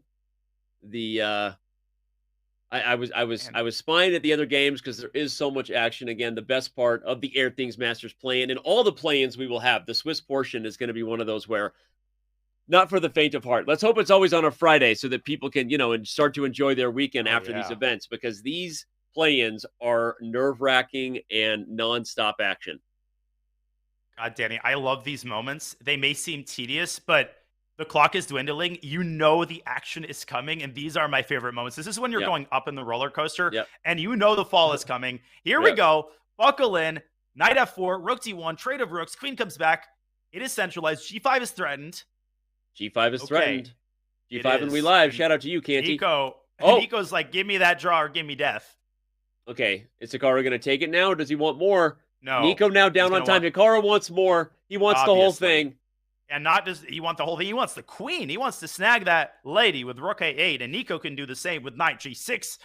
But with 30 seconds left, the clock situation has flipped, Danny. Forktown, population U on E7. That's a forking problem. You got to watch out. Okay, the queen's going to run back. Hikaru shakes his head. Maybe he regrets something. I didn't read Hikaru's head shake there as well as I normally do. I'll have to double check on the instant replay later if that was the confident Hikaru number 7 or Hikaru Nakamura number 11, as we said. Queen Anyway. c3, knight e5. Danny, how easy is that to blunder? The rook would have been trapped. Nico, though, sidestepping the landmines, and he is starting to encircle the pawns on the queen side. That's what we started with, right? That was his original mission, and now he's finally coming back to it after repelling Hikaru's kingside counterplay. Nico's definitely still better. His pieces in the center are loose, though, so it's still anybody's game. 30 seconds now for both players. Here we go. And Hikaru's shaking his head because, like you said, it's only getting easier for Nico from here. He's parried the kingside problems. The queen will come to c3. b3 is a threat. c5 is a threat. Let's not forget that a3 pawn is actually passed. You may not note it right now, but it's a passed pawn, and it could start pushing here. The pawn is passed. Black's counterplay is in the past. Black's time advantage is in the past. What's not in the past, Hikaru has 10 seconds. He centralizes his queen. He parts ways with the b pawn, but if you take it, you have to reckon with knight b6 and then c4. What a weasel this guy. I mean, Hikaru just pulls these tricks out of nowhere. Oh, and what does Nico see? No queen b4 in response. Nico's amazing. Nico calls the tactical bluff. Wow. And sees that he can go for it. By the way, Alireza Firouzja did get his win. He currently is in clear first, likely joined by Caruana and Kramnik after a draw there. Hikaru now would be happy to get a draw himself with both players going to be... He might get it, but they're both going to be under 10 seconds, and Theodoro could play for a win. Yeah, but he doesn't. I mean, Theodoro decides, hey, I've got 7 seconds. My king is weak. If Hikaru doesn't go for a draw in this position, I would be shocked. I don't think he's got... Maybe rook c5, but that is just totally brazen. I could see him doing it, and he does! He does it! Hikaru going for the mating net. Danny, it's queen d8, and rook takes c4, wins the second pawn. He missed it! Oh, queen d8 and rook c4 would have held d1 and won the pawn. It would have won. That was winning. He misses it, and now Hikaru still has a draw if he goes rook d1, and he oh no, but there's queen h3. No, but there's queen e5 there, wins the b2 pawn. I think Hikaru's going to hold this one. He's going to take the draw finally. Is Nico going to go king g3? No. No, he accepts it. Oh my gosh, I can't take anymore. I'm getting too old for this bleep. Let's go. Okay, Kramnik and Caruana. Speaking of guys getting too old, Kramnik not too old for this stuff. He drew. He holds on. Still tied for first, along with Alireza Firouzja and Fabiano Caruana. Okay, what do we got here? He's still by beating heart, Danny. Ragnananda's heart is beating fast because he's got 2 passers. He's got a win in the bag. Salim is one of those guys that's often overlooked. Incredible player, but he's going to lose this one. Fresh off his performance in Tata Steel, Danny. Woo! Prague keeping pace with the crowd there, right? You got Laquang Liem there. We haven't even talked about that guy. That's a former World Blitz champion. You got to know him when you see him. Laquang Liem from Vietnam there. You've got Gukesh keeping pace. I mean, who are we going to cover? Danny, the 3rd place finisher in the candidates tournament is just casually playing on like board 30. I mean, what is this tournament? Just casually. You Whoa. know. Oh, knight. He blundered the knight. No, we're gonna have stalemate if he takes it. Oh my God, what a fun trick. That's insane. Take it. Take the pawn so we see a knight and bishop mate. Now, Danny, fun fact. Min Lee played a game last round. I don't remember who it was. Gladura, I think, failed to mate. He goes for in the previous round. Will Rajabov be able to take up the mantle here? He's got the king in the wrong corner. He needs to shepherd the king over to a1. This is an easy one. The king's already there. Knight f4, take h4 with the bishop. You easy go right clap. back to it's actually right where you want to be already. You bring the knight into f2, and that holds the h1 square. So knight d3, knight f2, or knight h3. Oh, knight h3 stalemate. Knight d3 then. Knight d3. Oh, he missed it. This is not it. Knight h2. Rajabov might be panicking because of his clock. Now, Danny, doing this the other way geometrically is harder on the eyes. It's harder to trace the W. He's got a second. He's going the wrong way. He's choking completely. Timur Rajabov is not doing this right. This is all you have to do. He's got to get the knight to f2. Get the knight to f2, easy. And it's literally mate in 19 if the knight gets to f2. It's mate in 19. I get to talk. I get to talk because I did this, and he's mated him with a g1. Oh my God. What did Pakleza do? He should have gone out king f1, and he's fine. He goes into the center, and he probably would have drawn. This is insane. I've never seen this mate before. I've never seen white checkmate themselves at a grandmaster level in the knight and bishop checkmate. Sorry, you get to talk. What were you going to say there? Well, I did this in about 10 seconds of that increment. That's one of my points of pride. I used to practice this in the ICC days over and over and over again and try to get under 15 seconds. But that was shocking. Timur was choking that, maybe looking at his clock, Danny. Yeah. And Pakleza is going to be kicking himself. He could have been that guy who held Timur Rajabov in a knight versus bishop position. Firouzja is that guy who's not moving on the first move right now. Wow. Maybe he left and didn't realize the round was going to start. But Danya, first of all, that's amazing. Second of all, I actually used to do the same thing back when we were so old. It wasn't the ICC days. We used this thing called a chessboard, Danya. Stay still. What's that? And then we used a clock called a Chronos clock. It was a Chronos digital clock. Come on, Danny, I still have a Chronos. Okay. Anyway, so I actually did the same thing, and we would also practice the knight and bishop mate. We would try to do it under 30 seconds, physically harder to move than with the mouse online. Okay, we were old, but well, Danny, I did the same thing, and that's how I have that memorized. If what? No, go on. Firouzja's gone. Yeah, let's pull up the chair while we talk about it. Might as well. But if you get the knight to f2 in that position, boys and girls, I actually have a video if you want to Google it, just how to checkmate with knight and bishop. It's on YouTube. But if the knight's on f2. In the opposite color corner, it's a mate in 19, even with best play. You have to memorize that pattern. If you know that pattern, everything else becomes clear. And Rajabov got lucky, frankly. I mean, he had many opportunities for that pattern, and instead he didn't find it, but his opponent checkmated himself. I will admit, Danny, I was not familiar with that particular mating. I didn't even know it was hypothetically possible to get yourself mated that's on a square, not the corner you want to drive the king to, but I learn new things every day. That's what I love about my job. And Alireza Firouzja just spotted Fabiano Caruana 90 seconds in a 10-minute game. He's going to have to catch up here. And I don't understand why players do that. I mean, they get up from their computers. They don't have forever. You got to be on alert. And I don't want to be that guy, the Monday morning quarterback. But if Alireza loses this game, this will be one of the reasons why. But for him, 8.5 minutes is still an eternity and a half. Agreed, Tim. Population us. This is going to be a fun one. The opening isn't starting super. It's not super spicy, but we know we've got both Firouzja and Fabi on cam. We've had them, so it'll be fun to be able to see how these guys are feeling. And this is a game that has massive implications. We're already in a spot where, okay, like winning this game, Danya, wouldn't punch your ticket for sure that you're in Division 1, but pretty close to it because you can get in a spot, you might be able to hold some draws. And remember, everybody, the top 76 players in the play-in will move on to Divisions 1, 2, and 3, respectively. But only Division 1 has the opportunity to compete in the knockout, joining Magnus Carlsen and Wesley So, with a chance for a direct spot to the championship tour final at the end of the year. Welcome to the Airthings Masters play-in. I didn't even know I was going to do that, and then Beautiful. I did it. That was I blacked out. Danny. Yeah. There you go. I have nothing to say. I mean, to follow up that act. All I'm going to say, Danny, is that, as you said, 12 of the top finishers move to Division 1. They play each other 1 through 6, play 7 through 12. And then the 6 winners secure the 6 additional spots in the first major, the Airthings Masters, where they will be joining the pre-invited players. I don't know why we thought to invite them, Magnus Carlsen and Wesley So. I mean, couldn't we have chosen more deserving players, Danny? This is this is an egregious blunder. But man, this is fun. This is exciting. Nobody has a perfect score, which I personally love. That means there's more competition at the top. There isn't someone just pulling away and then making a bunch of quick draws. And we have a Carlsbad structure here. Nice old school pawn structure. Look at the pairings this round, man. You've got Lachis Isq versus Vladimir Kramnik. That's Yanda Pomnishi. You've got Sam Sevian versus Nicholas Theodoro. You've got Dmitriy Draken versus Gusiyanov. You've got Pragnananda here and Laquang Liem getting in the fold. We hadn't even thought about their names, and Hikaru's taking on Dura Bailey. So you can't not focus on Firouzja versus Caruana because these are the two guys tied for first. But what an adventure we have in store for us here in round 6. We absolutely do, and we definitely will look at Nepo and Andraken and Kramnik. Let's briefly unpack this position.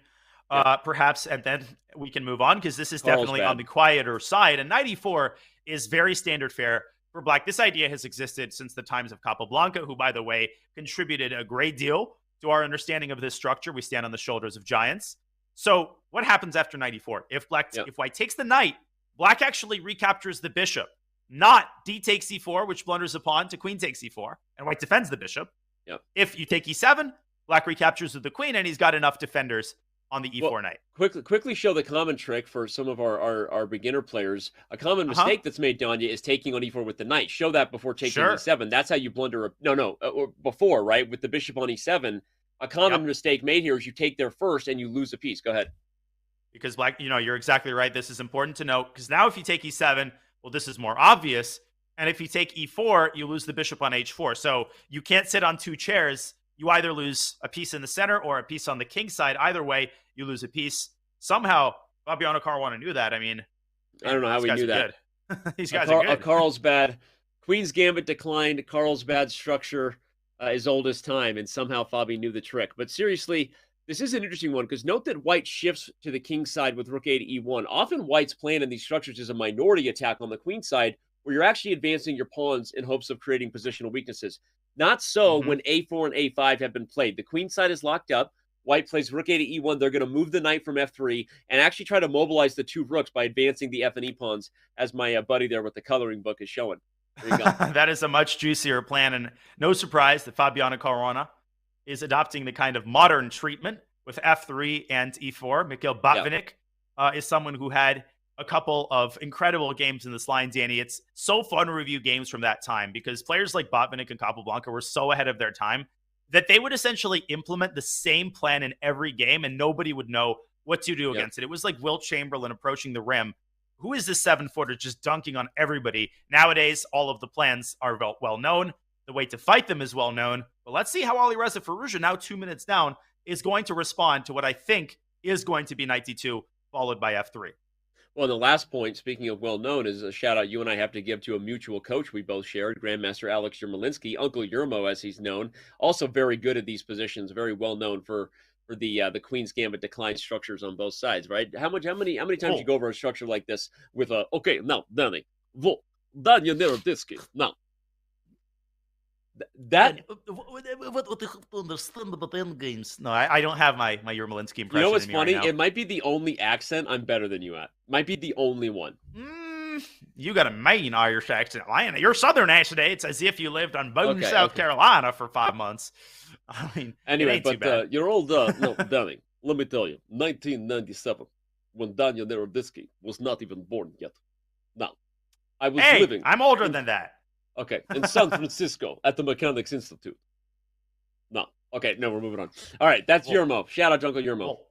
QGD Orthodox, Carlsbad minority attack structure expert. Here, white changes the structure. We have an IQP. That means isolated queen pawn on d4, and it is petering out a little bit, but black's doing well. We'll see. Firouzja should be able to hold this. He's slightly worse. White's got the pawn lever d5. The rook is awkward, but I vote we go Vladimir Kramniktown, population 2, because Jan Nepomniachtchi is dancing with him in a fascinating position where white has the bishop pair, but a very weak king on e2, and a trapped bishop on g5, and a hanging bishop on g3, and a complicated position, as usual in Kramnik's games. Wait, you can take b5, you can take g3? I was going to say, you could take b5 first. That might be... Oh, what? They just agreed to a draw? Oh, wow. Hess just had I don't even know what to call it. Just had a tantrum. Over in Oslo. Hess, don't break anything in your hotel room, because Chess.com has to pay for that. Don't you break anything in your hotel room. All right. I heard that cry of anguish all across the way in the South here. Well, it's an early, it's a bold strategy, Cotton. We'll see if it pays off, right? The 5 Ds of dodgeball: duck, dip, dive, and duck, dip, dive, dodge, and draw. That's what I was going to say. The 5 Ds is draw there, and that's actually not a draw we want to see. It is not, and I think we're all in agreement on that, Danny. We're not in agreement on a lot of things anymore, but those quick draws, we want to avoid them when possible. At the same time, and I always feel like I play a little devil's advocate here, especially when I'm commentating with my boy Robert. The players' ultimate allegiance is to making the top 12, to fulfilling their goal in the tournament. And sometimes that does mean hedging their bets and getting that half point and securing their place atop the tournament standing. So I want to see that minimized, but it's going to happen occasionally, and we can forgive Big Vlad the occasional quick draw. He's still a fighting player. What I was going to say before I got tongue twisted and had an unfortunate slip of the tongue on camera, but I'll say that what I was going to say is that it's a bold strategy, Cotton, because this early on taking these draws, they might get leapfrogged. That's what I'm saying, right? We obviously know that all the players are hopeful to be in the top 76, make their way into divisions 3, 2, and 1 respectively. But this early on, trying to draw your way in Division 1, that could backfire on both Nepo and Kramnik. It absolutely could. They don't have everything mapped out. You're not guaranteed a win in the next round. And, Jan had the white pieces. He's going to be black in the next round. And let's not forget how quickly things change in these types of tournaments. You think, you've got it in the bag. Boom, you lose a game. You're somewhere in 20th place, behind total unknowns like Peter Svidler and Dmitry Andreikin. I'm sorry. Chat is never going to let me live down that one. No, it's not. First of all, what I said is just the name of Richard. It's not a curse word. It's not anything awkward, chat. Let it go. It was a dodge, dip, duck, dive, and draw. I know what happened. We got to move on, Danya. I'm gonna lose my mind. I'm going to recuse myself from the conversation. You don't even know what I said, Danya. You're too young for that. Danya, could you earmuff it for me real quick? I basically had my earmuffs on because I didn't understand a single word of that. But right. I am too young. I'm not being uncomfortable in how many times you're calling me. I'm pretty close to hitting 30 here. I've owned a Chronos for 10 years. You're doing great. It's, okay. I'm a little bit older, than you realize. It's true. And here comes Peter Svidler. Speaking of guys who used to be candidates, not anymore. He's still a great player, and obviously would love to punch his ticket into the knockout, just like Vladimir Kramnik. I'm rooting for the old guys because I'm old. I don't think Peter would like to be called old, but there's nothing to fear but White's position. I was going to say, White is checkmating himself here. Queen e3 check, king f1, queen f3 actually looks pretty good. Yeah. Or queen g1 with mate if you cover with rook e2. I'm assuming you got that pawn. Queen g1, rook c2, and queen d4. Peter's got the checkmate in the center of the board. Mate in 2. Goodbye. Rook c2. Alexander Fier, one of the great players, obviously from Brazil, for those who don't know Fier. Also someone who traditionally does pretty well in the Pro Chess League, good rapid player, but he just went down in flames. Fier was on fire. You flip those letters around, and not bad. Svidler takes him down. All right, we move on. Okay, in Hikaru land, meanwhile, trouble is brewing in Hikaru land. Danny, he has struggled this tournament. He's managed to withstand a lot of pressure by his opponents. He swindled the game against Zhumabayev. He held the draw against Nico. But right now, he's in trouble again with White. His center is collapsing. Yeah. Dror Bailey is just one of those guys who doesn't care who he's playing. He plays for a win every game. I've seen his games now for many years. Super fun player to watch. And that d4 pawn I was going to say, about to disappear. I guess Hikaru didn't have a lot of great choices there. He was choosing between poisons and ultimately decided that losing the d pawn in order to get developed and have the bishop pair was his best practical chance. Not a bad classic Hikaru kind of swindled there. But black is better, make no mistake about it. And black could even take g3 and have an opposite bishop position that would be hard to lose. Well, I'll tell you what Dror Bailey's thinking about. I think he's deciding whether or not to flick in the move check. Rook HE8 check, which logic would tell you should, and he does. But he was just making sure that you're not actually sending the king to a square that it wants to go to anyway. I don't think you are. Because after king d2, knight takes d4, Danny, I have a hard time believing he'll bail out with knight takes g3 when there's a juicy morsel over there for the pick. And that knight is also going to be threatening b3 with check and c5. And this is what happens when you lose the center pawn. All of your other pawns are like, WTF, where's our father? And Hikaru has to sidestep that with king d1. Oh, this is nasty. Nasty, and you also have positional weaknesses. The risk of black's position is that if you lose d4, or even if black takes g3, like you said, and plays rook e3, it's like black has the pawn and the compensation, as our buddy Yaz would say. What in the dickens did Hikaru do here? And king to d1. But this is what he does, Danny. He forces his opponents to make decisions. I've noticed that when he gets into lost positions, he engineers it so that he gives the opponent a lot of tempting options. And that's not a good thing because you necessarily spend a bunch of time trying to find the right one. And it's the Hikaru effect. It's what it is because you know you have to play perfectly to win. And you get into a self-fulfilling prophecy where then you spend too long deciding. And ultimately, you end up making a mistake. I love the way Duro Bailey's handling this. I said he wouldn't take on G3, Danny. But the situation has changed because now you have access to this E3 square. Yeah, but if you get G4 by Hikaru, can't you put the bishop on F3 and just start to hold everything? True. Well, perhaps Black will take the B pawn first and then try to come back for the G pawn and somehow evacuate the rook around. Duro Bailey is playing without risk, I think. He's trying to play for 2 results. Yeah. And that's not a bad thing. Now which pawn is he going to take? B3, G3, you could bring the rook up to E4 again. Hikaru milking Black's clock by forcing him to make decisions. Yeah. Agreed. Hikaru going to have the time advantage on the clock, even if he doesn't have one on the board, something he does all the time. Speaking of time will get to us all. Father time. It's about time. Well, Fabiano Caruana Ferrugia just drew their game. I was just that never got off the ground, Danny. That was like even all the way through. Not as obvious a draw, if you will, as the one we saw between Vladimir Kronmik and Jan Nepomniachtchi, but similar in that the players understand what's at stake. Getting to the next stage of this many different stages. It's quite the gauntlet if you want to make it to the end and win the Airthings Masters.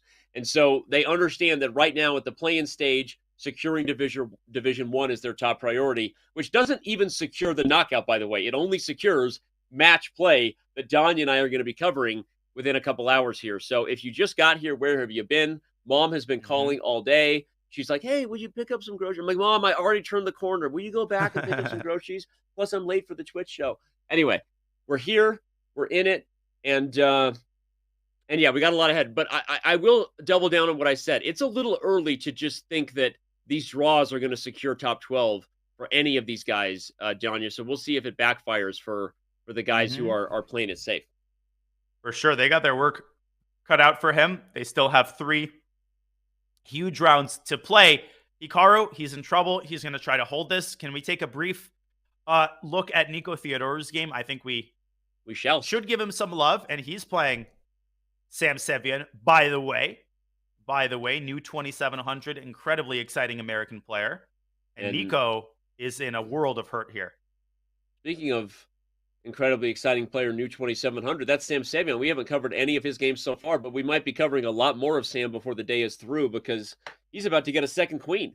2 queens are better than 1, I hear. He had an incredible performance in the RCC. I mean, he's just a nightmare opponent in Rapid. He's just got the fixins. He's got a sharp style, great preparation, doesn't fear anybody. Just a great epitome of the new crop of talent across the world. This is over, I think, Danny, because knight F3 check, 1 queen replaces the other. Oh, queen H1 covering the E1 square, and D8 Beautiful. queen coming to a theater near you. 1-0 is the result. That was a nice to 5 out of 6. That was a nice instructive thing to show there, just that if knight F3 check would come, white would have just sacrificed the queen and then gotten a new one. And so there really was no way for Nicholas Theodore to keep this one alive, everybody. Sam Sevian is saying, hey guys, I'm 2700. I'm kind of new to the club, but I might win the event before we're all said and done. So buckle up. What else we got here? We're going to go back to the town known as Nakamuraville. Smallville. I don't know how many people will know that reference, Danny. If you know, don't tell them. Don't tell them. Wait for chat to show. Well, people know the TV series, but do you know the chess-related reference? I know you know. I know you know, and I'm saying don't say anything else because you're going to ruin it. I know that you know that I know that you know that I shouldn't say anything else. Well, Hikaru might be cursing his luck here in this position. Duro Bailey still hasn't secured a material advantage, by the way. Somehow Hikaru has kept the pawn count even. This is just black magic, and I think Hikaru's fine again. And now he's going to start playing for a win. I was going to say, and he's managed to increase his edge on the clock along the way. Classic Nakamura. Classic. All right. Well, we're going to stay right here. By the way, I'm just looking at the list here. There are so many amazing players in this event who we haven't even had a chance to look at yet, and it's just wild. We are going to have a lot of fun on these play-in days. I hope I get to do all of them. I'm going to talk to the team and be like, hey, because they don't let me do commentary anymore. They keep me out. I'm like, can I do some commentary? Please. Hey guys, hi guys, Well, if you ask nicely. hi Well, guys. Dura Bailey, by the way, is asking nicely to For a end this draw. game in Yeah, a he draw. wa- Now, he here we knows go with he this could lose. again. 99% of players would take on F7 there and just bless their fate. Hikaru's like, he's got 9 seconds. Let me win this real quick. And let's see the magician at work as he brings his rook up to F5. Black's obviously not worse here, but it's so easy to miss a move like G5, severing the connection between the F pawn and the E pawn. You can sense the tricks. B5, I can guarantee you, is going to be played at some point. Yeah. Such as now. Okay. Okay. Dura Bailey forcing some trades here. I love the way he's handling this so far. Yeah, Maybe A5. Sorry, I think the Danny, simplification is going to lead to a draw. No, you're good. I love when you're excited. Me and all the chat. I think the simplification will get us closer to a draw, but it's really just going to be a question of, does Dura Bailey blunder under time pressure? Because this should be held, should be fine. But unless that D pawn gets away from him or something else of a catastrophe happens, he should be okay. Hikaru was thinking about that move A5, sacking a pawn, but then he runs the risk of losing. He doesn't want to do anything wild because there is still time. Yeah. Even if he draws to win the last 3 games, at that point, he'll have to start taking the big risks. Dura Bailey should not lose this. The one important thing, Danny, he should keep his rook on the G file, again, to prevent. Now he can move it. And instead, he moves his king up to B4. And if Hikaru gets too casual here and too cavalier, he's already lost the pawn. Now Watch maybe out rook for- C7, rook C3. I mean, I was just going to careful say. now. I was just going to say. He's pushing it too far. Rook B3 would be an instant draw. He still is playing for a win. He doesn't want to allow the rook trade. You can sense it. D4. Uh-oh. Yeah, no. Rook E3. Oh. Here goes another pawn. Now he's Hikaru is really getting frustrated. Still a draw, Danny.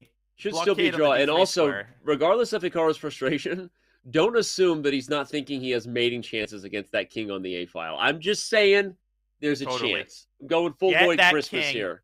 Off the file. Exactly. And Dura Bailey knows who he's playing against. Yeah, run. Do not get Rudolph. checkmated. Run, Rudolph, and run it. It runs to C7. Hikaru is probably dreaming about getting his king to G6. Yeah. I can assure you that is what he's trying to do. Dura Bailey says, no can do, no siree. Hikaru's going to get back to E4, Dude, and he is still very much playing for a win. Oh my! Regardless, take that! He could have taken the king of 5 and G5. And he was winning. No, Danny. No, takes in G5 was winning. Takes in G5. Oh my God! Takes in G5 was winning. The bishop was undermined. He's gonna win this. He's gonna win this game. Dura Bailey's gonna flag. You cannot get yourself to 2 seconds against Hikaru. He will find a way to make it complicated, and he has. Bishop F4. Defend H6. The pawn's hanging. Still holding. Oh my God! Dura Bailey is cutting this. This is ridiculous. I don't think Hikaru knows that he had that win. Oh my God. That was ridiculous. I might have to show that, Danny, when we get a moment. Yeah, that was nutty. so beautiful. I thought it was winning because the bishop was blocking the diagonal. You could just bring the king to G6 and win H6, but G5 is just straightforward. Oh, Hikaru is going to blow a gasket when he figures this out, and he will. Yeah. And right now, he might just have to repeat. Dura Bailey cut it that close, but it seems like he's found out construction where he can essentially pre-move. Yeah. You don't care about this pawn. You care about the H pawn, which is what prevents white from creating a passer. Yeah. Oh my gosh. Wow. Can you believe he had a win here? I mean, can you just... Unbelievable. Just that thought is ridiculous in and of itself. Oh my gosh. Jesus.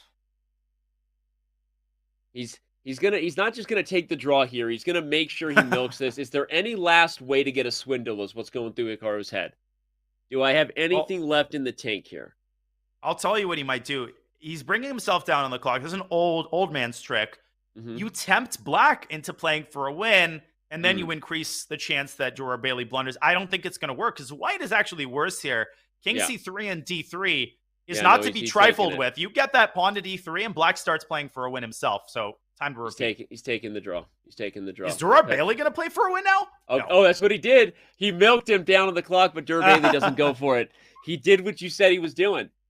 He rather than repeating, he got way down in hopes that Dura Bailey would change his mind.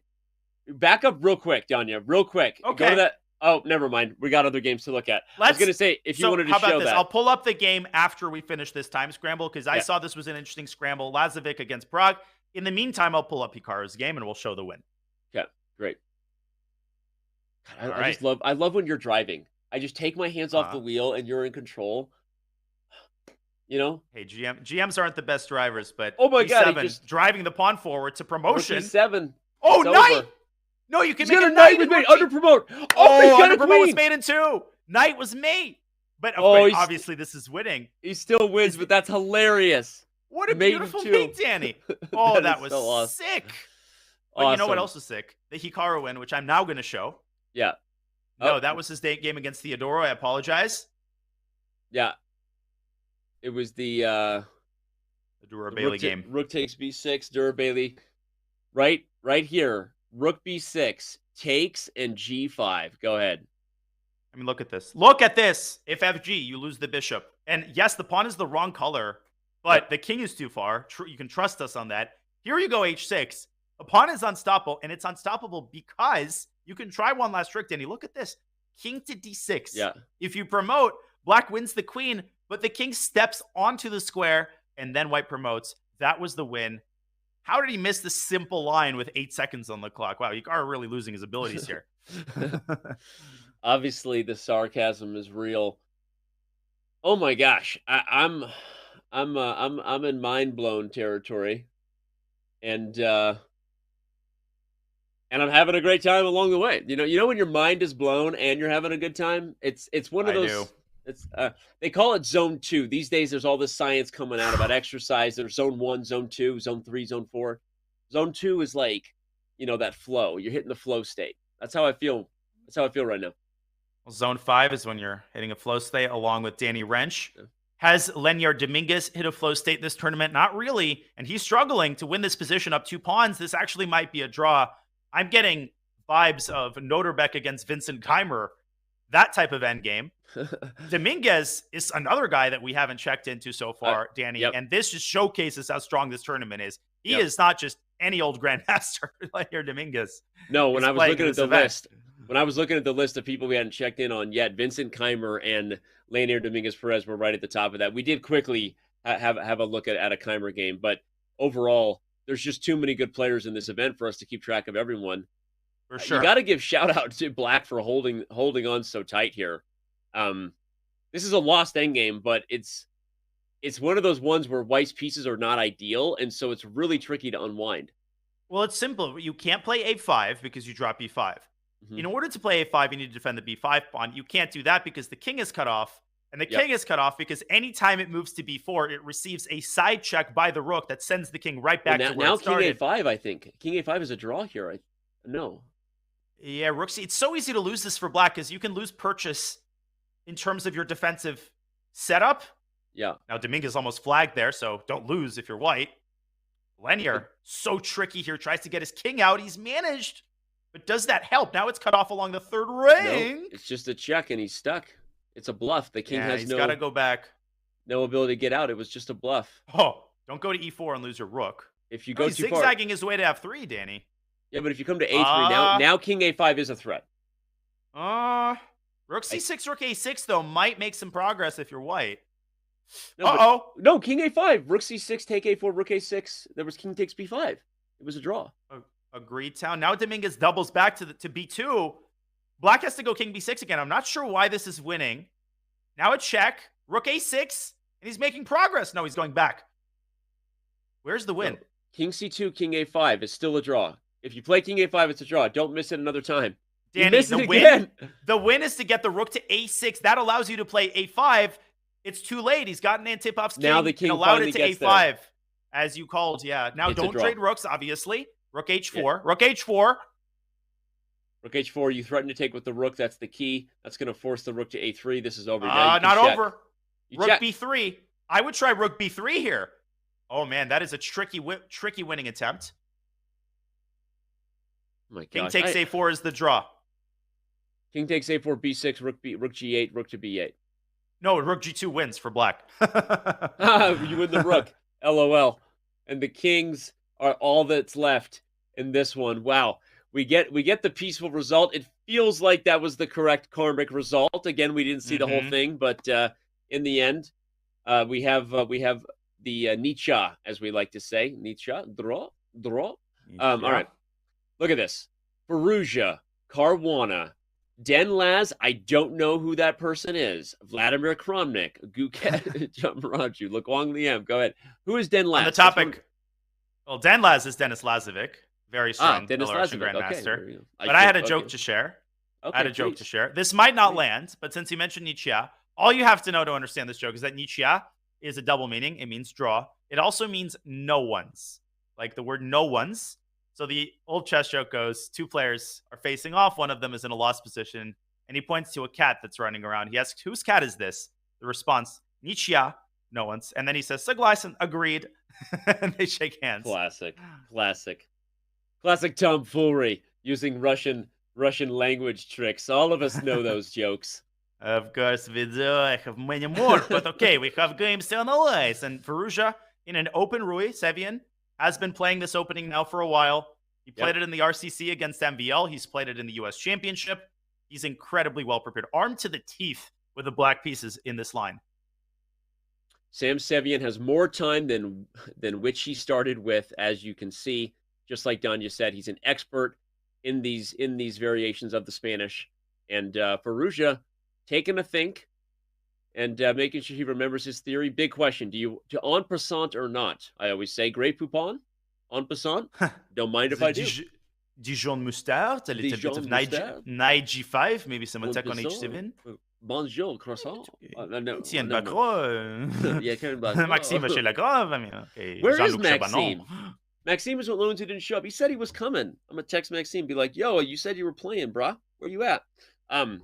MVL not here. One of the only big names in the game who didn't show up on this Friday. All right. Firouzja versus Sam Sevian is here. Let's not forget, also going down in this round, you have Fabiano Caruana taking on Lukwang Liam, the World Blitz champion. You've got Daniil Dubov taking on Durabali. Hikaru is trying to stick in it. Hasn't had his best chess today. It feels that he's not quite in form, but will he find it by the end? No one wants that to happen if they're one of the opponents of Hikaru. And Kramnik is taking on Gukesh, a battle of the generations. Oh, sorry, that is I'm not awesome. sure we have to go to. I'm not saying we have to go to any of those. You're giving me decision anxiety, Danny. You just named 6 Michelin star restaurants, and now you're expecting me to choose. Okay, since we haven't looked at Lukwang Liam yet, I vote we start there, and then we kind of go around the horn and look at all the top games. But this is the best part. This is where tons of players have to take a lot of risk, like Hikaru. Go ahead, Danny. I'm going to flip on the game in the meantime. No, I was going to say, music to my ears. I also kind of wanted to check in on Lukwang Liam. I think of all the people we've had the pleasure of covering today, Fabiano Caruana has seemed to be in the finest form. For those just tuning in, he's just been a monster. The games he won in fine fashion. This is a game where now on the black side of a Queen's Gambit decline, it was probably a Rogozin based on where that knight was. Yeah, it was. What's going on here, Danya? Yeah, Lim is better. That I can tell you for a fact. And fact number 2, he's got exactly the kind of position he excels in, Danny. Not only is he the coach of the premier Webster team, he's also, I think, either a World Rapid or World Blitz champion. I'll confirm that, but it's definitely one of the two. It was World Blitz champion. Yeah. The guy is a wizard, and he's one of those 2700s you just forget about, and then he just beats, Caruana and 6 other GMs in an event. Yep. Why is he better? Well, he's got the knight centralized on e5. He's got a very solid pawn triangle in the center, and he's got action on the king side. So Fabiano Caruana, without further ado, is preparing c5. Lim says, get the you-know-what out of c8. My turn to push the c-pawn. Liam Lay pushes c4. He's better. But it's also, okay, so you prefaced or you set up the narrative that suggests why White's better. But to give Fabi credit, c5 will probably come. And when it does, it kind of undermines the protection of the knight on e5, right? And that's a key point, a key shot that Black always has in these structures to try to equalize, to get c5, take on d4, and try to simplify against White's space and pressure. Yeah, which is why Lim rushed the move c4, and he might even part ways with his knight and transform his advantage from an advantage in the center to one on the queen side down the c file.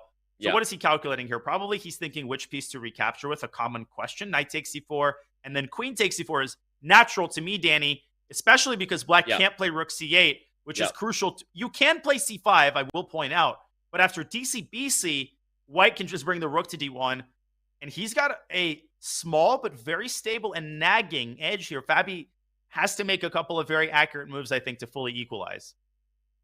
DCBC, but Black is not out of the jungle yet. Thank you, ACDC, for that incredibly important classic rock hit. I'll give you a B- for that one. You know, that's a pretty good grade in my book. I'm a strict grader. I've given my share of D's. And D's puns. Pretty good, though. I think I can retire after that one. That was a subtle and appropriate pop culture reference that added value to the moment.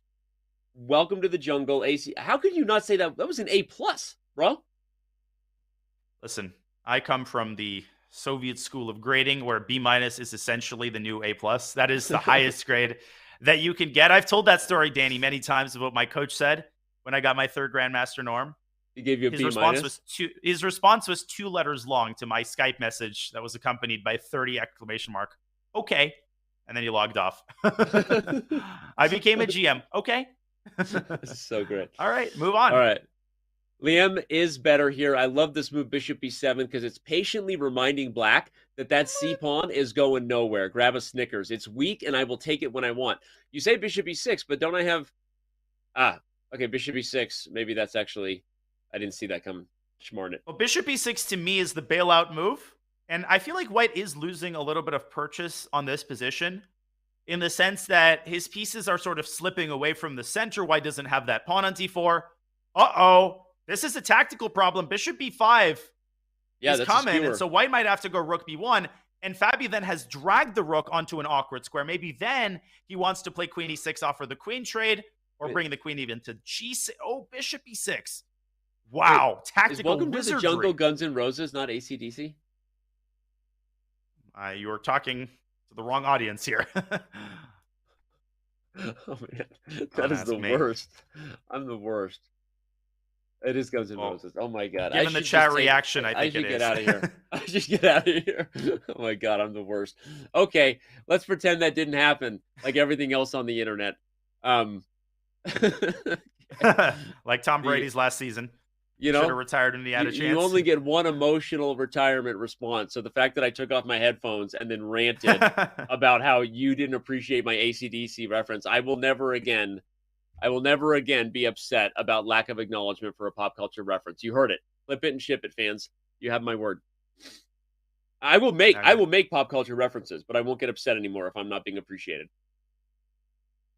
We have a deal. We have a mutual agreement. I'm going to do it. I'm probably going to do it before the show's over. Who am I kidding?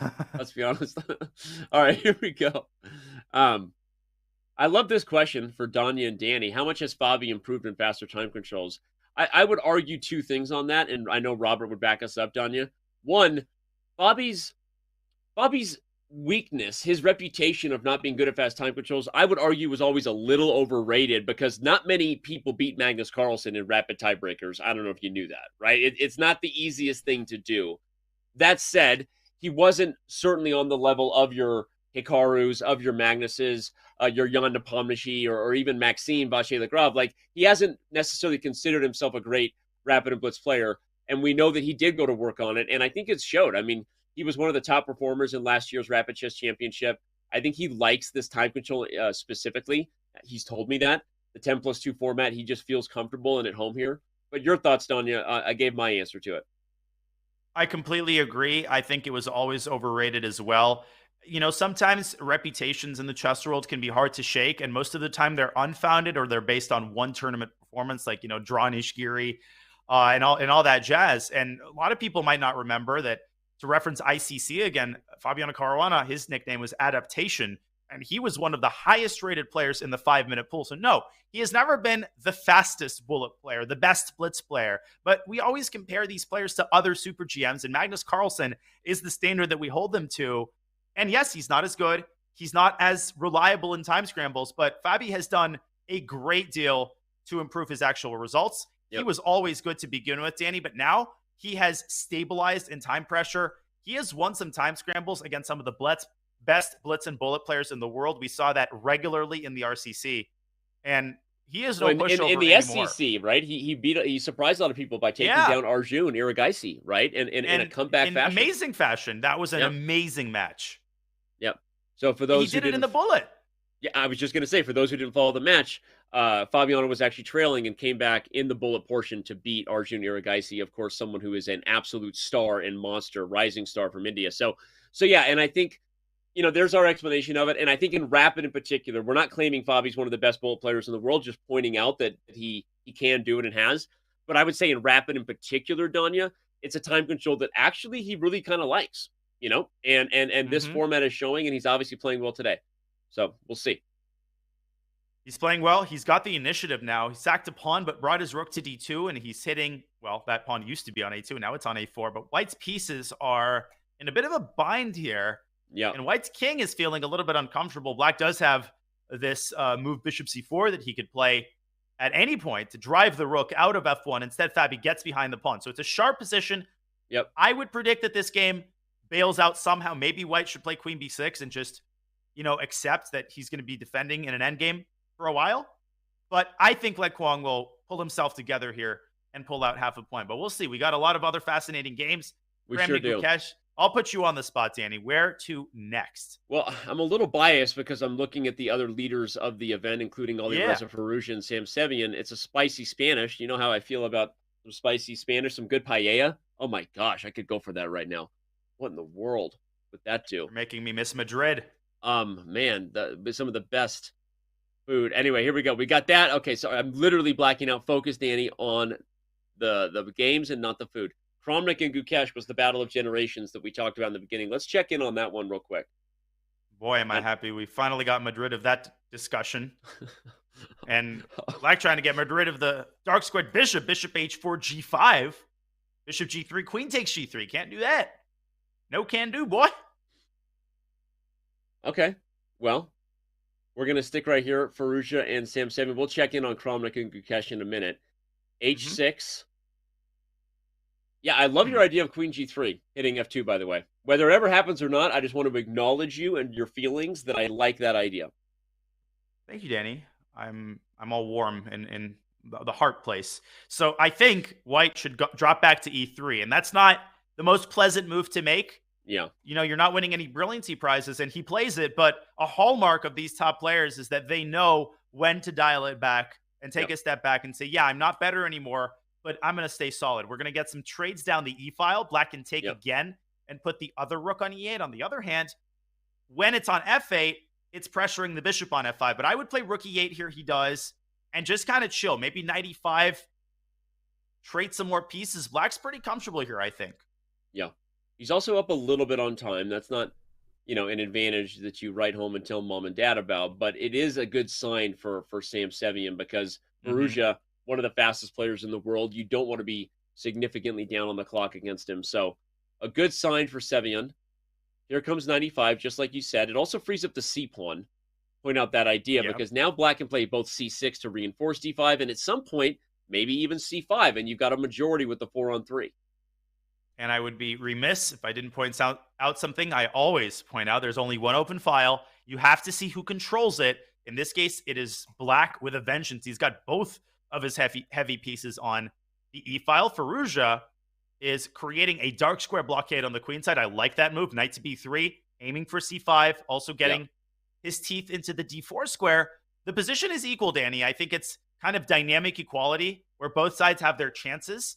Yeah. But the clock continues to dwindle. We could get a bailout and a draw, or things could devolve into pandemonium here in the next couple moves, especially if Black goes 94, which I think he very well might.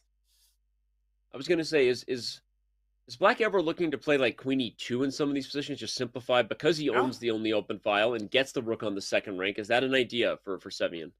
I think that's a great move. I think that's probably one of his top, if not the top candidate move that he's contemplating right now. My guess would be he's deciding between knight e4, queen e2. There is bishop e2, which is tempting, but it's kind of a paper tiger. The queen can drop back to c2, and then that bishop is really awkward, and it can be targeted with rook e1. So I don't think he's doing that.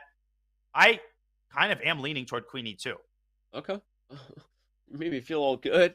I was just making a suggestion, hoping for some the compliment, for some education, man. I was like, hey, will you educate me on what's going on here with that second rank? And you just instead you served me up a compliment education sandwich. You complimented me, you gave me some education, then you complimented me again, man. I am all blushing and torn up. I'm just trying to play some chess, man. Queen f4. Sevian is trying to stick a rook on e2. His intentions are violent.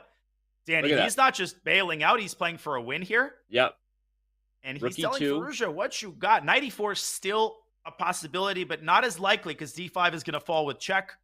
But White's position is just unstable. And Danny, it's all because he doesn't control the e-file. What you wouldn't give right now to play the move rook e1 and just stabilize those squares. He can't do it. How does Firouzja respond to this move? Yep, I've had nothing to say but yep. I'm yupping you right now. I'm not trying to yup you, but I'm yupping you because everything you're saying is so right on. And yeah, I always talk about it. Also, I would be remiss to not do the bad analogy I always do and say open files are like commodities, supply and demand. The less there are, the more valuable they are. And usually you can see a game that is otherwise looking equal, otherwise very symmetrical, be won purely because one player owns the only open file. That's actually a pretty insightful point. And in this case, that owner is I love how you were surprised. Sevian.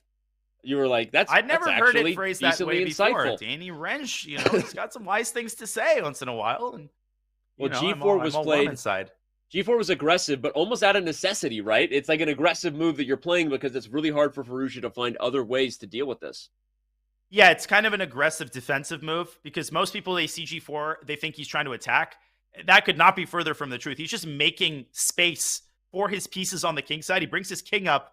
And right now, his top priority, I think, is to trade queens. If you can get the queens off the board, he takes some of the heat off of Black's pressure. Then you have to reckon with rook e8 to e2. But that's a problem I think White wouldn't mind having right now. Good point. And something I want to jump to right now. We had a good question from chat. Legend 091201 wants to know whether we think Ali Reza is suffering from not playing enough online chess in some of these moments. I mean, he's not suffering that much. We should at least call out he's currently leading the event. So there's no way that he's suffering that much. But I think what we'll tell everyone is there are things you do when you're in shape, regardless of your knowledge. When you're in shape, right? Your cardio's there. You do things intuitively, to use the right kind of sports analogy. You do things, you have more stamina when it matters. So I think it's a little too early to tell, but if it does catch up with Ali Reza, it might be because he hasn't played serious online chess. We know he's played some bullet here and there in quite a while. But Danya, what do you think? Yeah, I think the influence of that can be kind of overstated, as we're seeing even in this tournament. Someone like Vladimir Kramnik, he doesn't play online at all. And he is acquitting himself incredibly well. Firouzja has played online his entire life. He still plays a lot of bullet. So I really think that his form is perfectly sufficient for this tournament and this time control. If you played a tournament like the candidates right now, you would probably feel the rust a little bit more. Well, someone who is surmounting a lot of the rust that we expected is Vladimir Kramnik. Can we take a dip into his game really quickly? I was just going to say, though, unfortunately, you made the note of Kramnik as a comparable to say that, it's an example that you don't have to play a lot of online chess. But to go back to my analogy, I said that usually it's too early to tell until you see who's got the cardio when it matters. Because the thing about exercising and playing a lot is you have more stamina. You keep your focus down the stretch. Right now, I'm looking at a game where Vladimir Kramnik might be about to go down, and maybe it's catching up with him a little bit against the young Gukesh from India. He sacrificed an exchange earlier. It did not work out. To put it mildly, now he's an exchange and a pawn down. And rook c2, I think, deals the hammer blow to White's king, because the other rook is coming down in the second rank. And if you play g4 to create some breathing room, it's a classic construction. Rook d3 is checkmate. I think Vladimir, he might go bishop d6 here and hold on for a couple more moves, but not more than that. He's also falling on the clock as well. This is over. This is completely one-sided. Yeah. Good point. Good stuff. Rook b7 is fine here. I mean, Gukesh can do basically whatever he wants. He just needs a couple more moves to break down the last remnants of White's defensive construction here. Kramnik is going to keep trying, though. He's not just going down. As he should. He's also down on the clock, though, unfortunately, while he tries to play tickle here and maybe trick the young opponent into repeating the same position a few times. But I don't think Gukesh will fall for that. But how do you so many interesting games here, Danny? It's one of those things, right? Firouzja's in a time scramble. Caruana might be about to win in the end game. Oh my gosh, Nepo's in a time scramble. Help me out here. You want me to choose? I shall choose. Let's go to the Nepo game. We haven't checked on that in a minute. Okay. Jan All Nepomniachtchi, he's much better. Actually, he's better and up on the clock. So I think Jan might be someone who just continues to keep pace and jumps to 5.5 after this one. Jan is just the ultimate nightmare opponent. He plays so quickly, he puts so much pressure. Now, material here is equal, and Lazovic is a multiple-time Title Tuesday winner. So 17 seconds for him is a lot. The problem is, to me, more on the board. I actually think Jan might grab this pawn on b2 and try to use the a pawn to win the game, but it's not going to be easy, Danny, because in some situations, White can sack the knight for that pawn and then come around and eliminate these weak pawns on the king side. So this Jan's work here is far from done. In fact, objectively, we see that the position might be close to equal. Yeah. I think the main thing is you got to worry about time if you're Denis Lazovic, right? I mean, you're 5 seconds, 4 seconds. Move. He does play king e2. Sidestepping the discovered check.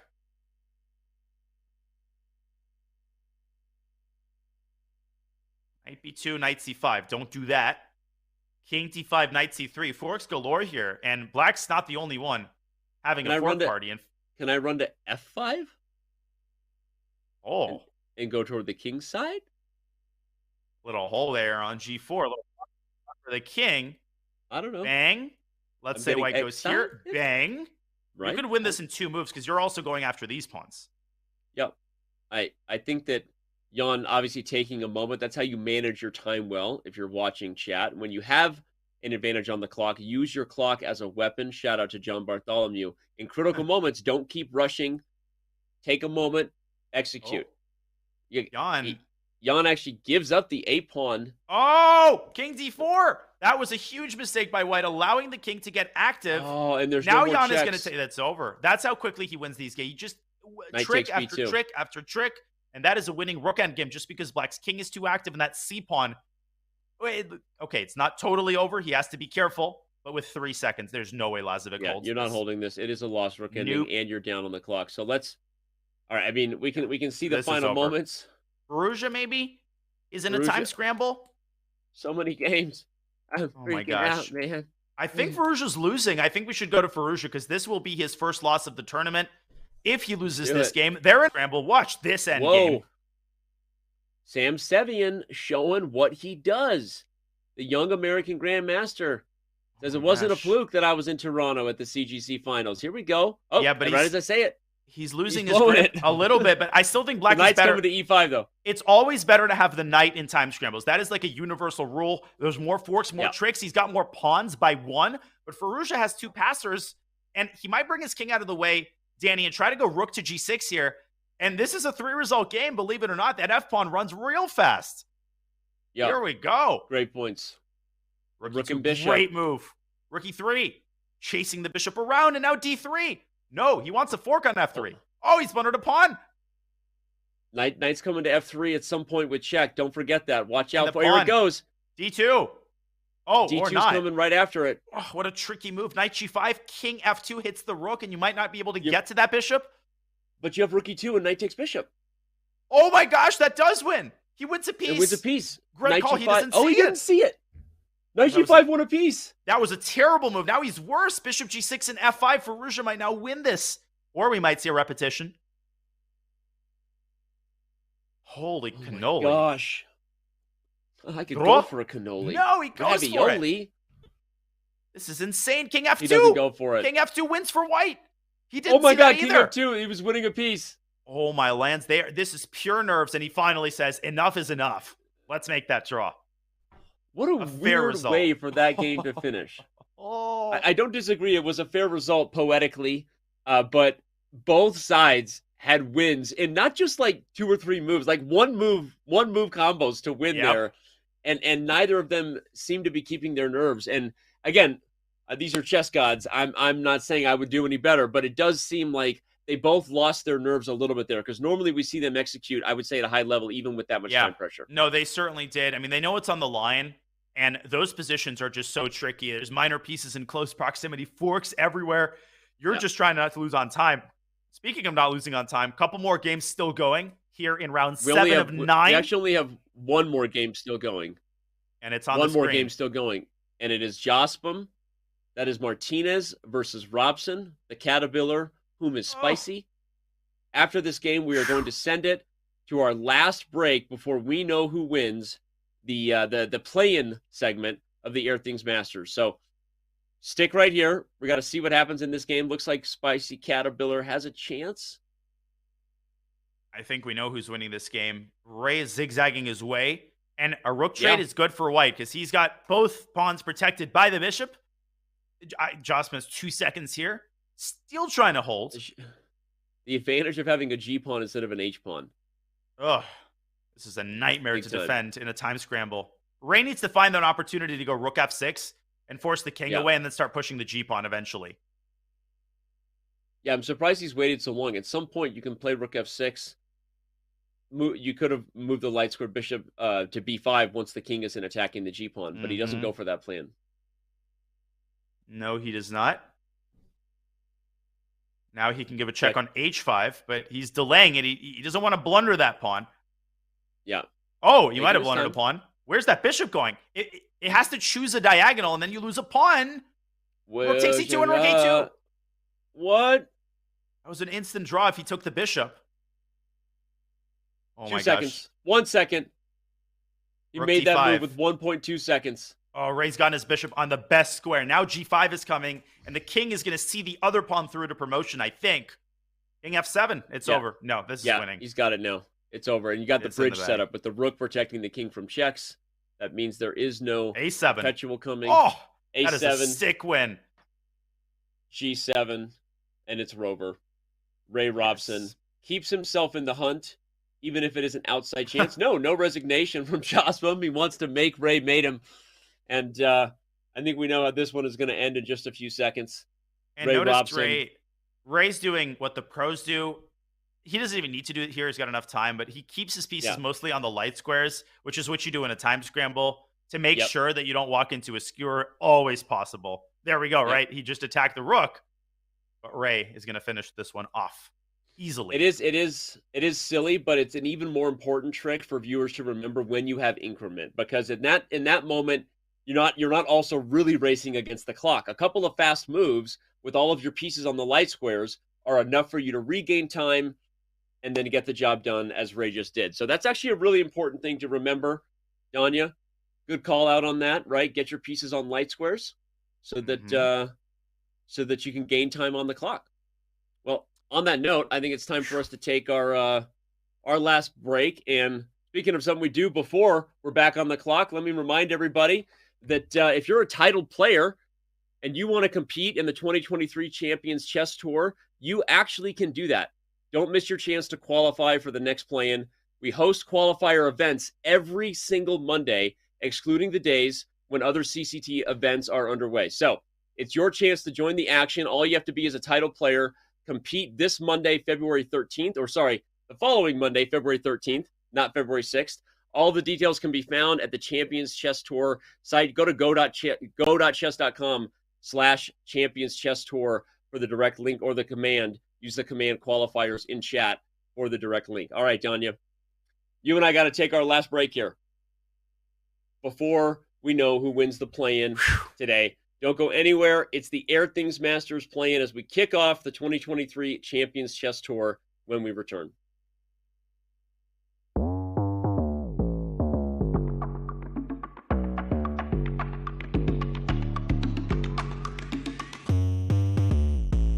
Welcome into our new video lecture series here with the one and only, the 14th World Chess Champion, Vishwanathan Anand. If you have to explain that you're world champion and it's taking longer than 2 words, there's something wrong with your title. And that's how I felt at this There's point. something wrong with But I believe when we're talking the 60s and 70s, even the 80s and 90s, you could see that the match format produced something unique.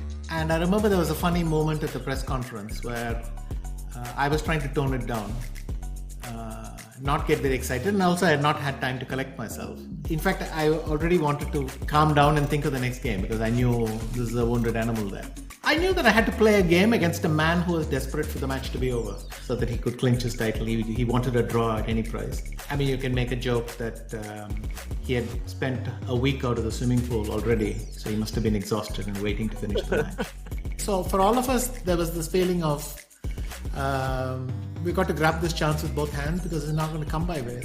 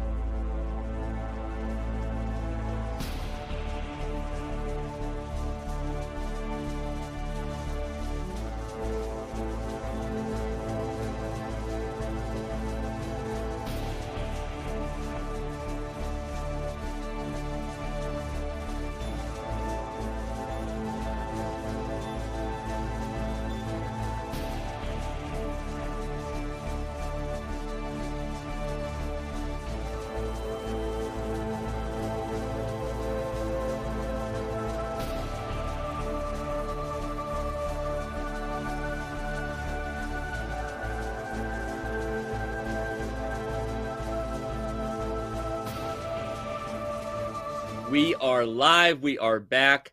The 2023 Champions Chess Tour kicked off today with the Airthings Masters plan. We are getting down to the stretch here with just a couple rounds left before we move on to match play.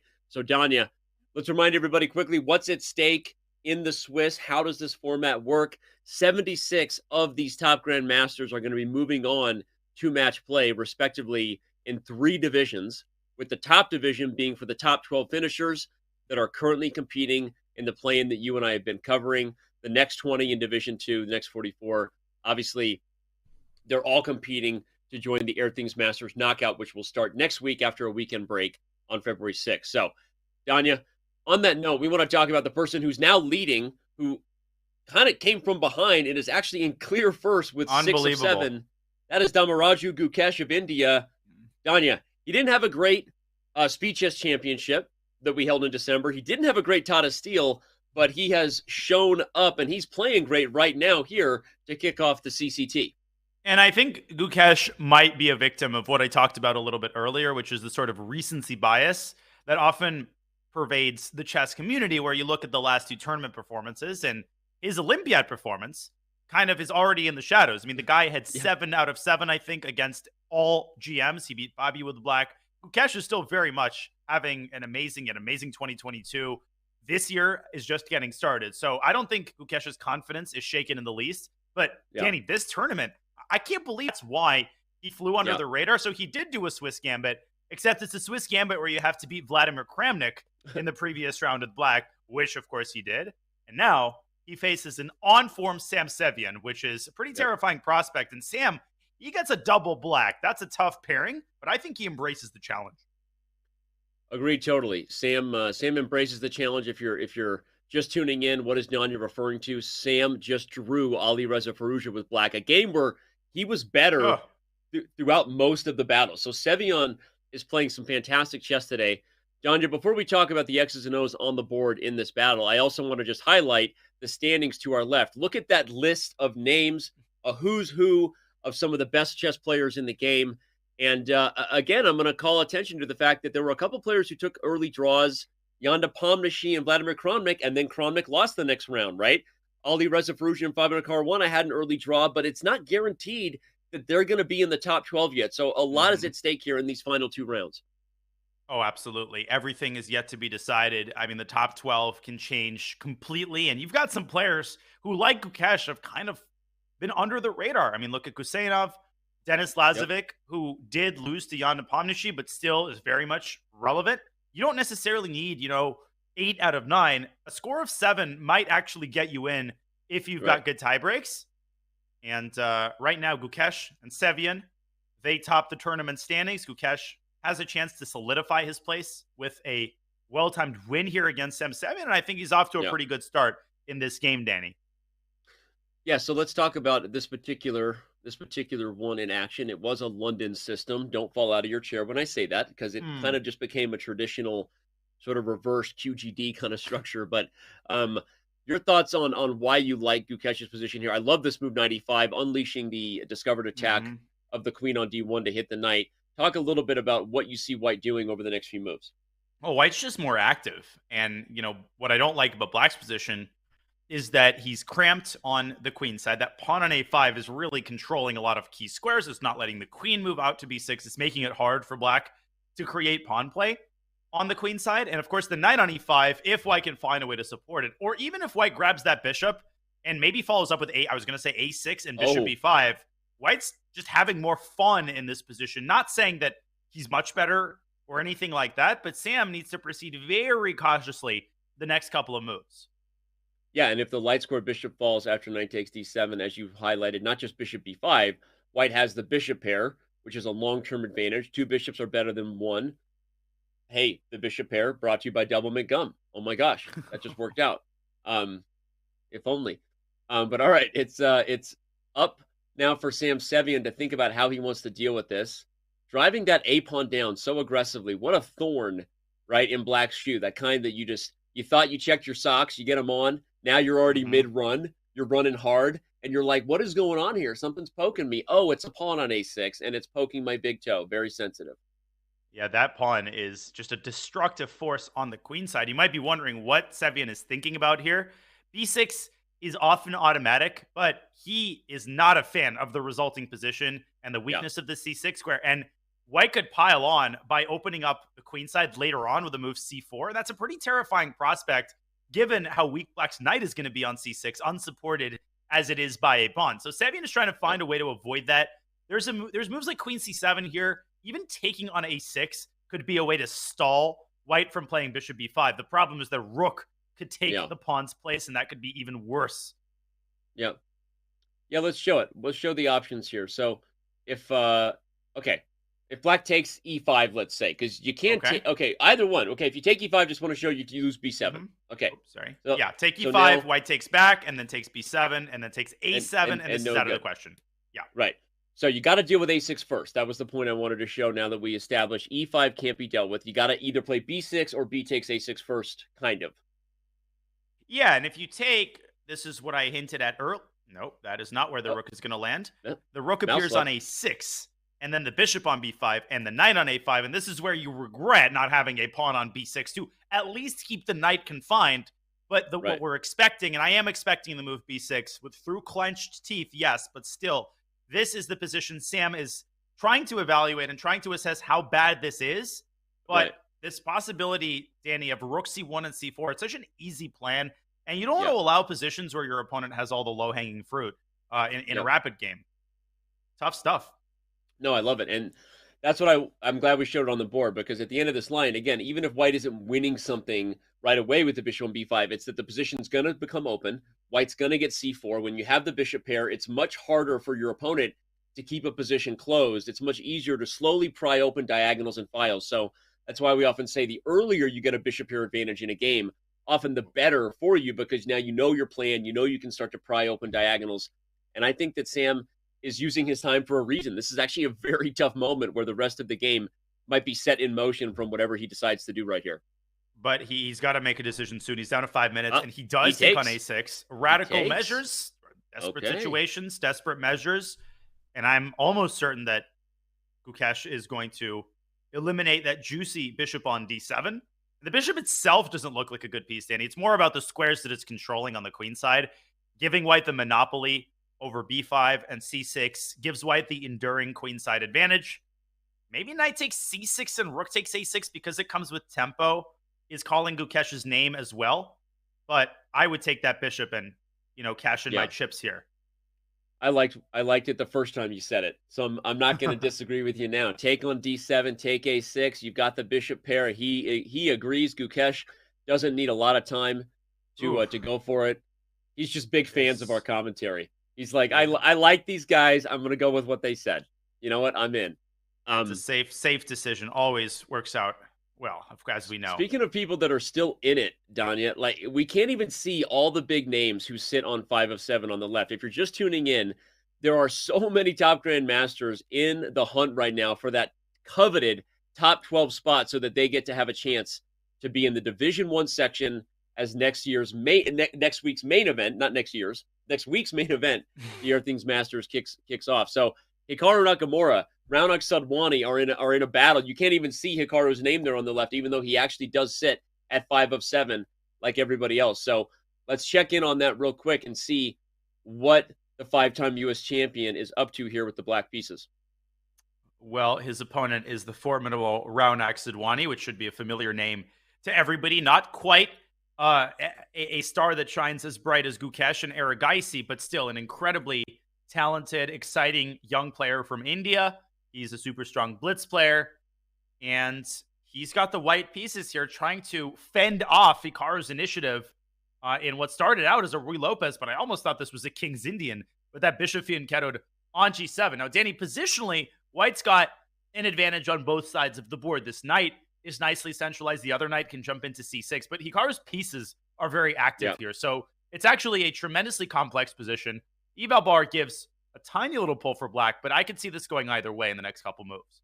I completely agree, but I also, even though I'm the one who queued us up for this, of course, we all wanted to check on with Hikaru, but I think the game between Jan Nepomniachtchi and Fabiano Caruana, I'm sorry to throw it, but that is an imbalance worth jumping to. We have a queen on the board for one player and no queen for the other. It's the battle as old as time. Who will be better?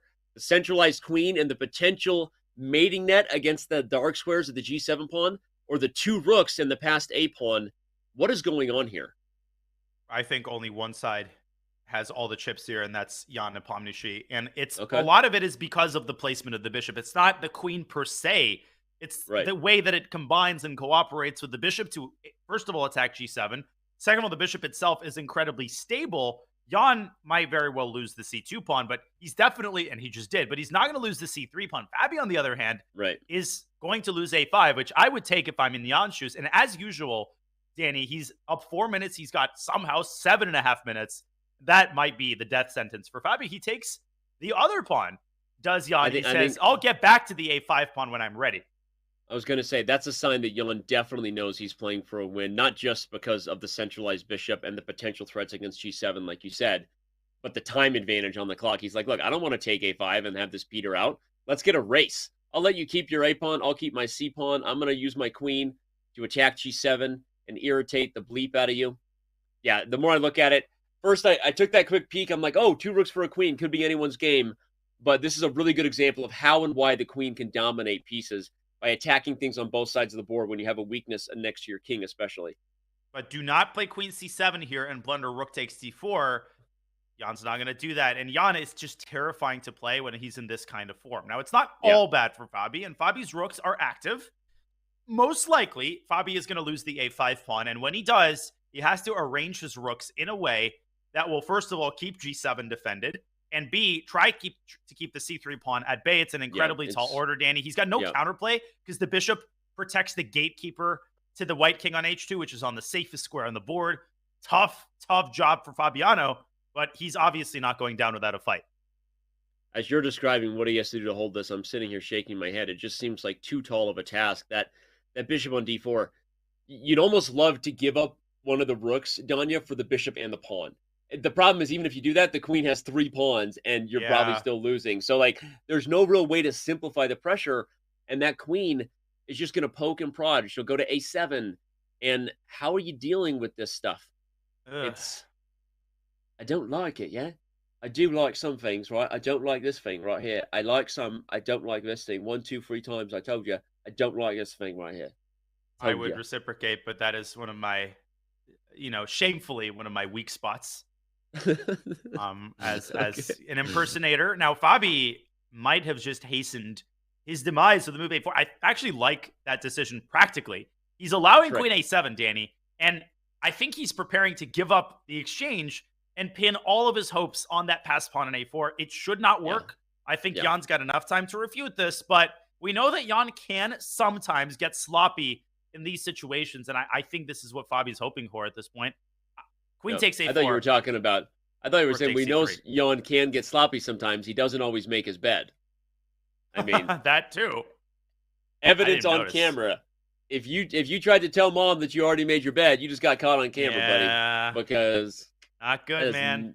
It's not a made bed. And the blankets and damn, we can see to his toilet. I mean, this is wrong on many, many levels. And what he just did there might have been very wrong. I think I called it into existence, Danny. I just think he's made a huge misjudgment. Okay, he allowed the sack on d4, but more importantly, he's allowed counterplay. Fabi's threatening bishop e4, and I think Jan forgot that the g2 pawn is now vulnerable. This actually might already be a dead draw. That's crazy. And Jan if is the bishop what? comes to e4, I think he thought he had d5, which is a discovered attack on the rook on f2. But then what? Black just plays rook d2. It's the d pawn. Bishop e4 is a threat, and you're right. No, this is a draw. Wow.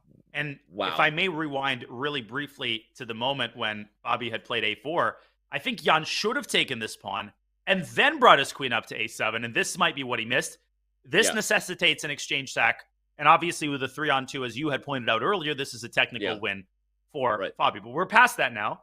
Jan has given up the g2 pawn. By the way. I was going to say, he hasn't given up on a chance to win. By activating his king, he's got these chances with the d pawn still.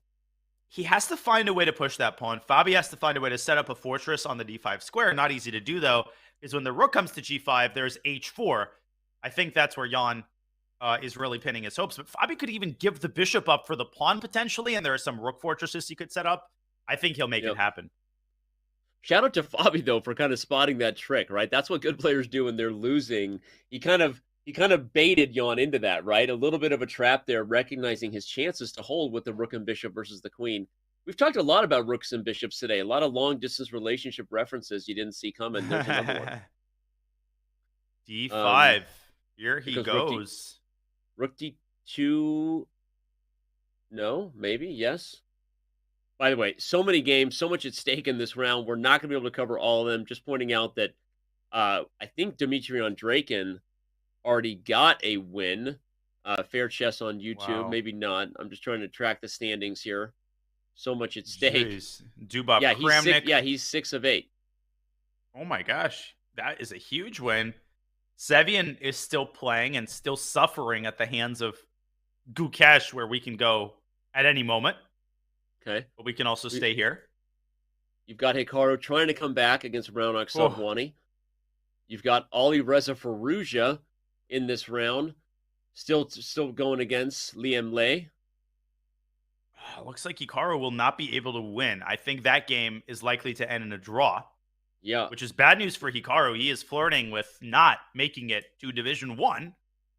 We can go there briefly. Let's do it. Let's flash Hikaru's game versus Raunak Sadwani. Yep. I agree. It looks like he could still lose this. You have to be very careful.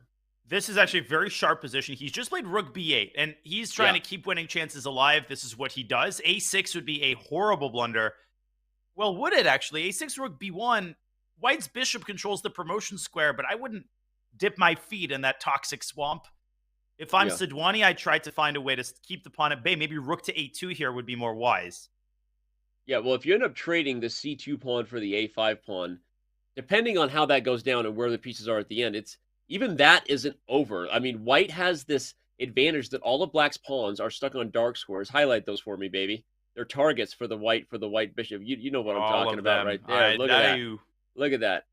It's the white king done yet. The white king gets in from F3, G4, H5, or F5, and it's a very tough position for Hikaru. You have to be careful. You do, and I think they might be repeating moves if White, in fact, plays Rook A1. At that point, Hikaru is pretty hamstrung. He has to repeat. With Rook B8, will Raunak play something sharper? A6 here would be a blunder, not because of promotion, because White would win the bishop back, because of bishop to B6. Just deflecting White's bishop by force. Don't do that. I think Raunak should repeat moves here. I don't see a need for him to be brazen. Maybe bishop C1 is a more prudent winning attempt that Hikaru would definitely play if he were White. That would be a gutsy move by the Indian Grandmaster. Yeah, Hikaru, I think, knows that if Raunak plays... Oh, he goes for it. He does it. Plays bishop C1. I love it. Love to see it. Hikaru is frustrated, not sure what he's calculated there, but a very emotive player, as we know and love. But he's in a tough spot, because if he pushes this too hard, he could lose, and that would definitely crush his chances of making Division 1. There's probably still some awkward outside chances of making it if you draw at 6.5. I don't know if that'll be enough out of 9, but it's already getting down to the wire here.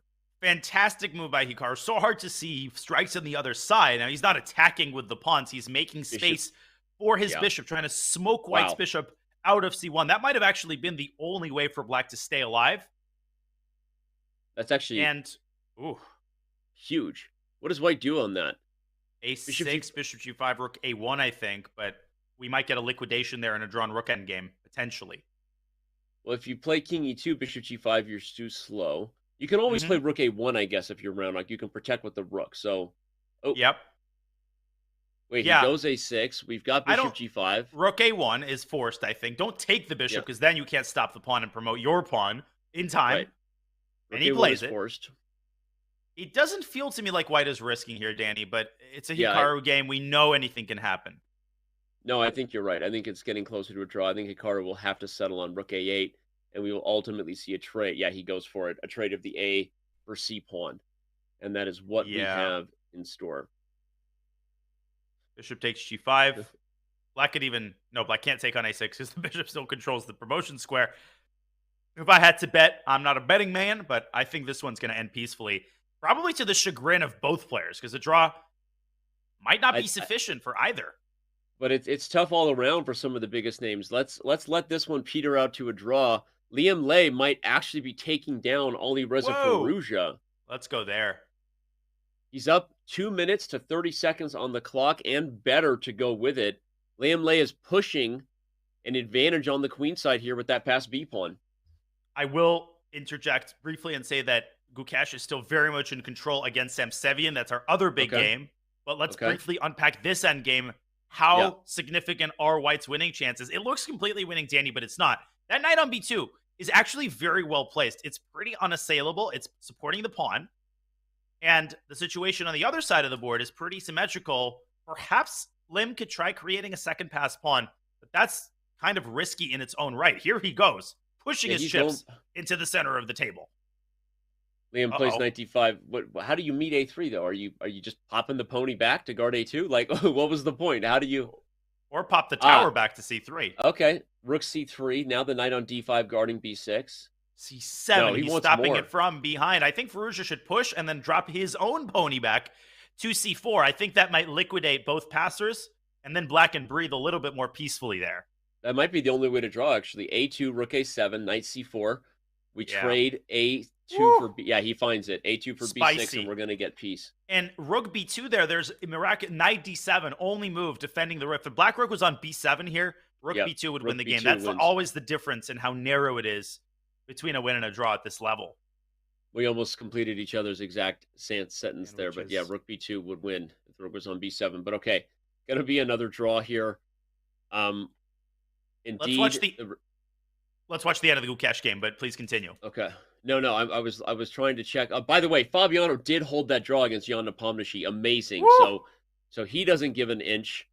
Going to the Gukesh game versus Sam Sevian, we have completely winning.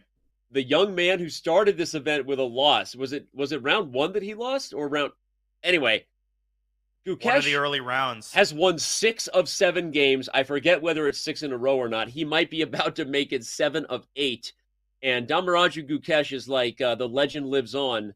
The Olympiad called. They want their record performance back. Gukesh is he will be look at it. Crushing through two pass pawns. He is cooking with some fish oil here. b6 and knight e2 check. It looks scary, but white can take and drop his rook back. Then Sam will go d4. There's still some off chances here. I think he should try it, but he's 1 tempo shy if I've got my calculation on, and he is. Yep. b7 and white promotes first. He's going to go d2, but queen takes h8 comes with check. You ain't going to fool Gukesh. That's it. Rook a6. You ain't going to fool Gukesh. Ain't nobody got time for that. Ain't nobody got time for that. Gukesh, 7 of 8.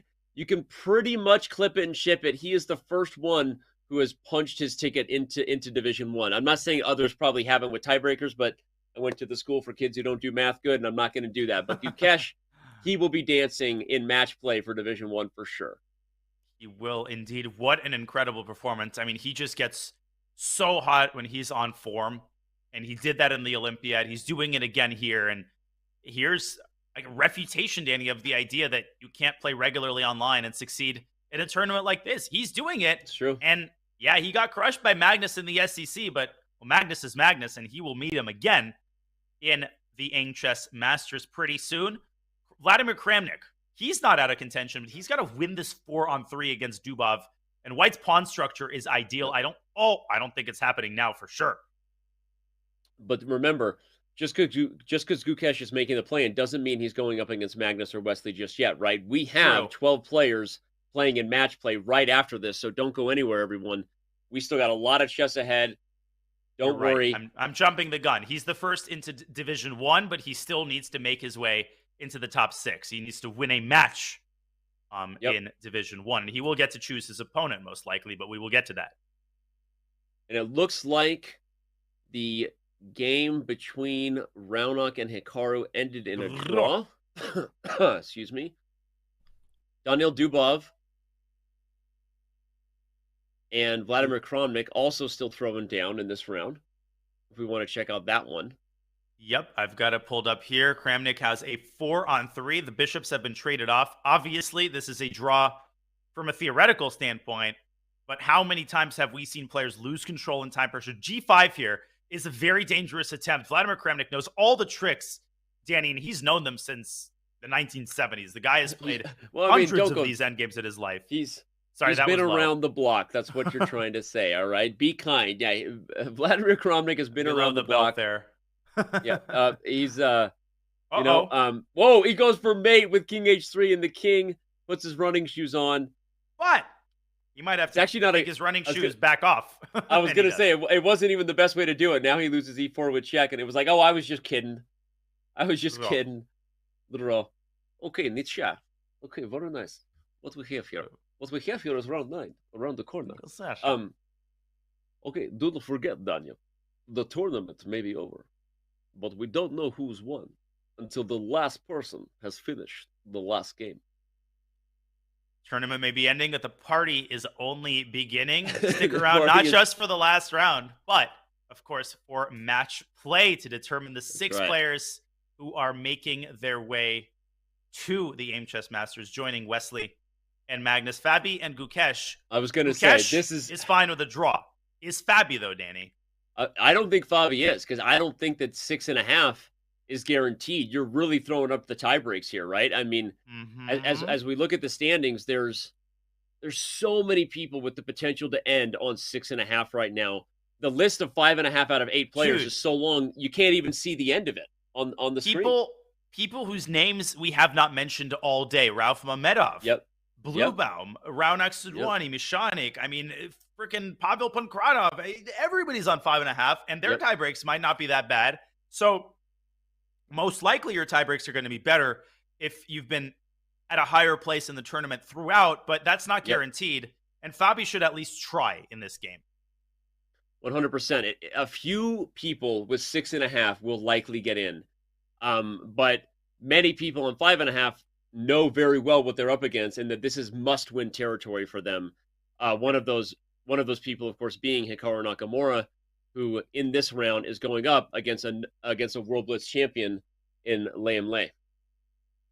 Gukesh is establishing himself, I think, as one of the top Rogozin experts in the modern day. He plays this opening almost exclusively.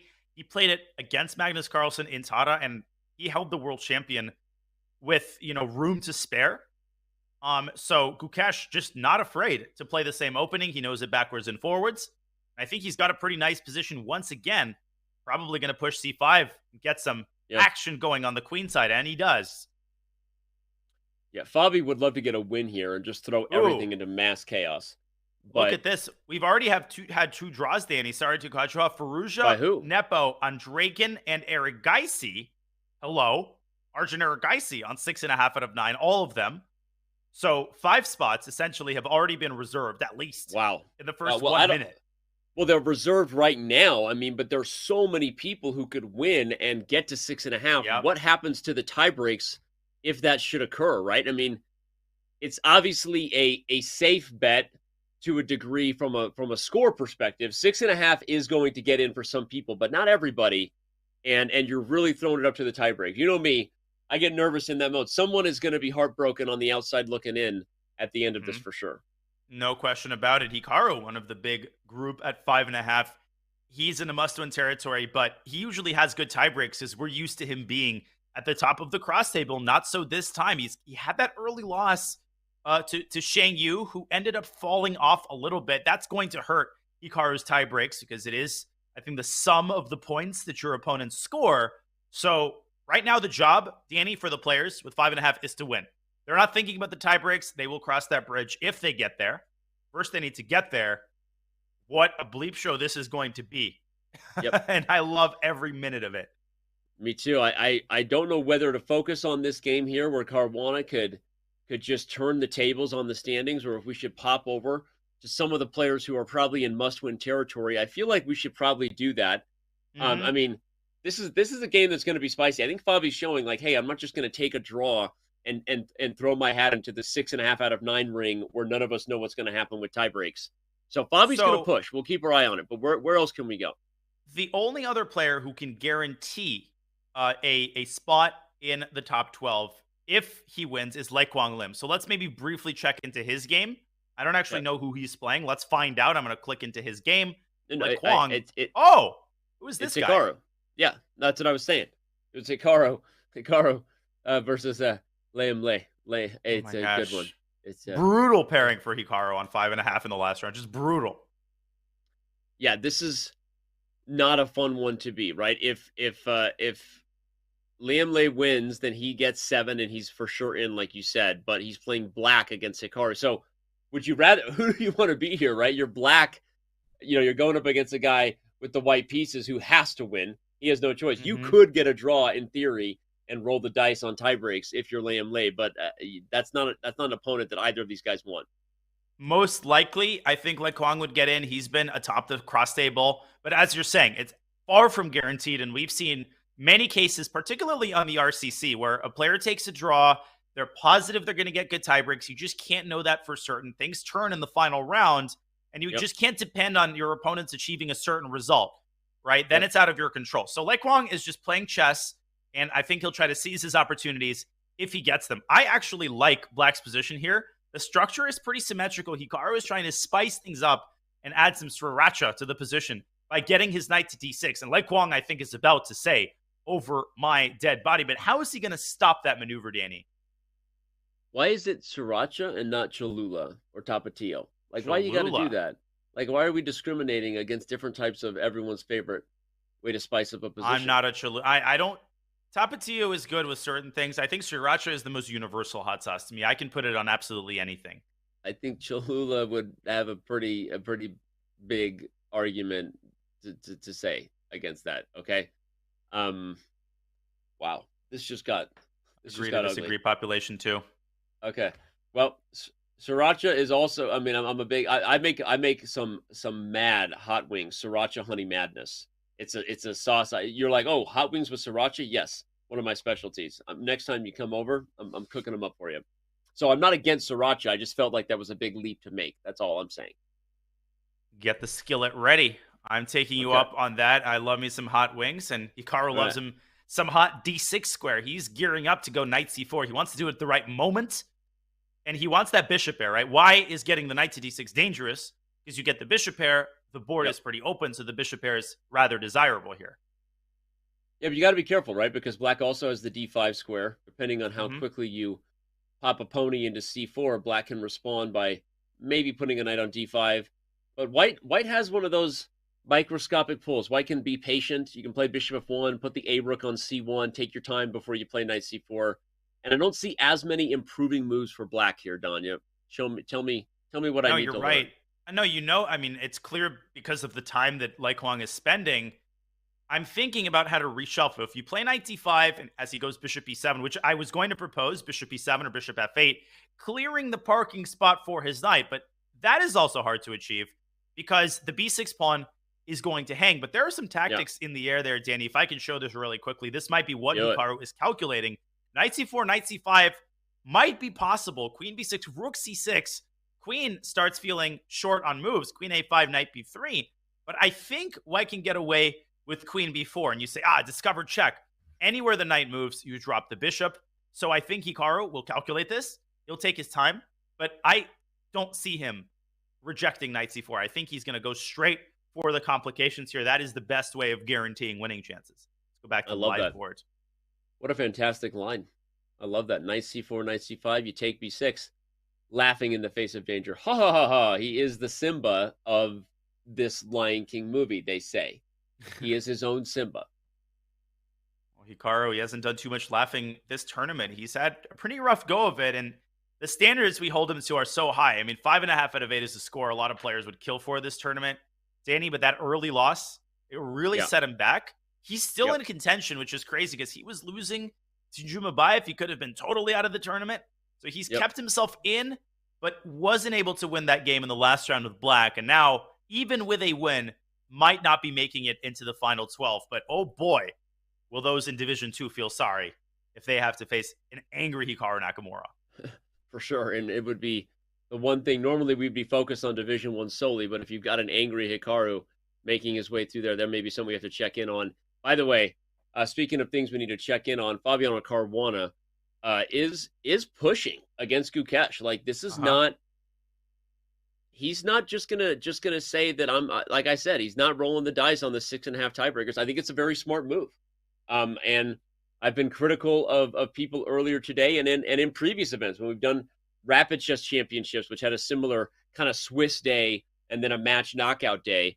I don't think it's good to leave yourself as a victim to the universal tiebreak system. And I like what Fabi's doing.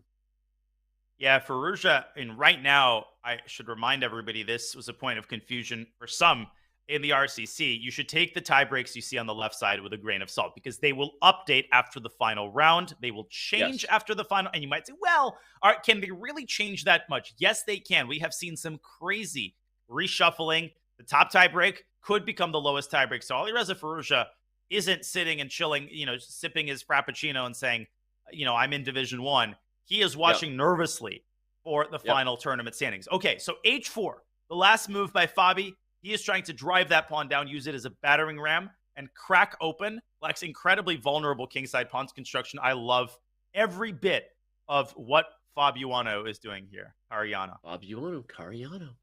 Yeah, exactly. All right. F5, played by Gukesh. Feels like that's, well, it kind of works out here. It's definitely a move you don't take lightly because pawns don't move backwards, Danya. Pro tip. And that's a big commitment to your entire kingside structure.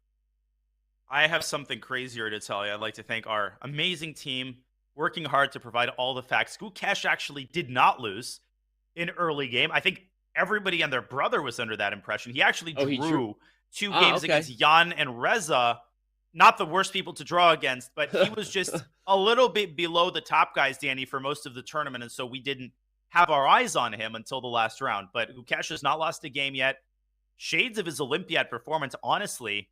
But right now, he's in big danger. Fabi has a big decision to make, though. He can take the knight with his bishop. Tempting, but you give up the light squares. Or you can keep the tension with bishop f3 and really try to sneak in h5. Okay. And he takes. Fun fact. Good to be corrected by the team. Thank you for that. If you're going to draw two guys, Jan Nepomniachtchi and Ali Reza Firouzja are probably two of the best guys to draw. So there you go. Gukesh really has had the best tournament of all. He is the belle of the ball so far. And will he finish that way, or will Fabiano, make that pumpkin go splat at midnight, huh? How's that for a reference completed full circle? Make the pumpkin go splat at midnight. At least tell me, is it a movie or is it a song? Is it a band? You're kidding, right? You're kidding. Oh, have I? Oh, God. What did I just do? Oh, God. Is it one of those limp biscuit moments again where chat is just going to explode? It's like when you stub your toe and the pain is coming, but there's that one delicious second where you don't feel the pain yet. That's what happens when I look at the chat. It hasn't exploded yet. You don't know what a pumpkin like at midnight is referring to. Is it a horror movie like Halloween? Because I'm a horror fan. That would be particularly embarrassing. Now you got to tell me. I mean, chat's probably going to scream it, so... We're gonna wait. We're gonna let chat handle this one because I got some chess to focus on. What have I done?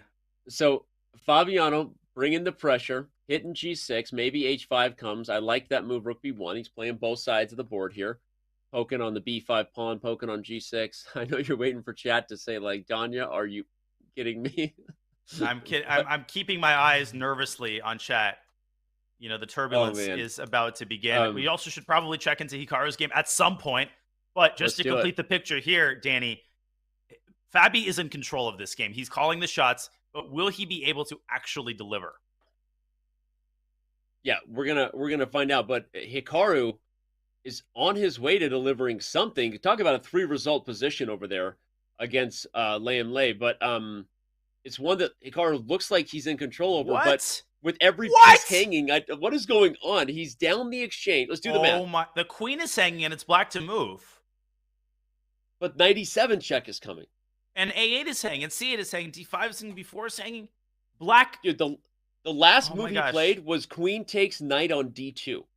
Oh my God, look at this sequence. Knight D5, bishop B4? What? He plays bishop B4 because the knight on D5 was pinned to the mate on G2, but the queen takes D2, and Layam Lay forgot that the bishop had to guard E7. He just blundered it. Actually, in hindsight, it was just a blunder. It was a blunder, and here's the thing. Let me spell out what's likely to happen. If you take the knight, that's out of the question because Hikaru wins more material. I think Lei Kwang has to bite the bullet here, take the queen. I'm going to just show the likely line. Take the queen. It's not actually that hard to follow the rest of the line. Black has to take the knight back. And actually, there's worse things waiting for Black on the other side of the endgame, Danny. He's down upon A, B. White could bring the rook in. White has this move to trade off the bishops. I think Hikaru is going to finish this one off. And he at least is going to give himself a chance. This is incredible tactical eye by Hikaru, who has withstood his subpar form and, again, has given himself a fighting chance based on the tiebreaks to make his way into the top 12.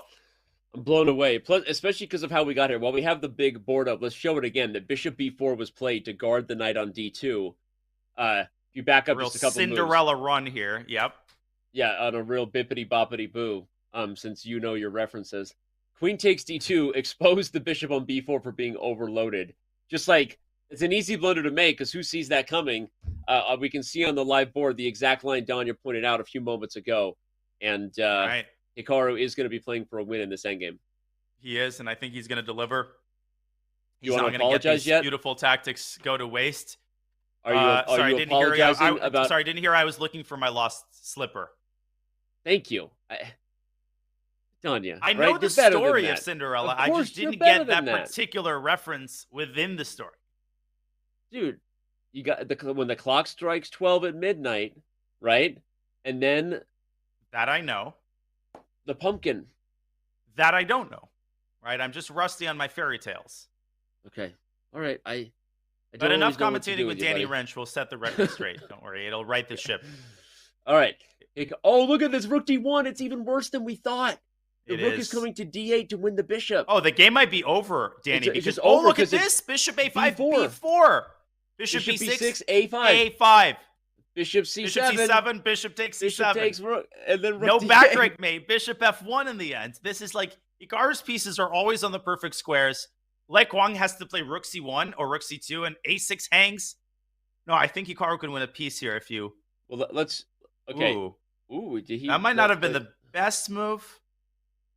It's still pretty good. Let's back up It's and show winning. what would have happened on bishop a5 real quick, Danya. So if Well, bishop we a5, had a Hess b4, moment there.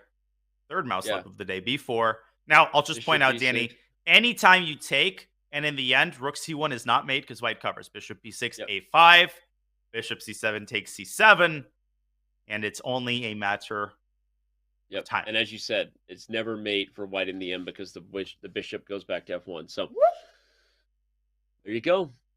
Well, Back to the that live was board. the reason Kwang Liam had to play rook c2. Hikaru played bishop e5, but Black's position is hanging by a thread, but Hikaru better put it away because you got to get a win. There's no like, oh, this slipped and I got a draw that you feel good about. This is a win or literally go home, or in this case, to Division 2 if you're Nakamura. So, Yeah, he has to be perfect here. He takes that second pawn. He is now up 2 pawns, both of them on the queen side, connected passers. And what stands between him and the win here is just the activity of Black's pieces. If he can force a rook trade or force one of the bishops out of their spots, he'll win on the spot. But it's actually not that easy to do, and that is why Lei Kwang put his bishop on e4 to prevent the move bishop d3. Again, hanging by a thread. Yes, we've seen Hikaru pull these types of games out, but he usually doesn't let them slip if he's on the winning side. Agreed. It's not something he does every day. I'm looking over at that Karamwana Gukesh game, and that's also getting spicy. I don't know where to go. I think we can sit right here. Obviously, we know Nakamura has to win. We do. Let's watch a couple more moves and then go to the Caruana game. Let's see Hikaru kind of wheel his way out of a slightly awkward spot here with the pawn on b4 hanging. Danny, and if you play b5, the bishop's connection with f1 drops, and Black can actually go bishop to c2. So work left to be done here for Mr. Nakamura. Maybe it's time to make some luft, but then you give up one of your pawns. Yeah, you're probably winning. Maybe not. I mean, giving up that pawn is no fun.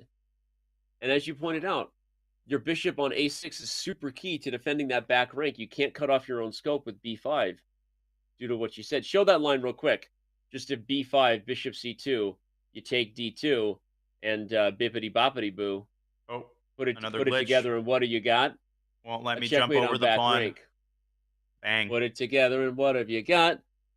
A checkmate on the back rank too. Oh, bippity boppity. Okay, let's go back. All right, so this is not an option for white, and otherwise, he plays bishop f1. He does decide to give up the pawn. He's going to put the rook behind the a pawn with rook a1. Or he's going to force the trade with rook d4 and go into the bishop endgame.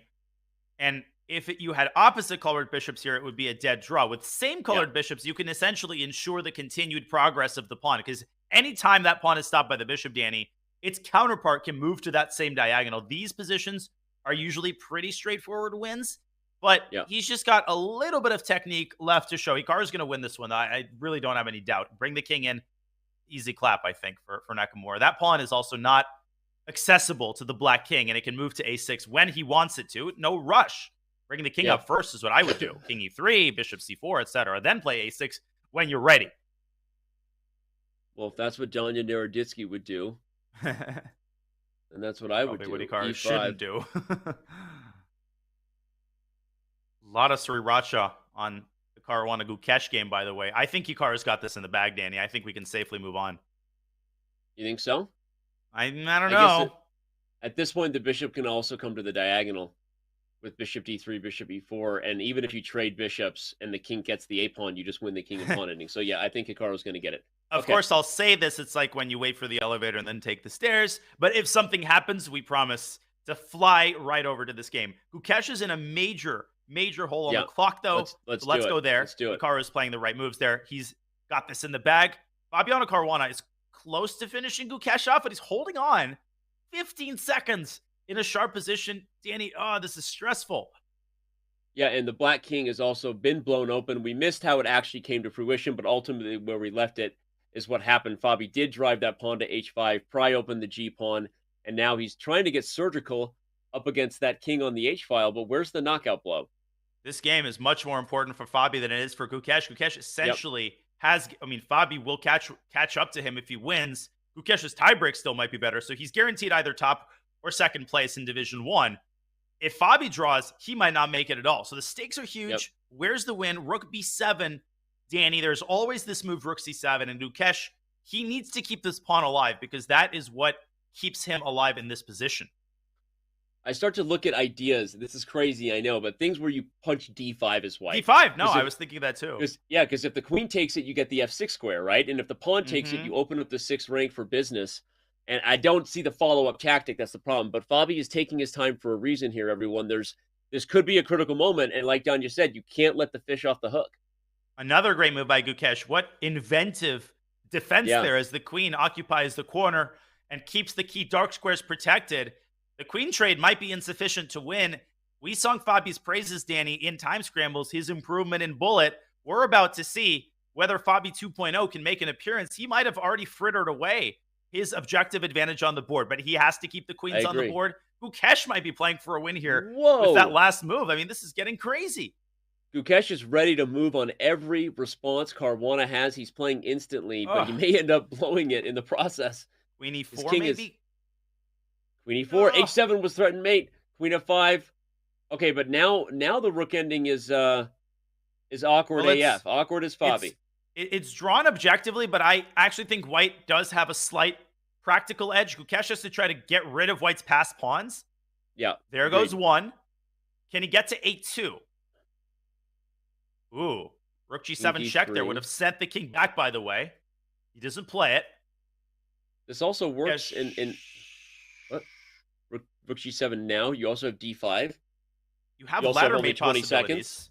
But king h6 in response to rook c1 forces that rook off the 7th rank. Dude, is there like a rook c1, rook h1 mate here, by the way? It doesn't work, but I just got to point it out. No, that's what I was saying. Yeah. Rook c1, king h6, I think, was the only move. Well, Fabi just got unlucky there with the tactics, but let's keep watching. You have king b3 and then rook c3 threatening mate on h3. Hikaru has one, by the way, so we made a good call here. Can Fabi squeeze a win out of this? I don't think so. Well, if he wins, he probably ends up taking first on tiebreaks, tying Rakesh with the score of 7 out of 9. Ooh. But all right, Gukesh is simplifying it out. I think that was a very nice move, f3, actually. I don't know. No? I mean, in a time scramble, that could, I mean, probably objectively it's correct. He keeps his king active. I guess he is, because Fabi just can make no progress. And Fabi shouldn't lose, right? He shouldn't get wild here, because 6.5 gives him a chance, and we know he's got good tie breaks. Yep. Game is not over. Gukesh is going to win f3. You were right. f4 was an excellent call. Gukesh is in fantastic form. Fabi not giving up chances. He's got to move. 2 seconds. Oh 1 second. Okay. Don't go king c2 and get mated. Oh my gosh. Would that have been the... Rook d3. Rook d3. It's going to be a draw. A for f. Still not over. King takes f3. Wait, rook b3? Okay, I thought there was a rook b3. No, this is a draw. Fabi would get behind the pawn, but Gukesh will sack his rook for the... Oh, not yet! What is he doing? Too early! Too early! He's going to lose!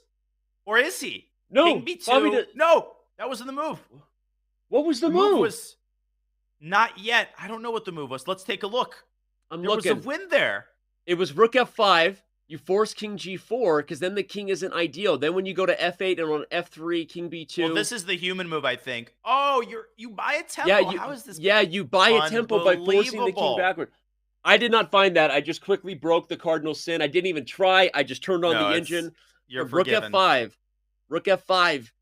That's a fascinatingly instructive point. You force the king to g4. Show it, Donya. King g4. Yeah, rook f5. Because without it, black pushes the pawn straight away. Yeah. And then you go down, and now you gain a tempo. F3, king b2. This is where you gain that tempo, because the king has to burn another move. Yep. And then you get to e2 in time. Just enough time. Fabi just kind of assumed that was a draw. And if he doesn't make it, Danny, he will be kicking himself for a while. Although he will have a chance to make it to the next tournament. But man, oh man, was that a potentially big moment. It looks like we might have our... My word, is someone getting in at 6? Liam Lay is in 12th place with 6 out of 9. No, there are others who can still pass. Wow, we've got a game going on with Sam Sevian we got to go check out, who still has a chance to get to 6.5. Oh, no, he just lost. Oh, he lost. And Daniil Dubov. Dropped off. Dubov takes the 12th spot, robs Liam Lay. No, he was already there. Not yet.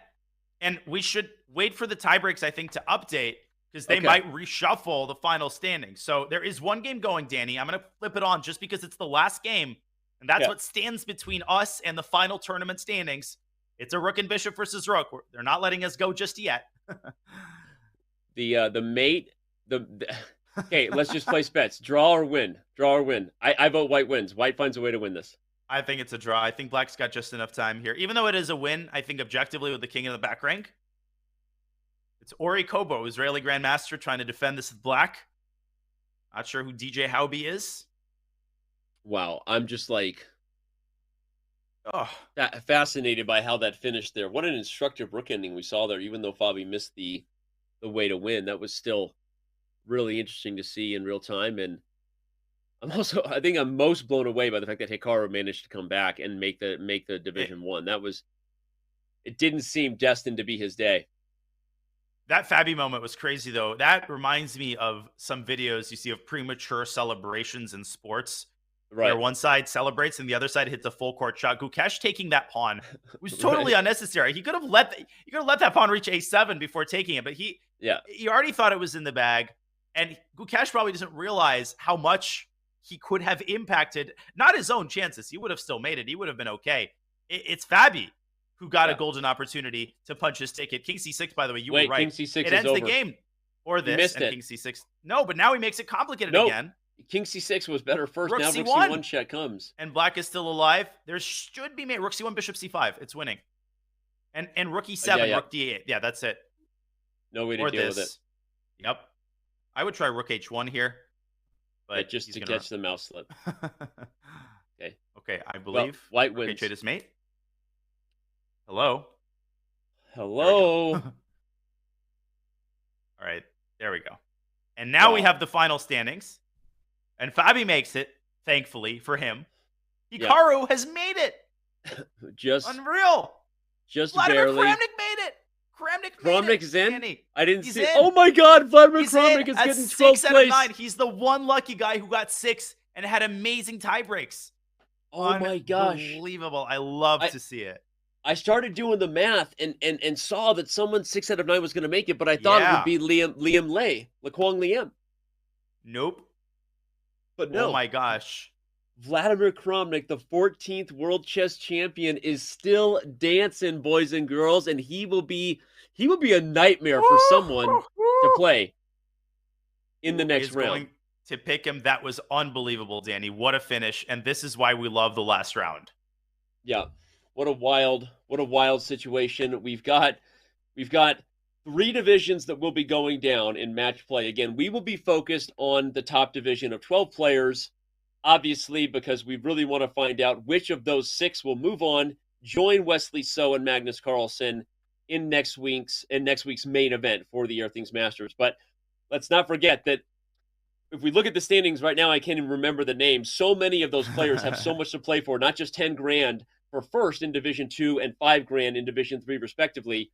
But of course, an automatic bid. If you win Division 2, you end up getting a better second event here in the Champions Chess Tour than a lot of other players because you're automatically in the KO stage. So there is so much ahead here. I think we're getting pretty close to knowing how they finish, but we'll give the team just a second. We don't want to go for a break until we know who has punched their ticket into all 3 divisions. Oh, is Kramnik out? It looks like the standings have been updated. Oh no. Is he out? Kramnik might be in 13th. He might have been surpassed by Lim. I'm looking at our screen. I apologize if I spoke too soon. I assumed those were the final standings. I guess they're not. Hey, they're not updated yet. No, I was just so excited, Danny. You. I was so excited. I thought it was Liam Lay originally too. Hey, it's okay.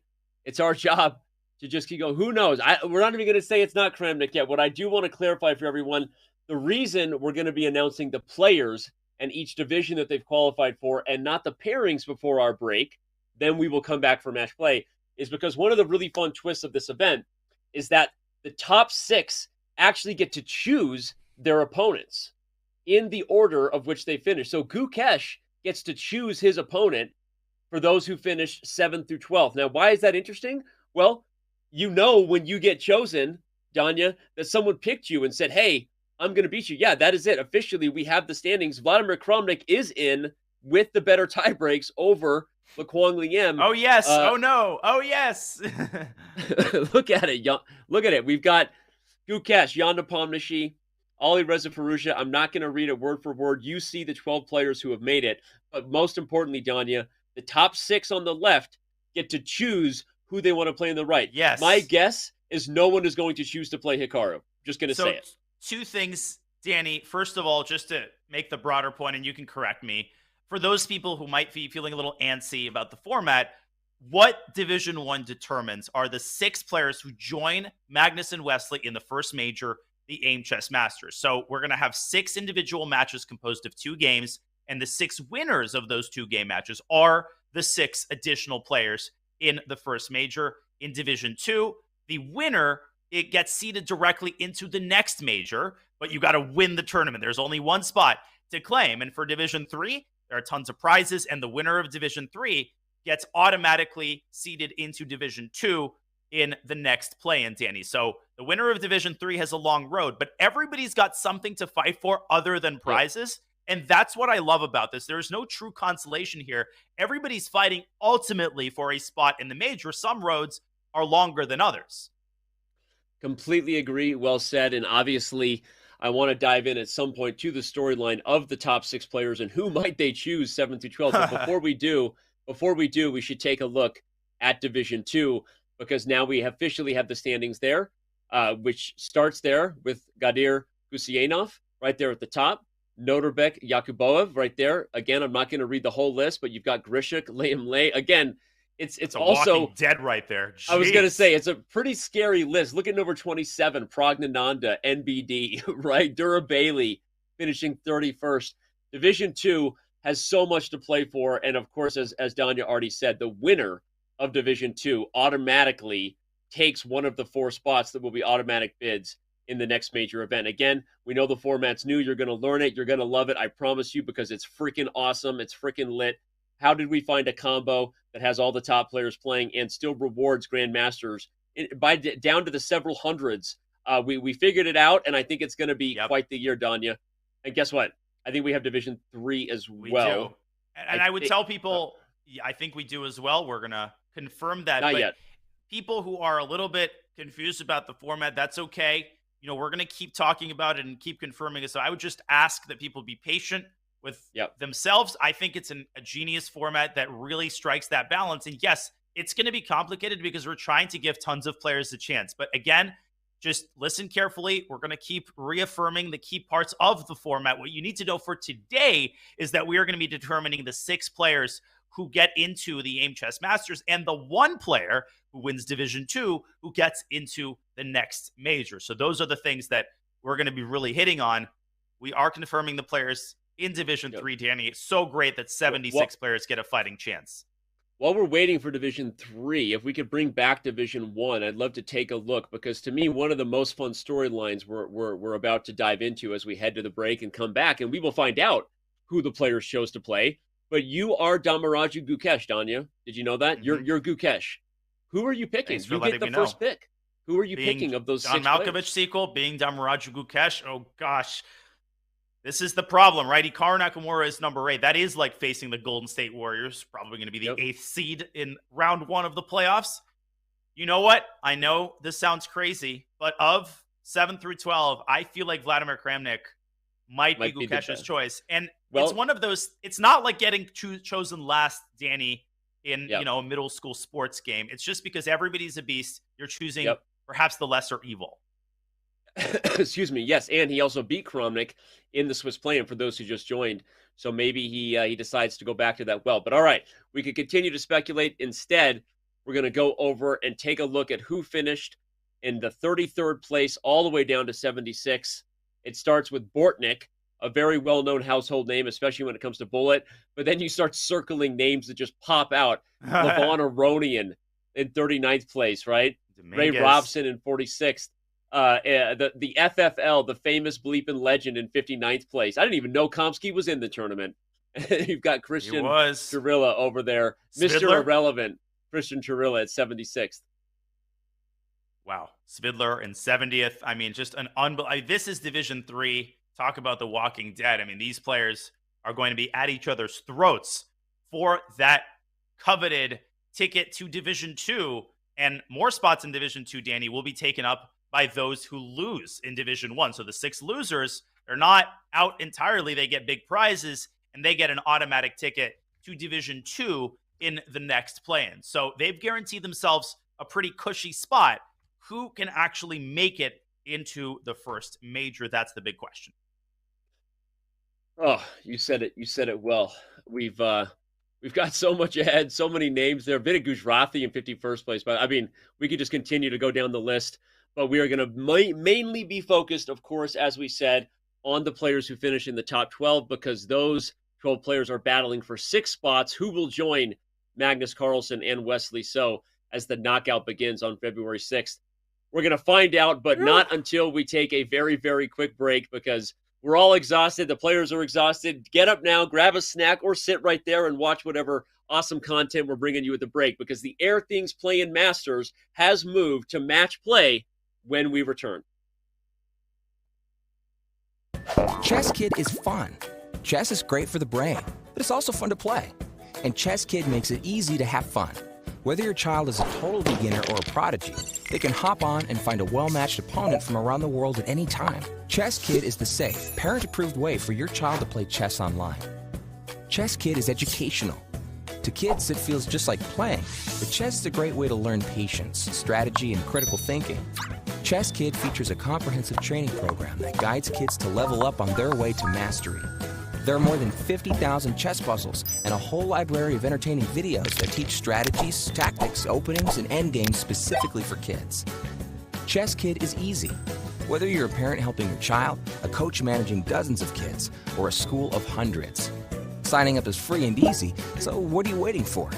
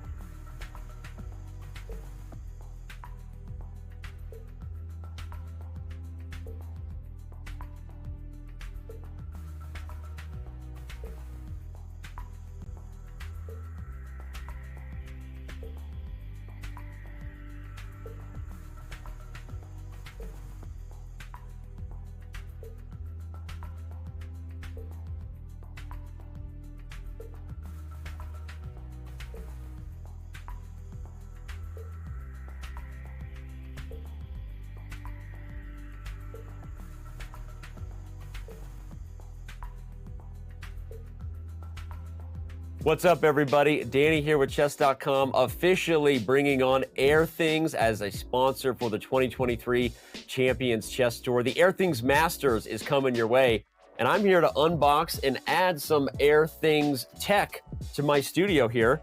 I've got the Airthings View Plus in front of me right now. The most advanced air quality tech, improve overall health, sleep, and comfort.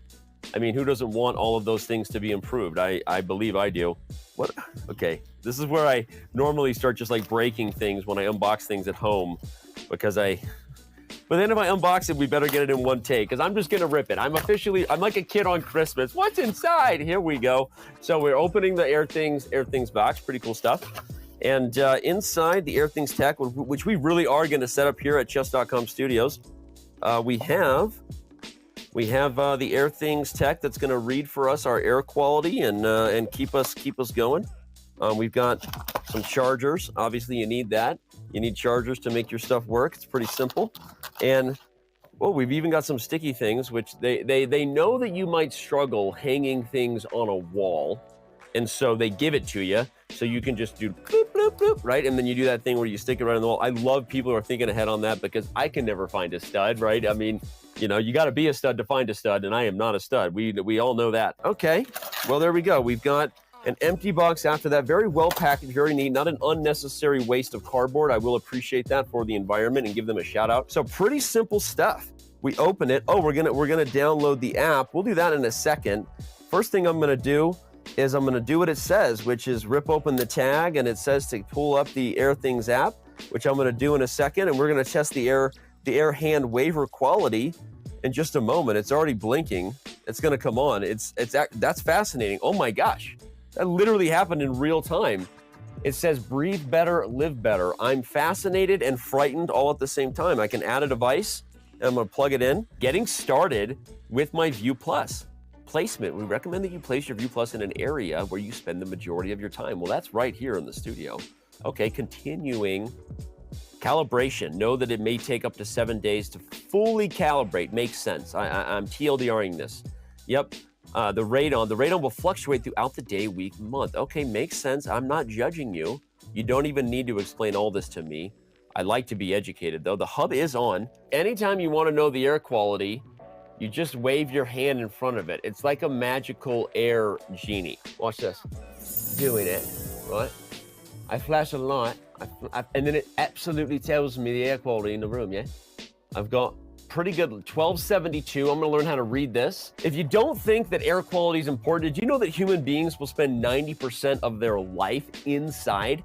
I read that fact from Airthings, and first of all, I was frightened, because what are we doing? Why are we not outside more? That's a different conversation to have. But 90% of our life seems like a lot of time to care about the air quality in our rooms. Also, how much time do chess players spend inside? If the average human spends 90% of their time inside, how much time are we spending as chess players? I don't have a fact check on that, but I'm going to look into it, and I'm going to assume that Airthings makes sense as a sponsor for our chess event, because we want to know that we're breathing high quality air, especially because, fun fact, the ideal carbon dioxide levels will increase your cognitive function by more than 100%, 101% in cognitive ability improvement. That's a fascinating stat. Also, a 288% increase in strategic thinking with the right air qualities, 299% increase in information usage abilities. First of all, I don't even know what that means, because I probably don't have good enough air quality to consume that information and regurgitate it for you. But I'm going to say it again. A 299% increase in information usage abilities when you have the right air qualities, the right carbon dioxide levels in your room. Well, actually, looks like all this talking I'm doing, this is a fun fact, is increasing the carbon dioxide in the room. We went from 1272 to 1365. That's because I talk so fast that I'm decreasing the amount of oxygen in the room and increasing the amount of carbon dioxide. That's a special ability that I have. I don't know what special abilities you have, but that's the special ability I have. Anyway, so shout out to Airthings, shout out to chess players spending way too much time inside, and shout out to knowledge of good air quality. Hope you're enjoying the show on Chess.com.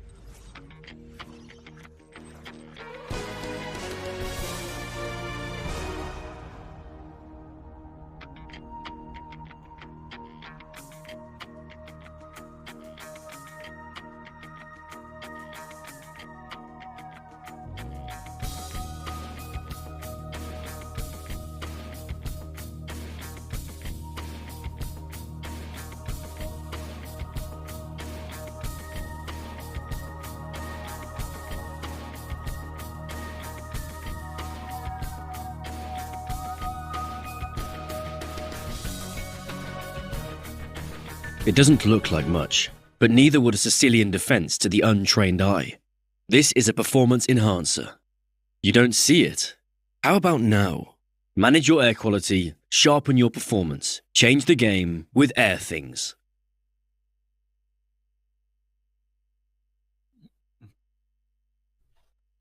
We are back. The day continues to roll on. International Master Danny Wrench, Grandmaster Daniel Naroditsky. We have moved past the Swiss portion of the Airthings Masters play-in stage into match play. Danya, I know you're tired, but you're not that tired. We're pretty excited about what we have in store. Hey, I didn't even need coffee today, Danny, and something really big has to happen to replace my daily dosage of caffeine, and something big has happened. Something big is about to happen. Something big, even bigger, is going to happen as we enter the match stage, Danny. I could not be more excited for the next stage of this epic event. You and I could sit here and unpack what we just saw over the last several hours, the amazing comebacks, the wild finishes, but there's nothing else really to talk about at this point besides what's at stake in the match play portion. So let's dive in and remind everybody of what's ahead. 54 players are about to secure their spots in the Airthings Masters 3 divisions coming up. 6 spots will advance to Division 1. They, of course, will join Magnus Carlsen and Wesley So. 16 spots will advance to Division 2 of the Airthings Masters. 32 spots advancing to Division 3. And 10 players will be eliminated and have to rejoin the play-in in the following event. Reminder, $235,000 are at stake if you make it to the February 6th through 10th schedule where the knockout begins. So you really want to make it, Danya. You most certainly do. A couple of clarifications, Danny, as we look at this very informative slide. Those 6 spots, that's what the fuss is about. Those 6 players are the ones who will be joining Magnus Carlsen and Wesley So, who already have their tickets by invites. So that will make a total of 8 players in the top group. Those who lose, Danny, in Division 1, the 6 losers, they drop down. They still qualify for Division 2. Same process, those who lose in Division 2 make it to Division 3. So only 10 players, those who actually lose in Division 3, only they are pushed out of the the Airthings Masters. Well said. And so, again, it is, as we said, a new format you're learning, but it's pretty simple. If you win prizes and you move up. If you lose, you still have a great chance unless you lose in the bottom of division. And don't forget, what's at stake if you win the whole thing come February 10th is a direct spot into the championship, which has $500,000 in prizes. So, quick reminder, that's what we're playing for here. And who is still left playing for it? Who are the 12 players who made their way through the gauntlet? Go ahead, Danya. Not really recognizing any names here, Dan. You're putting me in a pretty tough spot. I don't have anybody to talk about. I will pat myself on the back. And you know why? Why? Guess who Gukesh, who came in first, has chosen for his opponent. Indeed, the former world champion, Vladimir Kramnik. Will he regret his choice? We are going to see. I can't wait for that game.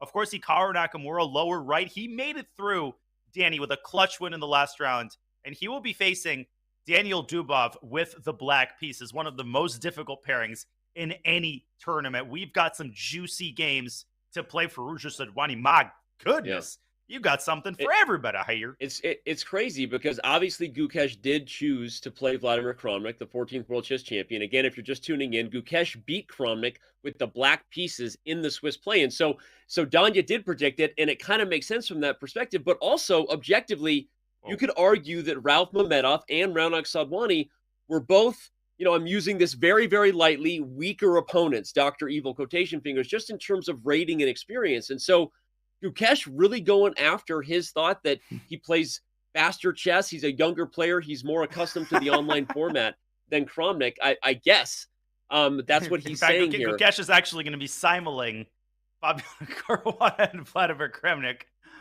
I missed. There was something on screen. I missed something.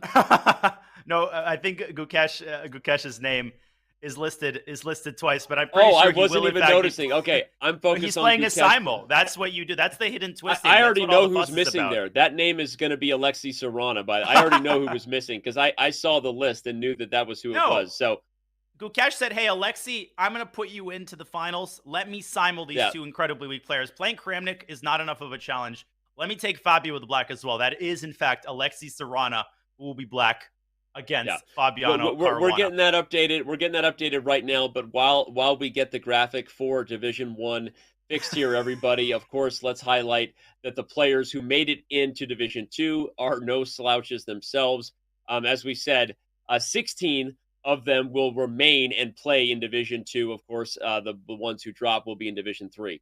But back to what I was saying, because I want to talk about the storyline, if possible, that Gukesh chose Kramnik, Danya, and again, Ralph Mamedov, Raunak Sodwani, technically lower rated players, but not people that Gukesh wanted to throw down against. And I think it's an interesting choice. I know you called it, but I'm not totally sure I agree with it. You'll note that Jan Nepomniachtchi and Ali Reza Firouzja, they both immediately chose Ralph Mamedov and Sodwani, right? So the two players that were technically lower rated than Vladimir Kramnik. So interesting. Yeah. I was opening my mouth to say that. I mean, you can basically go several ways. You can choose the lowest rated player, but if you're familiar at all with how Alexei Serrano has played in the RCC, then you know that he's not necessarily the wisest choice. Ralph Mamedov is one of the trickiest grandmasters out there. He has defeated just about everybody in rapid play and in classical chess. So you're essentially choosing, between 6 incredibly difficult opponents. Gukesh already defeated Kramnik. Vladimir, comparatively, Danny, is the rustiest of the players. So again, I don't think it's disrespect from Gukesh. I think he's in a tough spot, and he's making the wisest decision given his options. Yeah. Okay. Well, all right. So we're going to come back to Division 1, of course, in a second. We previewed for you the players in Division 2. Let's also remind everybody that there's a who's list of a ton of very, very good chess players also competing in Division 3. We noted a few of the notable names, Danya, before we went to break. I'm going to ask you to do the fun thing. Tell me who finishes on top of Division 3 at the end of today. You got a big list there. I feel like the Final Jeopardy. Da, da, da, da, da, da, da. If I had to choose one name, and I do have to choose one name, I am going to choose. Give me 10 seconds to acquaint myself with the full list. You know who I'm going to choose? I'm going to go with Ray Robson, number 46. I'm gonna call Ray.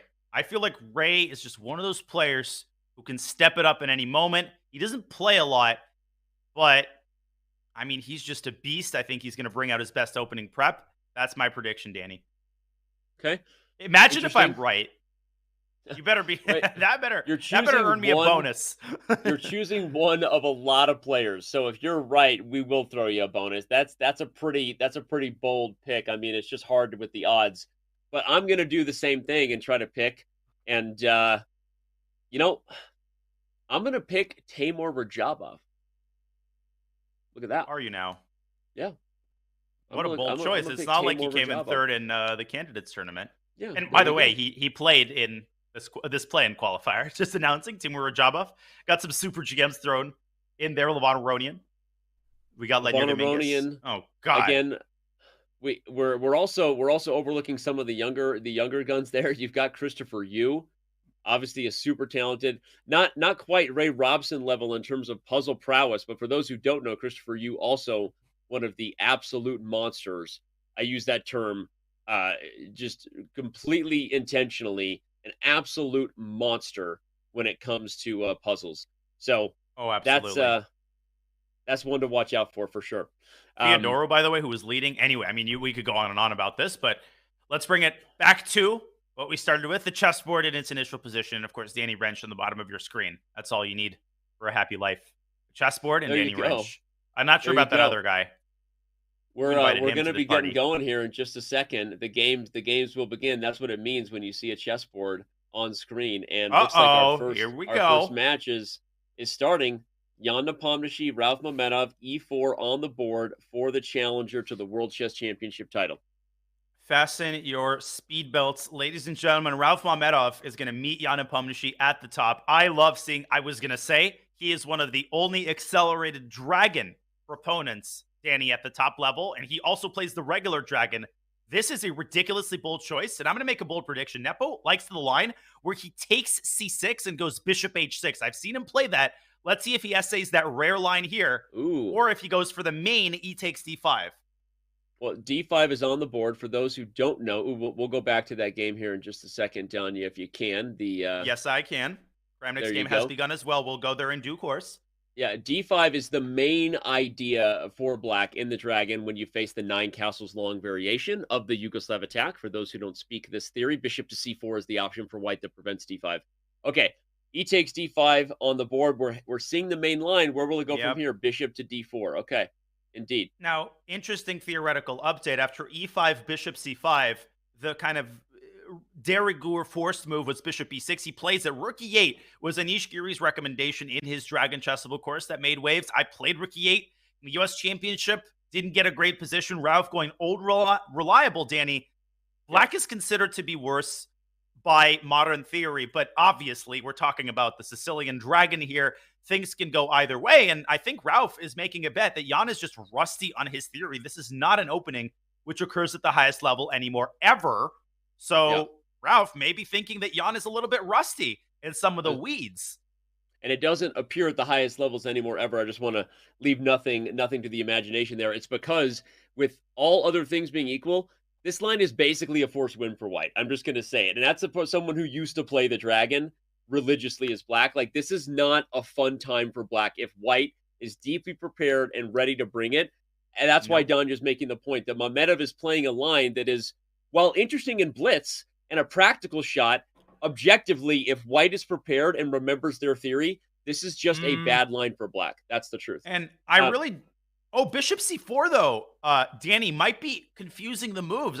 I think I called it. It's 94. 94. That's why. And there you go. I was going to say, why is Ralph thinking he stumbled into this? What, now he's thinking? No, it's because Jan mixed up the move order. 94 is the move here. And how do I know he mixed up the move order? He's starting to think. And Danny, after queen C3, I think there's a check on G5, and this might have frittered away the sort of theoretical advantage that white is supposed to have. E4 could also come with a discovered attack. Uh-oh. And you might have frittered away your chances to use fritter again because you've now used it 3 times on the show. So let's move forward. Have I frittered away my commentary spot in further I'm just kidding. Airthings No, but qualifiers? the point is, you weren't wrong that the gamble kind of paid off. Mamedov plays a line, a dubious line in the dragon. Jan Nepomniachtchi stumbles a little bit in terms of his theory.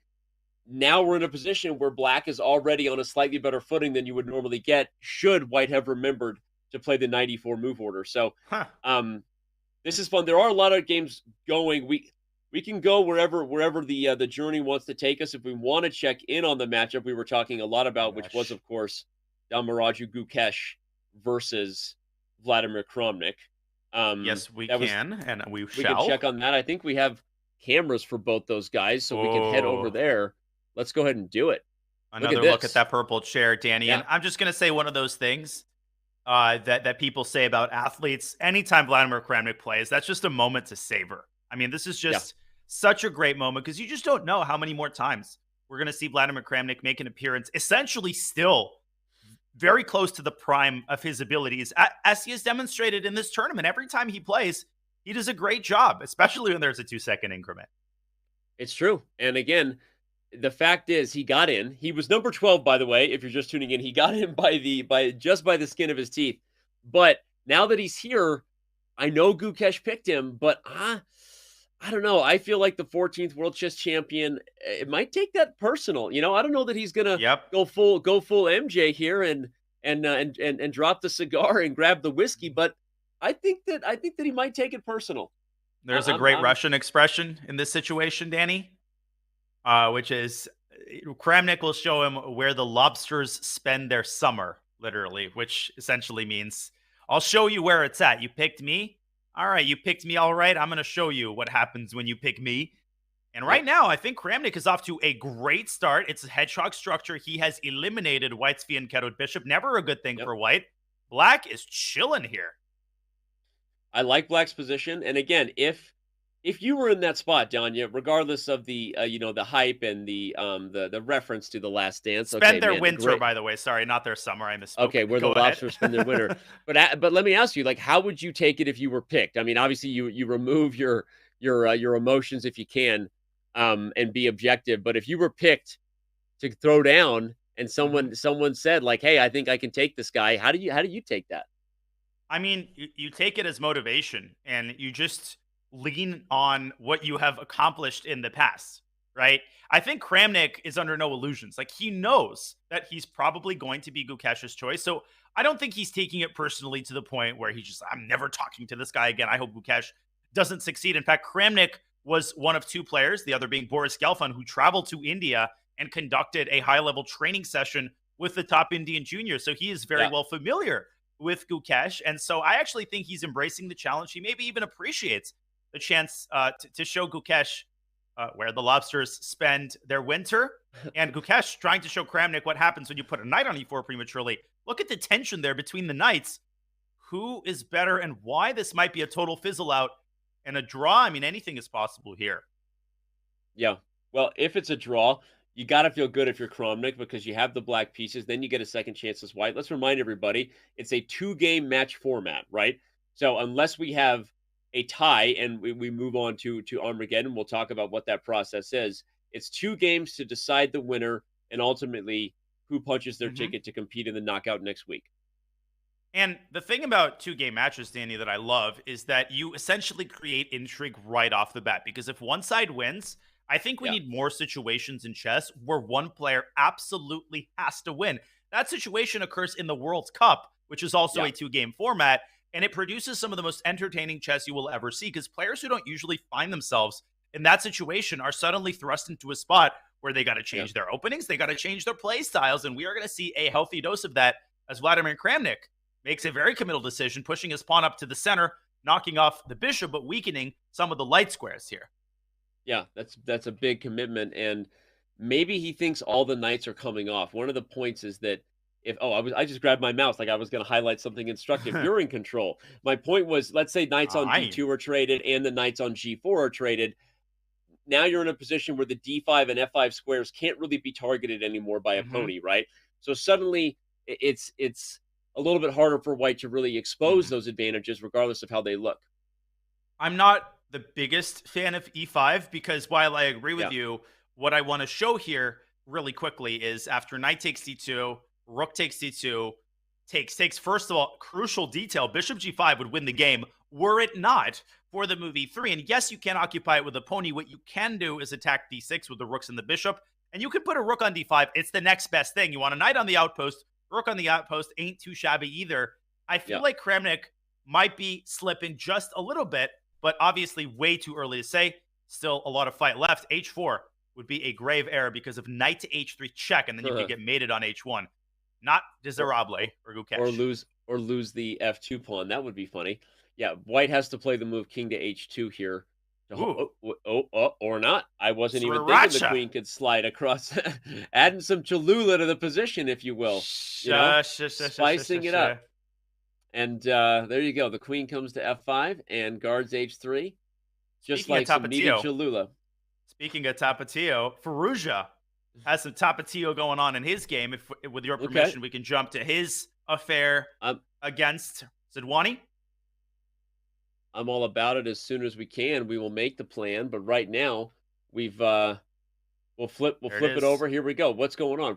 Firouzja's looking fantastic. What happened here? Yeah, sorry to pull everybody away. The Kramnik game is very rich, but Firouzja is completely winning game 1 in 17 moves. It was a very bad opening for Raunak, who played a weird Dutch. I mean, he was stumbling around while Firouzja was developing his pieces, and that king is on its last legs, but Firouzja is also getting a rook to e7. So whichever way you slice it here, this looks totally lost for black. But Raunak, he's a tricky guy. Firouzja needs a little bit of precision here to finish him off in game 1. Yeah. I love that move. The Guess what, Danny? There, what? Knight e6. He's going to go knight f4 anyway. Trade and get the G file. I love it. I was going to highlight the bishop pair is the problem. The dark squares are the problem. Knight e2 was a great way to execute, but the truth is black's problems weren't going to fix themselves, and now you're just really tough. I mean, you could probably also meet knight e6 with just bishop to c3, and black still has struggles. We see Raunak, speaking of struggling, he is head in hand focus. Firouzja given a little bit of a bob there. But knight f4 check is going to be devastating, whether it forces the trade and opening of the G file or not. Yeah, this is very impressive play in the early going by Alireza Firouzja, who I've been saying for a while now is one of the top endgame players in the world, has already established himself as a technician. I think Magnus Carlsen has the top spot, but of the young players, Alireza Firouzja's endgame prowess is very underrated, and I think will be the subject of a lot of praise as he builds his chess career, if of course he ever, plays an OTB tournament. But he is making a case right now that he is not just not rusty, that he is ready to fire away, and fire away he will at Black's king. The evo bar going up even further. Yeah. And where's the crusher? We're announcing some sort of knockout here for the computer. I just don't. Okay. Knight F4, King H6. Bishop E3. There is the move G5, intercepting the bishop. You gotta be careful. Mm-hmm. And Firouzja, you can sense the wheels turning. He gives that check. He takes that rook. He takes. Just gets the rook to E1. Play it simple. Rook E7 coming in. I think Black is just overwhelmed. Black's rook is not playing. White is playing this literally up a rook and a bishop. Yeah, this is fascinating. Over. If bishop D7, rook E7 just wins a piece. Like, Yorktown can't defend both. Draw in Nepo Mamedov. By the way, Jan just had to bail out after that opening mishap. Yeah, played bishop to C4 instead of knight E4 on move 12 of a well-known line in the Yugoslav attack.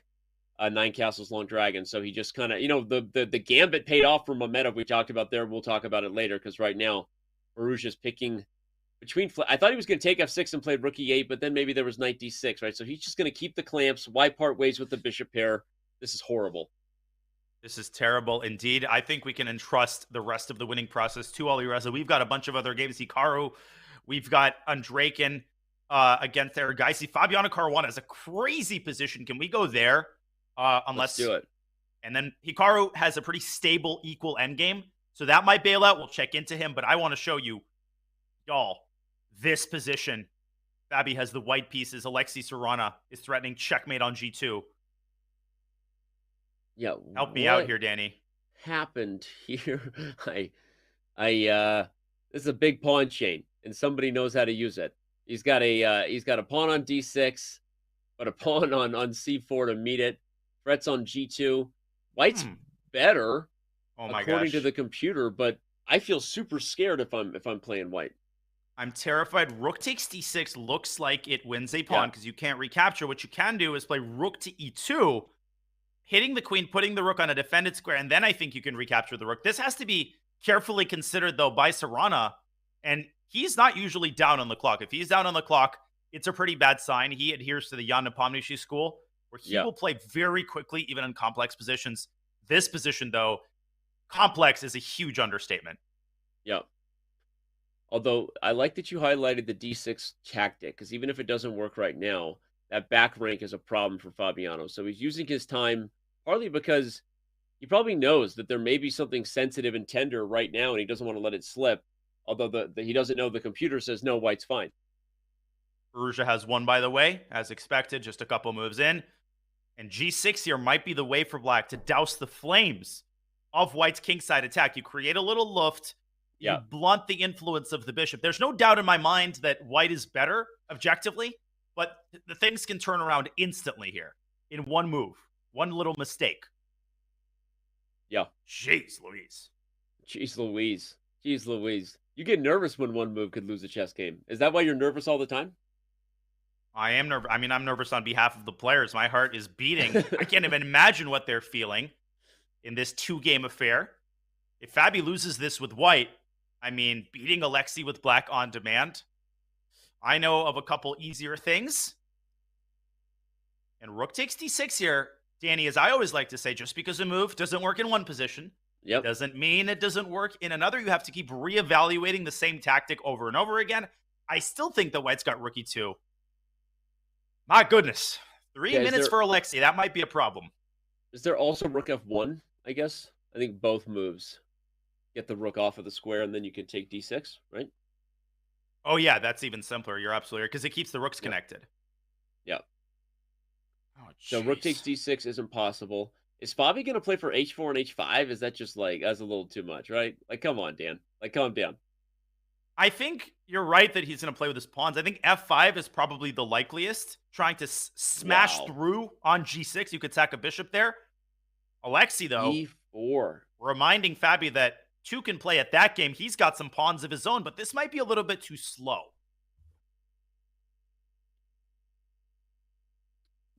B4. Yeah, the problem is you're going to get C3, but then what? And then right? what? Yeah. White has H4 coming, H5 coming, maybe F5, as you said. Rook F1 probably worth throwing in at some point, probably now. Just get the queen off of your back, get a little breathing room for your king. I like your idea. I think F5 might be even stronger, paradoxically, with the rook on F1, because you can imagine, Danny, after the F takes G6 happens, that rook is aiming at F7. The tactical potential here against Black's king is unreal, but if Fabi doesn't unlock it properly, it could easily backfire. Yeah, well said. And, well, the problem is if you ever play F5, E5 falls too, though. So if you're not delivering the goods on G6 with some sort of crashing through, you also want to keep your whole pawn chain together. F4, E5, D6 is by design, right? Yep. And it also is holding Black's pieces back. So again, that's why, as we say it, like the players are using their time for a reason, because this is very tricky. And what a weird swing of a game when you have one side with a massive majority versus the other on two opposite sides of the board. Weird positions. No, it's a ridiculous position. This might be a fascinating time scramble. I'm keeping a side eye on Vladimir Kramnik's game. He seems to be in a little bit of trouble. I'm not sure if it's a little or a lot. We could check that out. In Dubov Nakamura, we have an endgame where Daniel Dubov, talk about delivering the goods. He's got Hikaru Nakamura under some serious pressure. Between those two games, Danny, do we stay on this one? Do we go there? We got a good problem. We got too many interesting games. Hey, as I've been saying, my hands aren't on the wheel. I'm just your passenger, baby. You take me where you want. Okay, right? a quick look at Hikaru Nakamura's endgame, and then back to the Kramnik game, hopefully, for the end of that. Daniel Dubov has just declined a draw offer, taking a page out of Hikaru's book. Okay. And I think for very good reason. He can stick a second knight on C6, but then Hikaru might stick... Oh, jeez. He's also got a roughly equal situation on the clock. Okay, right as I say that, he's now entering under 3 minutes. But when we first joined, it was close enough to say, like, all right, first thing you check against Hikaru is, am I way down on time? He's not way down on time. He has a better position. He's got a couple of knights on strong squares. But objectively as well, Black has no positional weaknesses yet, right? It's all activity that favors White, nothing concrete unless he converts. So these positions are also dangerous against a guy like Hikaru. If you try too hard, as we always say, then you get under time pressure. You know, before you know it, the script is flipped. Not the good kind. The bad kind. I did commit the serious transgression of consulting our Silicon Fiend, but the best move apparently was knight 8 to b7. That, talk about inhuman. How do you not put your knight on c6? Not just because the knights are arranged in kind of cool fashion, because you're controlling all the squares. Knight a b7, though, prevents Black's knight from jumping out to its most active square on c5, which I think is what Hikaru should do to exploit knight c6. It was an inaccuracy objectively, but you take everything with a grain of salt. I mean, Black is hanging by a thread in this endgame. Tons of forks, tons of threats. And I think knight c5 might actually be the only way for Black to keep the sort of defensive flame burning here. And he plays it. You don't have to tell him twice. Yeah. Of course he sees it. Well, and if b4, the knight will pop to a4 with tempo on the bishop, I'm assuming. If you give Black another move, is he playing something like king f8? Just like, I don't know, inching your way toward defensive efforts in the center? These positions are always so funny, Danya, because, like, everything is completely symmetrical besides the pieces and where they are, and the initiative can get away from you super quickly, but also you can get a snap of the finger and everybody's traded and we just have a draw because no one had any positional weaknesses. And you could even get a turnaround here. White could overpress, overextend. I mean, those knights, as cool as they look, they're not very well defended. So you can think of a knight d5 could have happened there, and Dubov decides to manage his risk, eliminates f6, and knight takes f7 is an easy tactic there that's in the air. So Hikaru nips that in the bud. He's still worse, Danny, but I think he's holding on pretty nicely thus far. Vladimir Kramnik, though, he is not holding on very nicely. I think he might be losing his game, unfortunately. Let's go check out that game, because I think it's probably the biggest storyline heading into our match play portion if you just tuned in. Why is that the case? Well, Damaraju Gukesh finished #1 after several hours of an epic Swiss event. And one of the people he beat along the way, everyone, was the world champion, Vladimir Kramnik. And we speculated whether he would choose to go back to that well. He says, yeah, it's not dried up yet. Because remember, one of the cool things about our format, Danya, 1 through 6 get to pick their opponents. So Gukesh, just to remind the fans, chose to play Kramnik, and right now it seems to be paying off. It is, but Gukesh, he was on the queen side of the queen versus rook and piece affair in the first round against Firouzja. He failed to win that one. In fact, he almost lost it.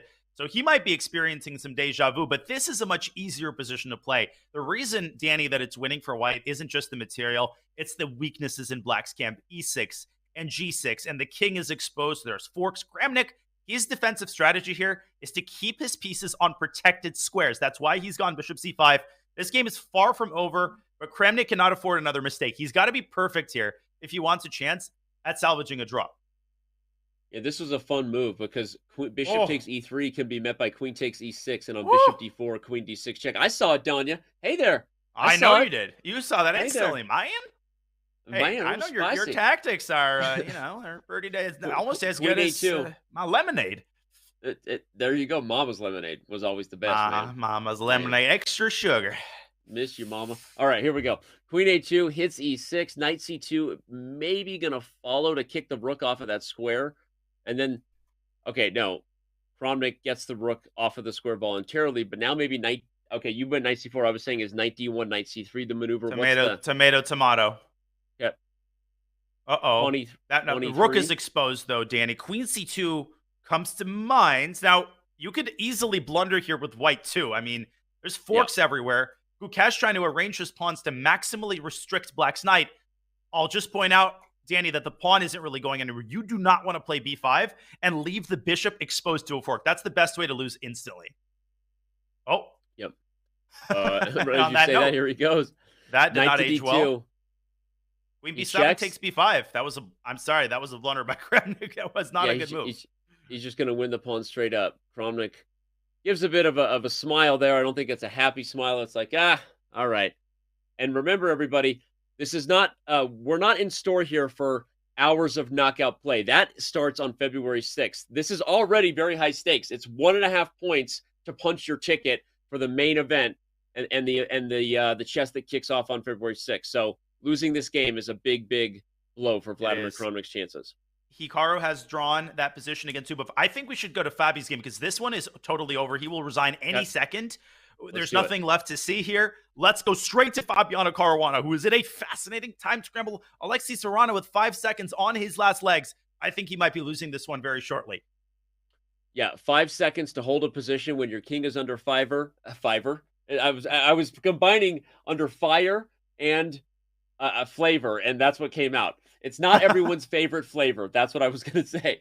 Having a king under fire with 5 seconds is not everyone's favorite flavor. Say that 5 times fast.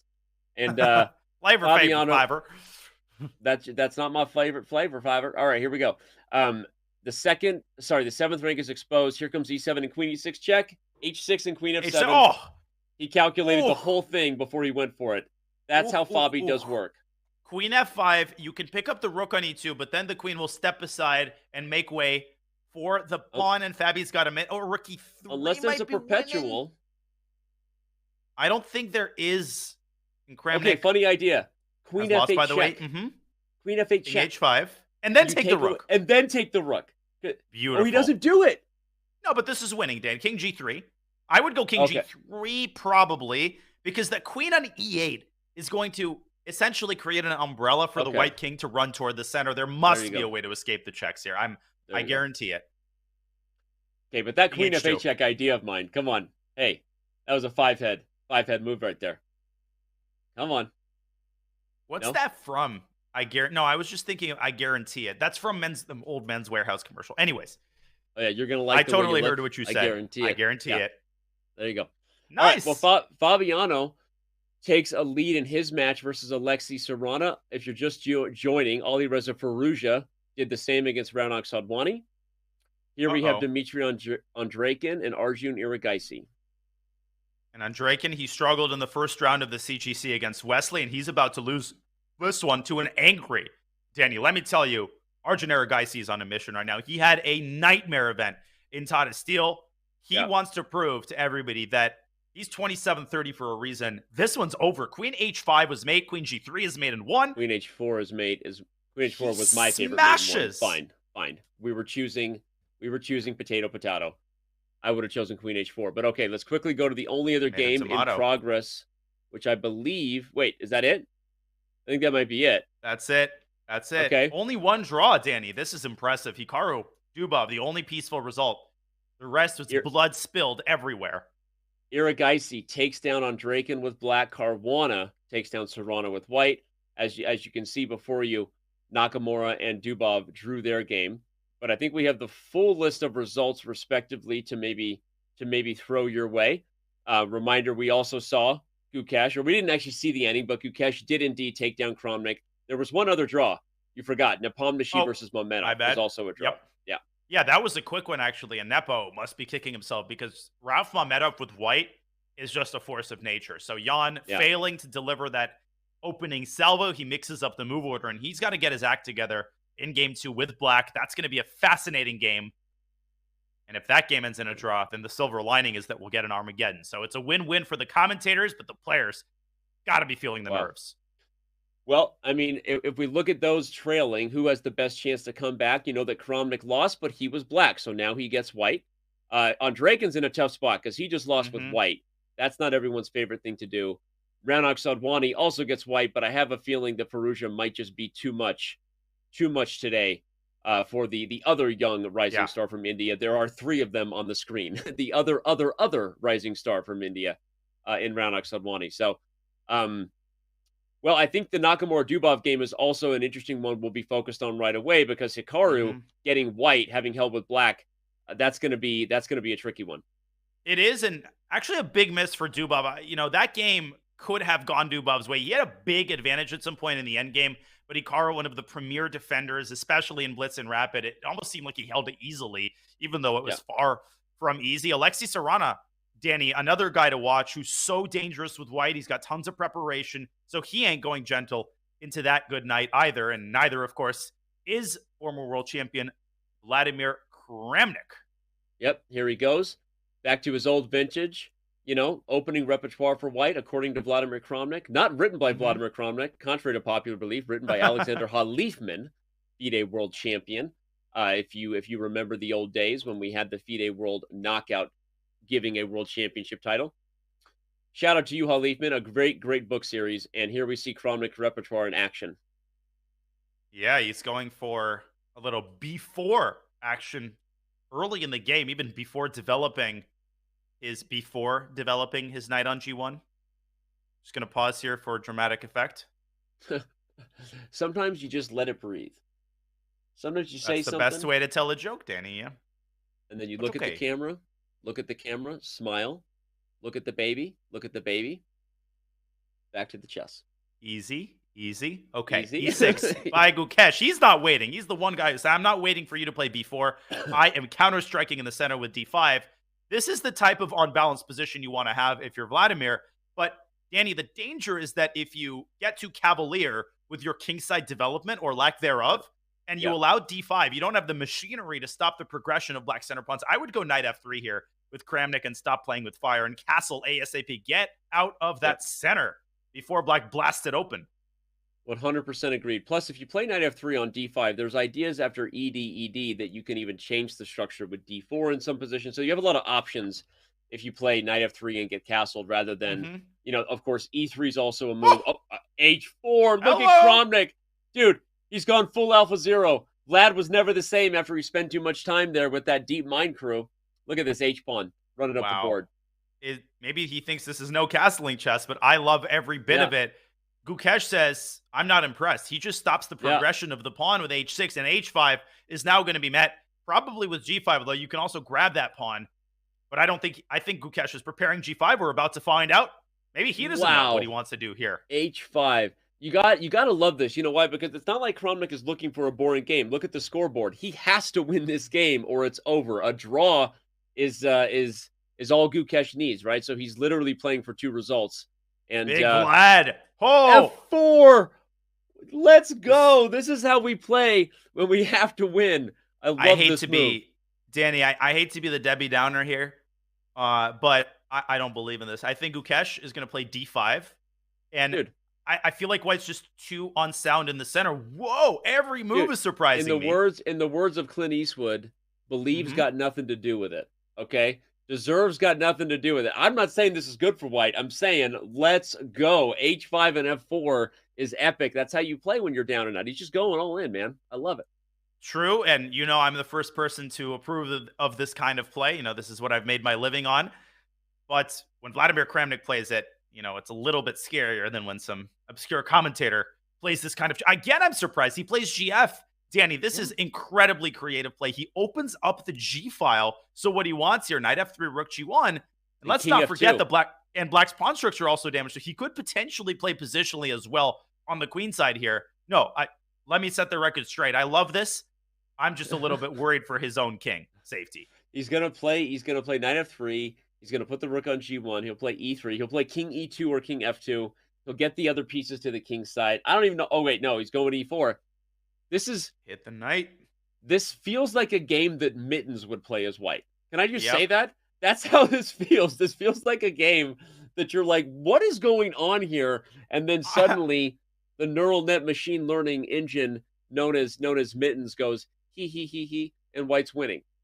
I feel like I joked about this earlier, but maybe Kramnik has a side bet with someone that he can win a game without castling. He's playing no castles chess. Gukesh can do anything he wants, but queen d4, Gukesh might want a checkmate on f2, and then rook d8 hits the pawn on d3. And one of the big problems here for Vladimir is that he can't go rook h3 to cover that pawn because someone is caught with his pants down on the king side. Maybe queen f3 and king e2 is what the doctor ordered, but then there's some crazy tactics with the knight f2. This is going to get incredible very, very shortly. I wish I could just play king d2, to be honest. I can't for a number of reasons you don't need to list out. But if I could put my king on c2, I'm just going to finish the thought and deal with the fork. I'd be happy. But not easy to do. You're right. Probably queen f3. But Yeah, even this. I'm just going to make the moves here. And I Yeah. thought this worked for a second, but then I realized there's no mate on d1. The knight covers that, and it covers the rook. Yeah. So sacks on e5, maybe b5, throw some more oil onto the fire. I feel like this position might actually arise, and this is where I'm really, really afraid that Kramnik could just get checkmated with all these monsters sitting around the center and the king side. Yeah. Well, if Back it to the was a live no board. castles chess bet, then at least he'll win his side bet. Even if he does go home, it was pretty epic to see him throwing down today. But all right, there's some other games that have also gotten started. Janya, we can go Whoa. anywhere, but you're in charge. Choose the adventure, Hikaru. sir. Hikaru has already drawn. He drew the opening, getting straight into the Armageddon. He offered a draw with white, and He we wants saw the him do Armageddon. this in the RCC. This is his MO in a lot of these 2-game matches. He believes in his ability to pull out the Armageddon, and his record does and has often proved him right. But what a risky call. Jeez. Yeah, when you get the white pieces, normally you push a little bit, but Hikaru is that confident and likes himself some winner-take-all chess. That's what Armageddon is. It's winner-take-all. We like to use that phrase in sports, but in chess, there's always been a caveat. Nothing is really ever winner-take-all because you can draw not so fast when it comes to Armageddon. The most exciting event in sports, of course, right behind sudden death dodgeball. Absolutely. I'm going to go to Mamedov Nepo because the other 2 games, they're both in an Nimzo Indian, but they have just started. So we're going to let Sarana Caruana and Aragaisi Andre can develop a little bit, and we'll go there in a while. Here we have an opposite colored bishop middle game, so it's not a draw just yet as long as the queens are on the board. Danny and Nepo kind of deciding, do I want to implicitly offer a draw, or do I want to keep chances alive but potentially give white pressure on the f7 pawn? That actually looks a little bit unpleasant for black. Yeah, I mean, at this point, because Nepo got to this position facing potential Armageddon different than Hikaru, where he drew a game with white, not in a fashion he wanted, he'd probably be happy to draw this position as black, and he is a little worse here. Knight e5 is coming, as you said. F7 is tender. We're not sure what exactly Nepo's thinking. We'll find out soon, but I have a bad feeling about this, Danny, on Jan's behalf, because that knight is coming into e5, and you've got rook c1. You've got this weird maneuver, bishop f1 to c4. Mamedov one of his strongest suits is his ability to play with the initiative. He is so good at continuing to create problems. And right now he's got exactly what he wants, a relatively risk-free position with more active pieces and clear tactical chances. Mamedov's got a risk-free position. I'm looking at the risk of that fan spinning super fast above Jan Nepomniachtchi's head. He's moving the air around, but speaking of air, by the way, we got an air quality check, by the way. Did you know that I have an Airthings set up here in the office, Danya? I did not. I find out new things every day. What my air quality is? Right there on screen. Doesn't look all that good. I think I can see the word poor there. Wait, it says poor? Damn, girl. No wonder I'm feeling so tired. Maybe that's why I'm lacking cognitive thinking. Maybe that's why I lack strategic thinking. Maybe that's why I'm not playing chess very good. It's because the air quality in this studio isn't improving the brain waves of this guy. Can we get a full-scale investigation to get to the bottom? Can I get a full-scale investigation? Give me perpetrators of this will be brought to justice. I'm actually not kidding. It does get a little stuffy in here when you've been in the room for 6 hours. But shout out to Airthings.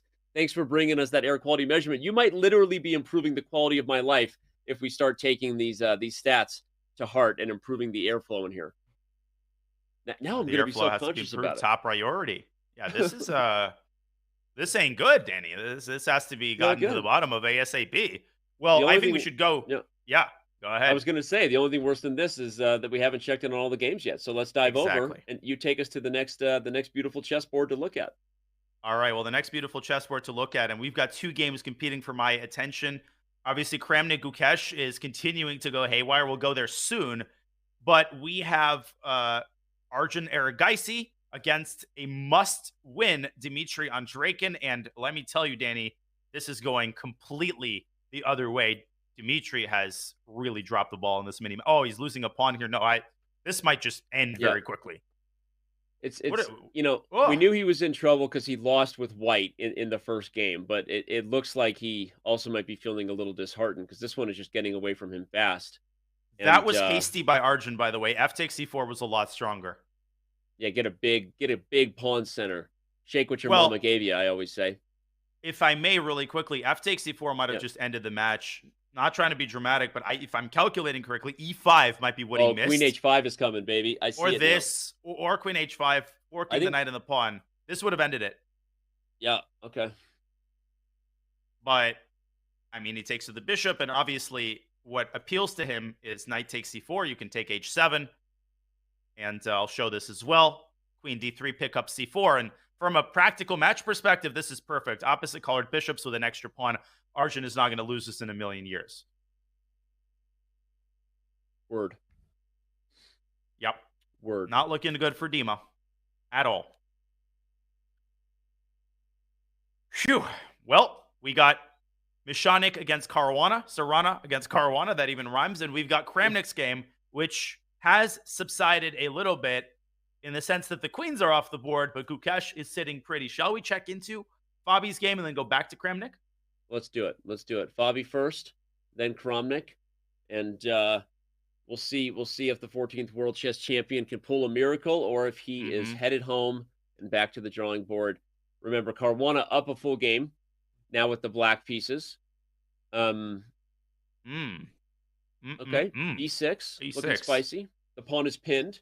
The rook on a8 is undefended. White has queen b3 coming and then rook to d1. No? You know, it's one of those positions that looks very impressive because your eyes are drawn to that pawn chain, but pawn chains don't win games. Good moves win games. Knight b5 to d6 might be one of those good moves. So black has the equivalent outpost on d3, and Caruana is just salivating at the prospect of sticking a knight there. The opposite colored bishops aren't doing any favors for Alexei either. Black has potentially c6, a nice little parking spot for the bishop. Yeah. I like Fabi here. I think Alexei needs to whip up some tactical action pretty quickly, and knight b5 is the only way I see to do that. Well, especially because black is playing for two results, right? A draw, and Fabi is dancing on Monday as the main event kicks off. So, yeah, I don't like this. The more we talk about the position and remind ourselves of that fact, hard to see how Alexei Sarana is drumming up real winning chances here.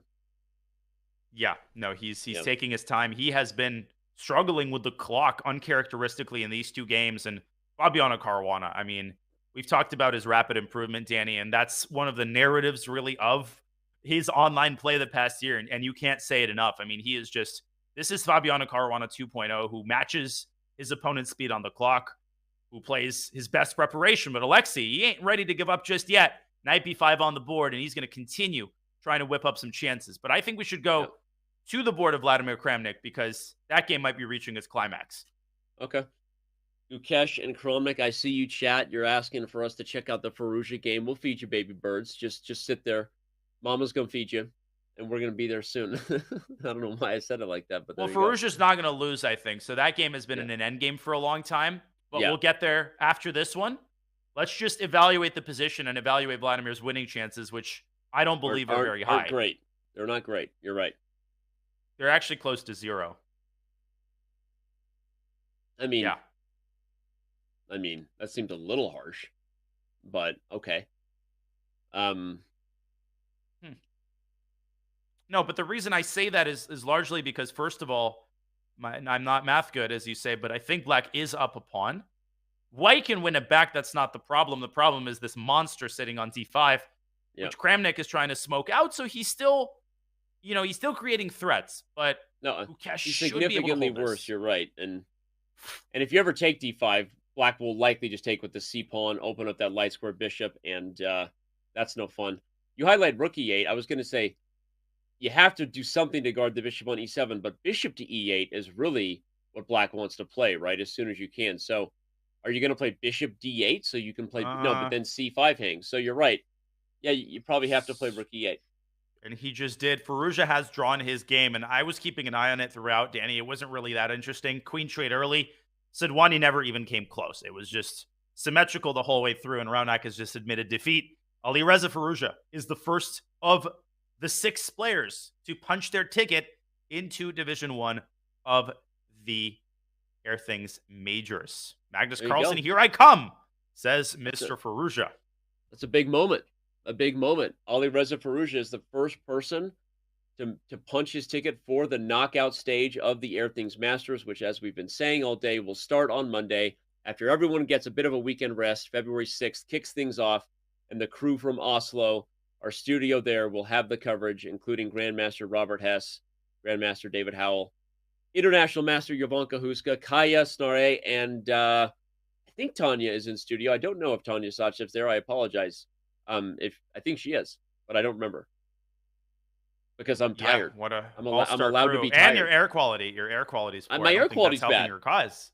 Yeah, that makes me feel like I can say anything and I can't get canceled because my air quality's bad.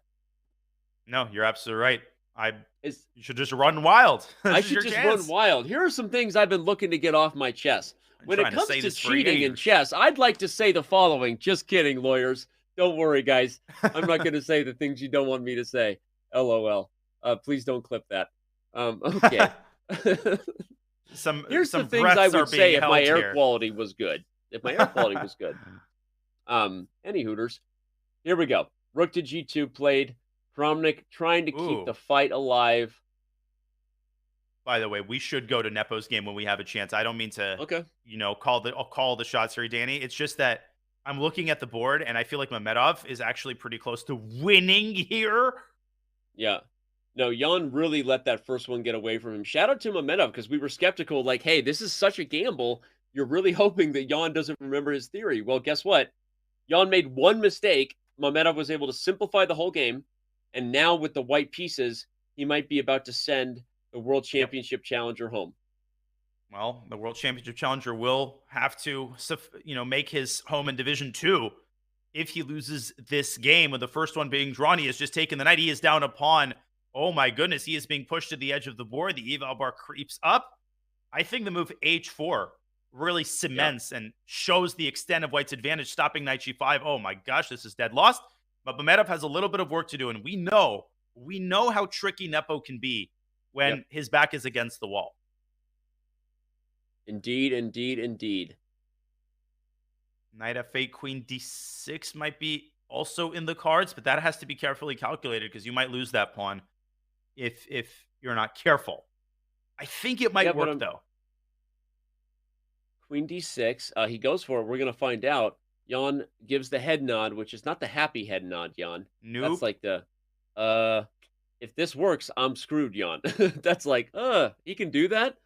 If he can do that, I finally get some respect. That was my Rodney Dangerfield. I don't even know if you're allowed to do that. Speaking of things that can get you canceled, don't impersonate that guy. Any Hooters, where are we going? That is how your career ended. No, I think this one's over. I think it's +7.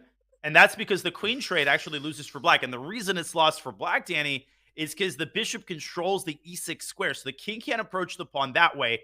Otherwise, you're going to have to lose the f7 pawn. And the knight in these types of endgames is just horrible because it can't multitask. It's tied down to the pawns. This is total desperation for Jan. He tries to keep the queens on the board, and he has to.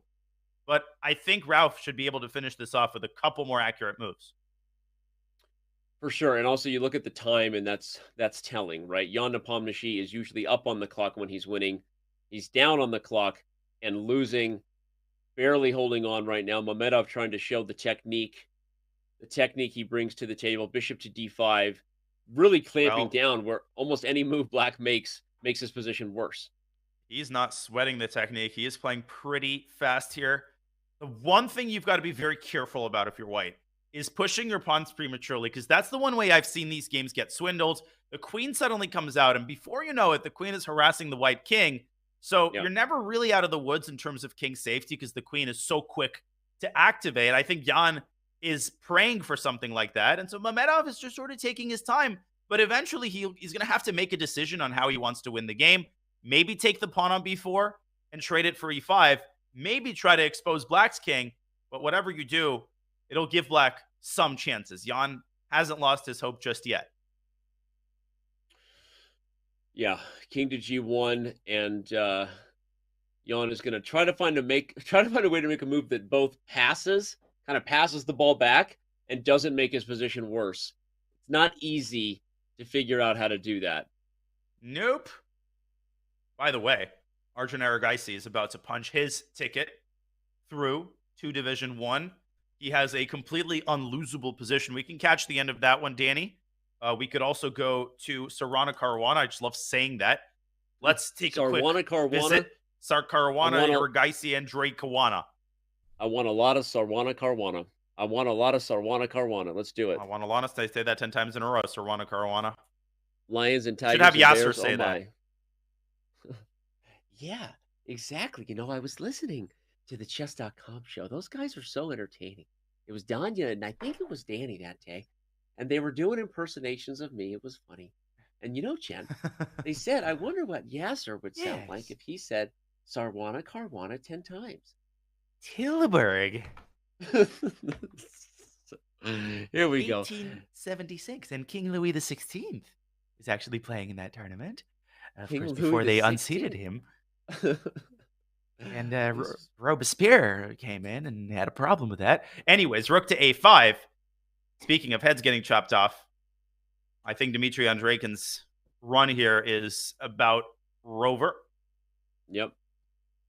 He gave that kind of look right there, like, all right, this is frustrating. What to do now?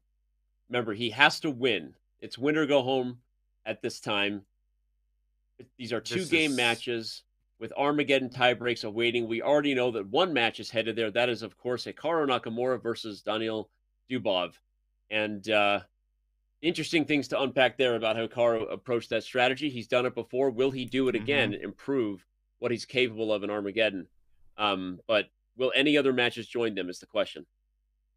Well, Vladimir Kramnik certainly won't join them. I think he's dead lost against Gukesh, who does have 10 seconds on his clock. This is over, by the way, Danny. I mean, it's in the bag for Arjun, and I'm not jinxing. I mean, literally, Andreikin should be losing here objectively, but I think Arjun's just going to shuffle until Andreikin might just offer a draw here. That is how hopeless this is. We could go to Mamedov, back to Mamedov, and go to Kramnik.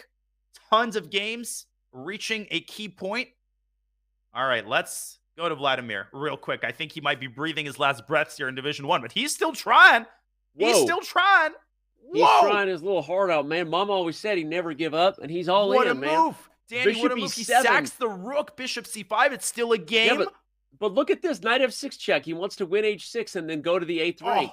I love it. Cold-blooded assassin. Rook takes F6 and Bishop C5 takes G1. Kramnik runs out of moves. It's over. Yeah, Gukesh is finding these moves, by the way, with less than 10 seconds. He's all over it. Oh, King F7. This is what I knew was going to happen. Pack Vladimir your was going to bags. go all in, and then it's it. Unfortunately for the 14th World Chess Champion, he will not be playing in the main event starting February 6th. But that doesn't mean he didn't show up in force today, make his way through a gauntlet of a Swiss. And I have a feeling that Big Vlad will be back in future play-ins for the 2023 Champions Chess Tour. I got a feeling. He most certainly will. And there is resignation. Gukesh has sent him packing. Yana Pomnishi has just been sent packing. We clicked at it at the right moment. It's over. The A-Pawn promotes. What a win for Ralph Mamedov. This is huge. Yep. And that's the first person to win who was chosen, right? Yana Pomnishi chose to play Ralph Mamedov because he finished in the upper half. And Mamedov says, hey, you know what? Maybe rethink those choices in the future because at this point, Ralph is showing that he is ready to play next week. He most certainly is, and he has experience facing Magnus Carlsen in classical chess. I remember he played in Shamkir in a super tournament, and he acquitted himself incredibly well. So he is no pushover in those top tournaments. Sure. He's actually a very unpleasant opponent. He's got a creative opening repertoire. And Alexei Sarana, well, his run might be coming to an end here at the hands of Fabi. This is essentially unwinnable for White, much like Andrekin's position. So we might only have one Armageddon, but that's all we need to keep ourselves entertained. It's Nakamura versus Dubov. And zippity Dubov, zippity day. My, oh my, will we have Armageddon underway. Wonderful day. Thank you. All right, here we go. Sarwana. Caruana Sarwana. I want a lotta. It's not a position that's giving White a lot of chances. As we said, Fabiano not only in a great position to draw, given that he's already up a game, he's probably winning this position if this momentum continues. So, yeah, no other games with chances there. Again, huge shout out to Ralph Mamedov. It's one of the cool things about the format is you'll get these matchups we're not going to see every day. You get Mamedov, a creative player, aggressive player, throwing down next week against some of the world's best. Can't wait to see what that has, along with so many others. No, this is fantastic. And this game, it's not over just yet. Andrekin has officially conceded the draw and, of course, conceding the 2-game match. Alexei Sarana is still trying. Fabiano has 1 minute on the clock. That is maybe Alexei's only chance if he can mix things up, somehow get to Black's king. But there's no mating construction, Danny. This is not mate. The king always has G7, and White's bishop is really the problem here. If it was on H6 here, we'd be singing a different tune. It's not, though. It's on E1, and it's basically a spectator. At the same time pressure does funny things to the mind, right? And it does. He's nervous. We see it ticking away. It may be easy for us to see that the king is safe, but I think he's nervous about that. He sees rook A8 check coming, followed by the rooks coming to the F file. I think he's nervous about a potential mating net. Short on time, and of course, the other big thing that does things to your mind is bad air quality. Let's hope Fabi doesn't have that. Only he had an Airthings device to check that. Rook to F3 on the board. I think he's holding on here, Danny. Very important. Rook C6 and B7. Black can send both of his rooks to the 8th rank and protect B8. Carbon dioxide levels in my room are rising with every passing commentary moment. I'm just checking I think it's the toxicity of your co-commentator usually that causes that. Those toxic gases are being emitted. It's incredibly accurate. The 1203 is exactly what it says on my device. I got to give him a shout out to that. It doesn't make me happy that my air quality is poor. We're going to deal with this later. I'm actually fascinated by this whole topic because I've learned that humans will spend 90% of their lifetime inside. And I'm like, wait, what? So anyway, we got to get on top of Dan's air quality here. I might pass out mid-show one day if we don't. Okay, back to the position. Oh my God, he takes C6. Well, he has to. This is the last yeah. What do you mean? Is he winning? He's got B7. Oh my God, wait. Rook, I've woken up That's suddenly. What I'm saying. No, and he's also got, Danny, Rook A8 to C8. He can win the pawn on C6 and get connected passers. Fabi might be losing control here. This is crazy. So, as I'm saying, you're like, Danny had to. You know, you're yelling at me for getting excited. I think Sarana might be sending us to Armageddon here. I'm on board now. For some reason, I just fell asleep on how close this pawn is to promotion. I apologize. Fabiano Caruana might be choking this game. H4 could set up a mating net everywhere, but he's got 2 seconds to figure this out. 8 seconds for Fabi, though. Uh-oh. Oh, here comes Rook A8. No, he's taking the pawn first. All Fabi needs is a draw. Rook A6 there, I think, was winning. Now it's too late. Well, he plays it anyway, but he's going to lose B7. Oh, that might have been his winning chances right there. And the king is getting out. This is no longer... C6! He forks him!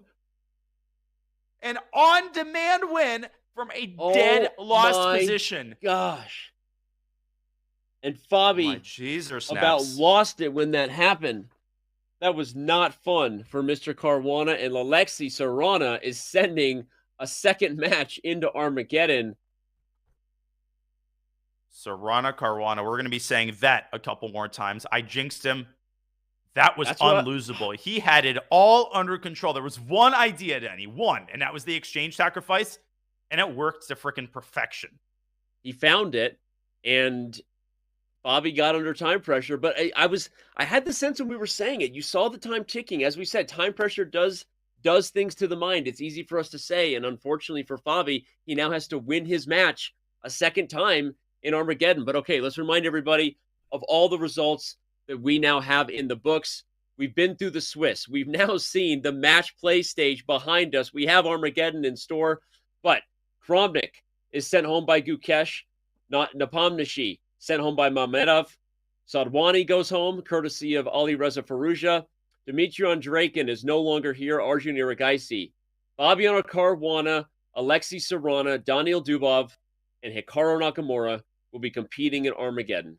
Danya, what a world. What a time to be alive. I mean, we have gotten every type of format. We've gotten Swiss, we've gotten knockout, we've gotten match, we've gotten Armageddon. And Hikaru Nakamura has his work cut out for him. His strategy was to take that quick draw with white, Danny. I can't wait to see if that strategy will pay off, as it did so often in the RCC. And can Alexei Sarana complete this unbelievable comeback in which he wins on demand, but now has to win again in the Armageddon? Only one way to find out. We're going to find out as soon as we return from the break. And if Hikaru Nakamura, who's still streaming, was looking for content, I guess Armageddon is what he had in store. What is Fabi going to do to rebound? We don't know. Don't go anywhere. It's the final moments from the Airthings Masters play-in stage when we return.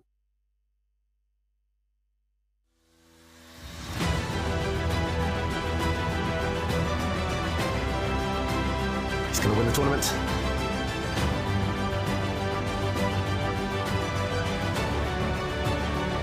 This is going to be a turnaround. Whoa. Oh. 3 seconds. 1 second. Make a move. Wow.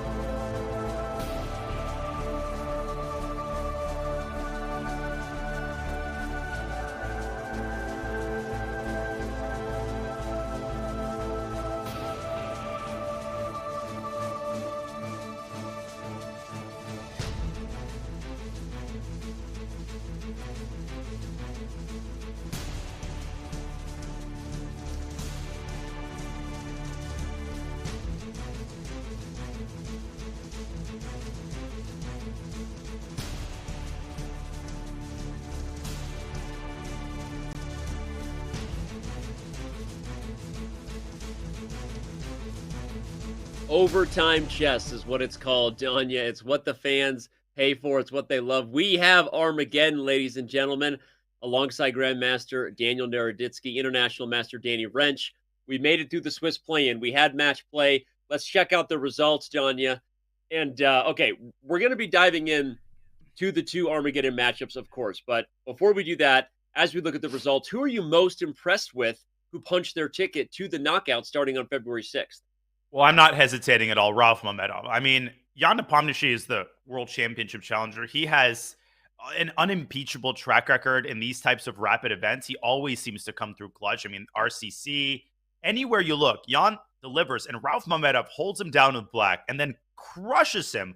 One-sided game with the white pieces. I can't wait to see Rauf playing at the top. He really deserves all of these invites. He's one of the most fascinating players. But Eric Gaisi defeating Andreikin.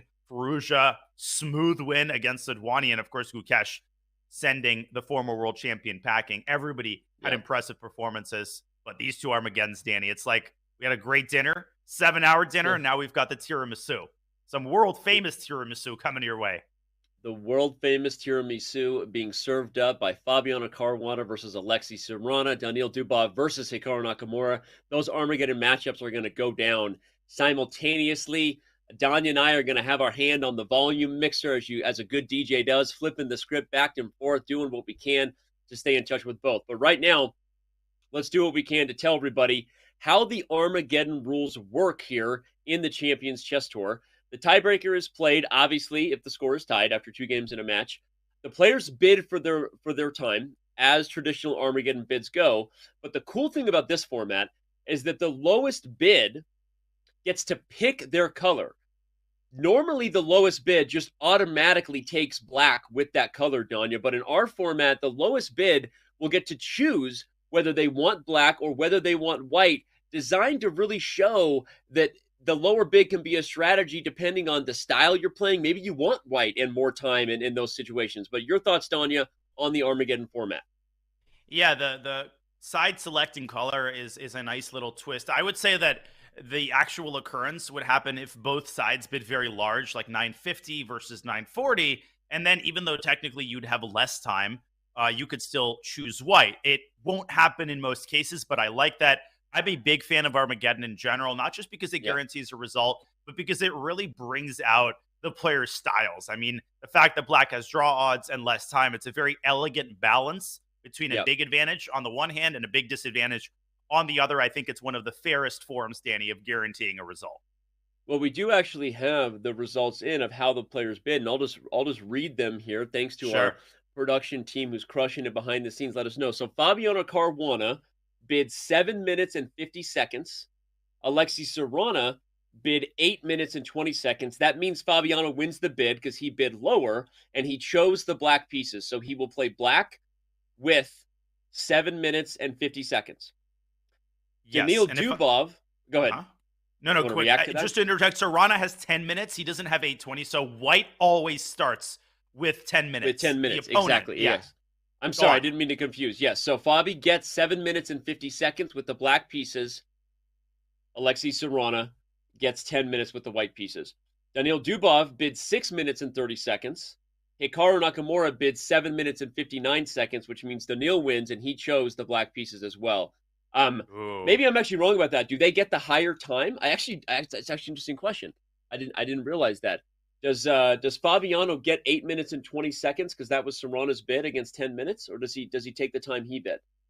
So the winning bid selects color and plays with his time bid. So That's no, what I thought. I'm pretty sure they get the time that they bid. Unfortunately for Dubov, I really, really don't think that's a wise bid against Hikaru. 630. There is no increment. Danny, I can't stress this enough. There is no increment in Armageddon, which means that flagging is very much on the table. Hikaru Nakamura, and he's got that 3.5 extra minutes. Daniil better pull off some magic, or he's going to get flagged. Agreed. Whoa. Agreed. Speaking of magic. So much I can't even say we're in the same town. We're like in the same city. We're an agreed town population universe. I think that's a really interesting take for Daniil to choose the black pieces there with so much less time. So I don't know. That smells like Vishy's bid. Vishy's famous bid. It was like 4 minutes. Anyways, we got a game going. Yep. And it's a reverse sort of pan-off structure here with black having that queenside extended majority. You're going to put the rook on b8 as Fabi does. He's going to play b5, a5, b4, crash through on the queen side is black's plan. But white will try to undermine the d5 pawn. It can be tender with moves like e4 and use the king side. And when you're on the white side of an Armageddon game, you don't want to become obsessed with your time advantage. You have to remember that the position on the board actually does matter. So you have to strike this very delicate balance. It's nice to keep that time advantage. You have to keep flagging in mind, Danny. You can't get a rook versus rook position with 2 seconds on the clock. You are going to get flagged. So Fabi, he's the one who has to be obsessed for the time being with his clock situation as long as he's down on the clock. He is definitely not down on the board. I love what he's doing on the queen side there. b4 is coming, and he's better. He's faster than white, and he can just ignore Alexei in the center, I think, and just play b4. I think he should. I love it. Nothing like ignoring my opponent's plans. Been doing that for years. b4, love it. You have a 2-on-1 majority even after the A and B pawns are traded. And in this pan-off structure, if you just took everything else off the board, black is almost winning in the endgame because you're so close to creating a passed pawn. So the dynamic is interesting. White will play f4 and f5 and maybe even f6 and go all in for these attacks on the king side. Meanwhile, black will win an endgame if all the pieces are traded. Absolutely. That's well explained. I think Fabi has things under control. Let's switch to the other game because we've got a lot of action already in just 10 moves, 12 moves in Hikaru Dubov, an endgame, which is not necessarily bad for Hikaru, right? Just because the queens are off the board doesn't mean you're closer to a draw. I do like what Daniel is doing so far. He's got a pretty simple position, and he can continue pushing on the queen side, almost echoing Fabiano Caruana's plan in a completely different opening. This was a Sicilian. Yeah. And let's not forget, we haven't had a lot of chance to talk about it. Hikaru drew their first game in match play with black and had white, and we thought, is he going to push? But Hikaru instead immediately chose to let the game peter out. He basically forced the draw as white. Okay. Whoa. What did he take? The question is because whether Hikaru really believes in his skills in Armageddon that much, and it looks like he does. And if he takes b5, knight takes e4, bishop to c6 is looking pretty good to me. So Dubov's idea, I think, is rook b8. This must be what Hikaru is calculating right now. The eval bar is not a fan of this move, but at least it's forced Hikaru to think, and Dubov is cutting into his time advantage. I feel, Danny, that bishop b5 has to work somehow. I'm not seeing the move after rook b8, but I feel that it exists. Maybe just a4. Secure the bishop and then go after black's crippled queenside pawn structure. I think Hikaru likes a knight a3, knight c4 could be real juicy here after castling to protect f5. I don't like what Daniel has just done at all. I agree with everything that just came out of your mouth. Every single word. Took 7 hours, but it happened eventually. Damn, girl. Took 7 hours, but the bond is real. You spend this much time with someone on camera, you might as well learn to like them. That's what I'm hoping people will start feeling about me after all these years. It hasn't been working. But it was love at first seriously, jokes aside, very well said, Don. And I love this move a4. I love the plan of putting the knight on c4, highlighting that the a5 pawn was weak. Super well said. And again, Hikaru now up almost 4 minutes on the clock with a small edge. This is why, to complete the storyline I was highlighting, this is why Hikaru forces Armageddon. He loves winner-take-all chess. He loves this format regardless of the color he gets. He feels confident in his ability to get the dub when it matters. And I'm going to be a little unfiltered here. I'm a huge Daniel Dubov fan. I mean, his chess, and how can you not be, when you watch his games and some of the ideas he displays. So this is not a personal remark, but I really feel like that was a terrible bid by Dubov. 6.5 minutes. I mean, you can't stress enough how good Hikaru is in no increment situations. I feel like maybe 8 minutes, and yes, I'm playing armchair general here, would have been a wiser bid, because the problem is, you can equalize on the board, but Hikaru's always going to create problems, and he's going to use those extra 3 minutes to find moves that just force you to think, I just don't see Daniel getting out of this, but he's 2,700 for a reason. This game is still going. Our other game is starting to heat up as well. Yeah, let's flip back over there. Not because this won't be awesome to follow. They're all awesome to follow. We're down at the stretch here, an 8-hour show will be done. Greg Shahadi hopping in chat, hanging out with us. What's up, Greg? The commish himself of the Pro Chess League. Okay, I like this plan from Serrana. This is what you got to do, although the clocks are now completely even. And in fact, Fabi, who started out with a 2.5 minute time disadvantage, is actually up a little bit. He is, but I feel like his wheels are kind of spinning in the mud on the queen side. He played that move b3, but he's going to find it very, very difficult to push the companion over to c3. Maybe start with bishop b4. Alexei is building up the pieces on the king side. Storm clouds are starting to gather around black's king. Can Alexei, Danny, get the queen into the attack, or can Fabi strike at the queen side with c3 first? It's going to be a scintillating finale in this game. Yeah, and for those saying Fabi looks distressed, maybe you missed the memo, but he is distressed because he was up 1-0 and had no business losing to get us into Armageddon. So he needs to shake off those memories. He needs to focus on the moment that is now, because he's not happy that he's here. That's the other psychological advantage we have to talk about, probably favoring Serrano just a little bit. Oh, absolutely. And that was a ridiculous finale. I mean, what haven't we seen in these must-win situations? Alexei, he brings his queen to d1 for a reason. He didn't eeny, meeny, miny, moe it. That queen, where it wants to be, is g4. That's where the party is at. That's where the bars are. But to do that, he's going to have to move his knight out of the way. And that means allowing black to play c3, and Fabi taking a different course, using some tactics, and getting his knight into the defense. I stared at the position for 5 seconds before realizing that the knight was hanging, but the bishop was hanging. I'm like, whoop! I went full bippity boppity boo with Danya, right? Knight to d6. Just put the bishop on b1 if you're Serrano. You've got rook a6 coming in some positions. You still have Danya's knight g3, queen g4, knight h5. Oh my gosh, as I say it, I'm getting nervous for Fabi. Knight g3, queen g4. Oh, here he goes. Battering ram. Bang, bang, bang. Get that pawn out of the way. He wants f5, f6 by hook or by crook. Can Fabiano keep the ramparts alive on the queen side? Maybe queen to d7 to try to keep that f-pawn alive. But Danny, knight g3 could come at the most inconvenient moment for Fabi. And if this f-pawn starts running amok, black's king could end up paying the price. Heads will roll one way or the other here. And either way, you're happy with your play if you're Serrano. Why, everybody? Because white has to win. You need 3 results chess. Fabiano wins on a draw because he has the black pieces at Armageddon. So this is exactly what Serrano ordered. It's why Fabi is getting nervous here. You see that eval bar creeping. You see the stress starting to show. You could have some problems on the queen side as well. Don't sleep on rook a6, which could hit those loose knights. In fact, he's played it in this position, and Caruana's defenses, Danny, are stressed even further. You know what the problem is? If you move your knight back to d8, rook takes d6, and then knight f5 picks up a second minor piece, and potentially the game. These are serious problems for Fabi, who is once again behind pretty significantly now on the clock. He needs a turnaround. He needs something like Alexei did in the previous game. Yeah, that was brutal, that last game, that to get us here. And right now, I don't know that Fabi's going to have it. I mean, this is so tough. Ooh. Everyone's tired.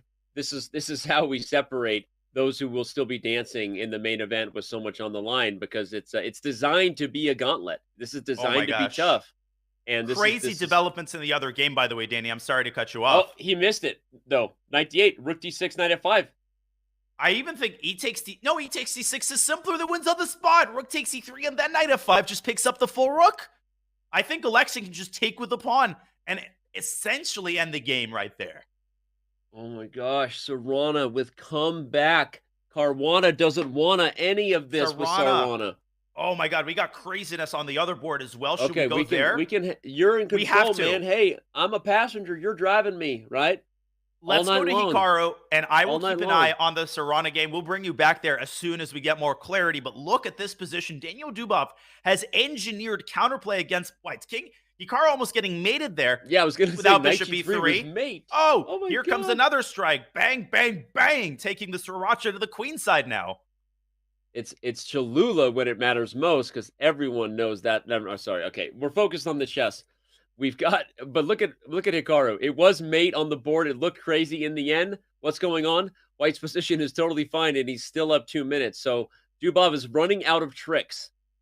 He is, and Hikaru is just going to play this until the crows come home to roost. He's going to play this for 8,000 moves, if that's what it takes to whittle Black's clock down to 0, and he is whittling his clock down to 0. Danny, I'm keeping one eye and 75% of my other eye on Dubov's clock. The board doesn't even matter. Hikaru will play rook and 2 and rook and 2. This is why the bid struck me as potentially unwise. Dubov's play here has been fantastic. The position is equal objectively. Agreed with you. And the idea that you have to play any time scramble with no increment against Hikaru means I want to have more time than my opponent.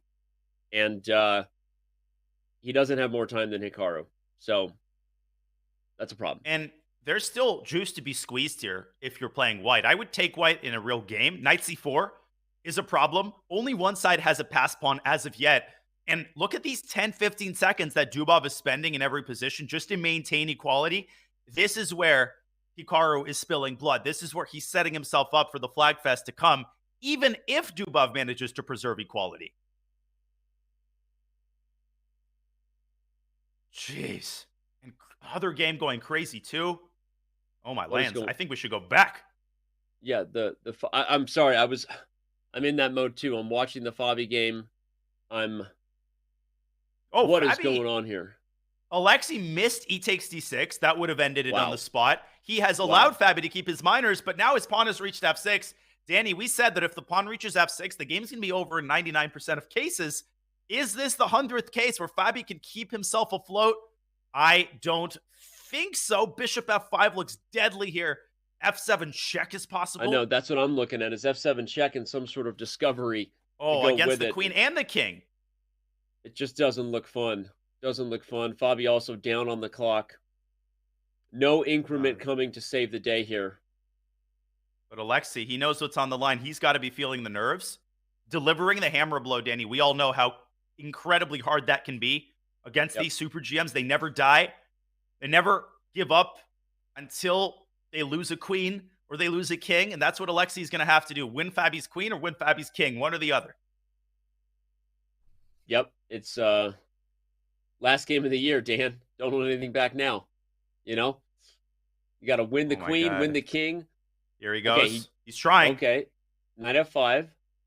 Queen. I think queen h5 and black is still alive. I think Alexi might have messed up the move order. I wonder what he sees here. Queen to h3. Fabi could give a check on f3, Danny, and take the queens off the board. That would be huge. Yeah, and if you don't get mate as white and the queens disappear, this b pawn on b3 is still very, very passed and close to queening. So you have to not mess this up if you're Serrano. You got to get something against the black king. Don't let it slip away. 2 minutes now for both sides. Same situation on the other board. Hikaru's time advantage is dwindling. Dubov has activated turbo mode. He has turned those afterburners on, and he has serious chances to hold that endgame against Hikaru. That's going to come down to the wire. This is coming down to the wire. Oh my goodness, this is all you can eat. Rook takes g4. The pawn is pinned. Fabi immediately played rook a8. He shakes his head. He doesn't like it. I like it. He's got the best position he's had in the last 10, 15 moves for sure. He's got serious counterplay down the A file. Don't sleep on that B3 pawn. He sacks his queen. But his queen was trapped. It was. It had nowhere to go. Oh. But is it over? It's not even that he sacked it. He had no choice. Take the knight and go b2 and pin your hopes on that pass pawn. Try to get rook a1. And I said if Alexi wins the queen, it's over. It's not. I don't know. I think it is. The knight on e6 is falling with check if you take f5, bishop f5. I think the king gets mated even if black gets a second queen. I think Fabi knows he's toast. That was why he shook his head on rook a8. It was. Yeah. I think it's over. I'm afraid you're right. Maybe he had a way to sack the queen in a better way. I didn't see it. It was very hard to defend. I think Alexi is going to take this home. I agree. Yep. This should be over. Plays b2, knight e3, and it's going to be Alexi Serrano playing in Division 1. Amazing. You have to go back to the Nakamura-Dubov game. Flag City population, Hikaru Nakamura in the other game. It's all down to the clock. Alexi Serrano has this in the bag, Danny. Now safely. Look at this. It's a rook and knight in 3 versus rook and knight in 3. Dubov is not worse here. No, but he's not. Can Hikaru flag him? And now the time situation is even. The time situation is even, and Hikaru could lose this if he's not careful, right? I mean, unlikely, but if the A pawn falls, Danya, black has an extra pawn over there. The thing is, even if it falls, Hikaru is going to keep chances alive as long as he's got mating material. As long as he has a single pawn on the board, he's got flagging chances. I don't see Dubov defending this. I just don't see it. I've seen Hikaru win too many of these situations. Remember, all Dubov needs is a draw, right? All he needs is a draw. So Dubov just has to play fast enough to peter out the game. He has Oh to my force gosh. it. You can't allow some sort of rook versus rook scenario. You need to force Hikaru to make a draw or give up a rook. So use that past e-pawn. Don't just trade knights and bail out, because Hikaru will flag you. Yep. He's doing a fantastic job. He's Daniil Dubov. I am very impressed with the way he's playing right now. E4, and he should have enough counterplay. Rook E4, D5 check. Oh! Rook D5, and then he takes Rook C5, takes and he C5. wins Rook with takes knight. Rook C5. takes C5. Oh, we didn't see it. Rook takes C5. It's still, no, he's going to find it now. It was No, Rook takes he didn't give C5. him No, a second not anymore. chance. He's still winning, Hikaru. Hikaru He's should still still be winning. winning this. King H5, E3. It's close. No, he had Oh my 96, I gosh. think. Black had 96 and knight F4. Holy He had. sh- Okay, Oh! he takes C3. What is going on? Oh, knight G4? Rook takes G4. No, then Rook king takes takes C4 is a G4. draw. I think king F4, G7, and then there must be a move. Rook takes G4 and knight C7. There's tactics there. We might not have enough time. I He don't has see the 16 draw. seconds. Apparently, the move is Rook takes G4. It's the only move. He's not going to make it. He's not going to He's make not it. He's gonna make it. He calculating. He's doesn't got see in it. seconds. He's going to get He's got 8 flagged. seconds. That's it. Even if you find Hikaru's the going to move, flag him, even if he finds it. unbelievable. 2, 1, it's over. There's no increment. King F5, and the knight is King trapped. dominates Can't knight. keep up with the pawn, and Hikaru wins. Oh my gosh. What just happened? What is going on here? Fabiano Caruana gets sent home in dramatic comeback fashion by Alexei Serrana. And Hikaru Nakamura is proven right, regardless of the skepticism and the questions. Should he have made more of an effort with white? He says, no, Armageddon's my jam. This is what I do. He always finds a way to pull through. And that final tactic, Danny, was absolute genius. Knight G4, it posed practical problems that Dubov did not have time to solve. Had his bid been 30 seconds higher, I think we'd be singing Daniil Dubov's praises right now, and he'd be thinking about what to play against Magnus Carlsen. As it stands, Hikaru Nakamura, what a day for him today. Unbelievable. As you see, everyone, if you just tuned in, the players who won these matchups secured their spots. There were 6 of them available to join Magnus Carlsen and Wesley So in the main event starting on February 6th with a lot of prize money and ultimately 1 seat that goes directly to the finals in December with $500,000. So who were those 6? Damaraju Gukesh, Ralph Mamedov, Ali Reza Faruja, Arjun Iragaisi. I was reading them and it's gone. And here they are, the Division 1 winners. They brought them up, productions all over it. Arjun Iragaisi, Ralph Mamedov, Hikaru Nakamura win the division, along with Gukesh and Ali Reza Faruja. They all join Magnus Carlsen and Wesley So. Those 8 players will be throwing down starting February 6th in the main event for the Airthings Masters, Danya. This has been an absolutely unbelievable day. This hasn't just been a qualifier. It hasn't just been one of those throwaway events, because what we really want to watch is the Airthings Masters, which we do want to watch. This was an epic tournament in its own right. As a standalone event, I think this was absolutely epic. This competes with anything in terms of entertainment value, and I see no better way to inaugurate what will hopefully be a tradition, an incredible annual event, than with a 7-hour slugfest that we saw today. Each of those players so deserving of that spot. This is how we will be kicking off every event in the Champions Chess Tour. If you liked what you saw today, Russell Crowe screaming in the Gladiator Arena, are you not entertained? This is how every one of these events will be kicked off. The players who lost their match play-ins will still be competing. They will be in Division 2. Jan Nepomniachtchi, Dmitry Andreikin, Fabiano Caruana, Daniil Dubov, Raunak Sadwani, and Vladimir Kramnik, the 14th World Chess Champion, joined the other Division 2 winners that you see to your right. And, wow, on that note, let's go to the Division 3 breakdown, because those Division 2 winners sent these Division 2 losers to compete in Division 3. Hate using that word because no one loses here, but let's be honest. It's a competitive game, and you win or you lose. Gusainov, Grishuk, Liam Lay, Keimer, Zhangyu, Vakitov, Sevian, Progdananda, Safarli, and Dura Bailey will join the Division 3 winners. Oh my gosh, I'm tired, Danya. I'm tongue twisted. Take it away. I am as well, Danny. I'm with you there, partner. This was a long show. This was an amazing show. Alexander Bortnik, got to shout him out. He's a good friend of mine.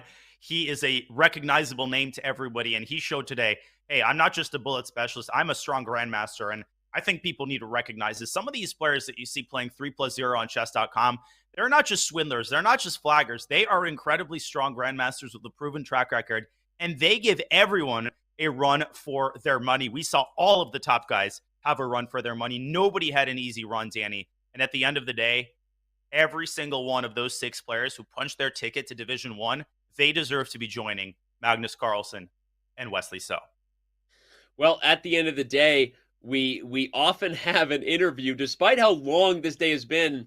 Danya, Hikaru wants to pop on and say a few things, and so we're going to do that. Why not be joined by the man who punched his ticket in the most dramatic of possible fashions in Armageddon? We're going to take a very quick break. Don't go anywhere. When we return, it will be Hikaru Nakamura and literally the final moments for the Airthings Masters plan.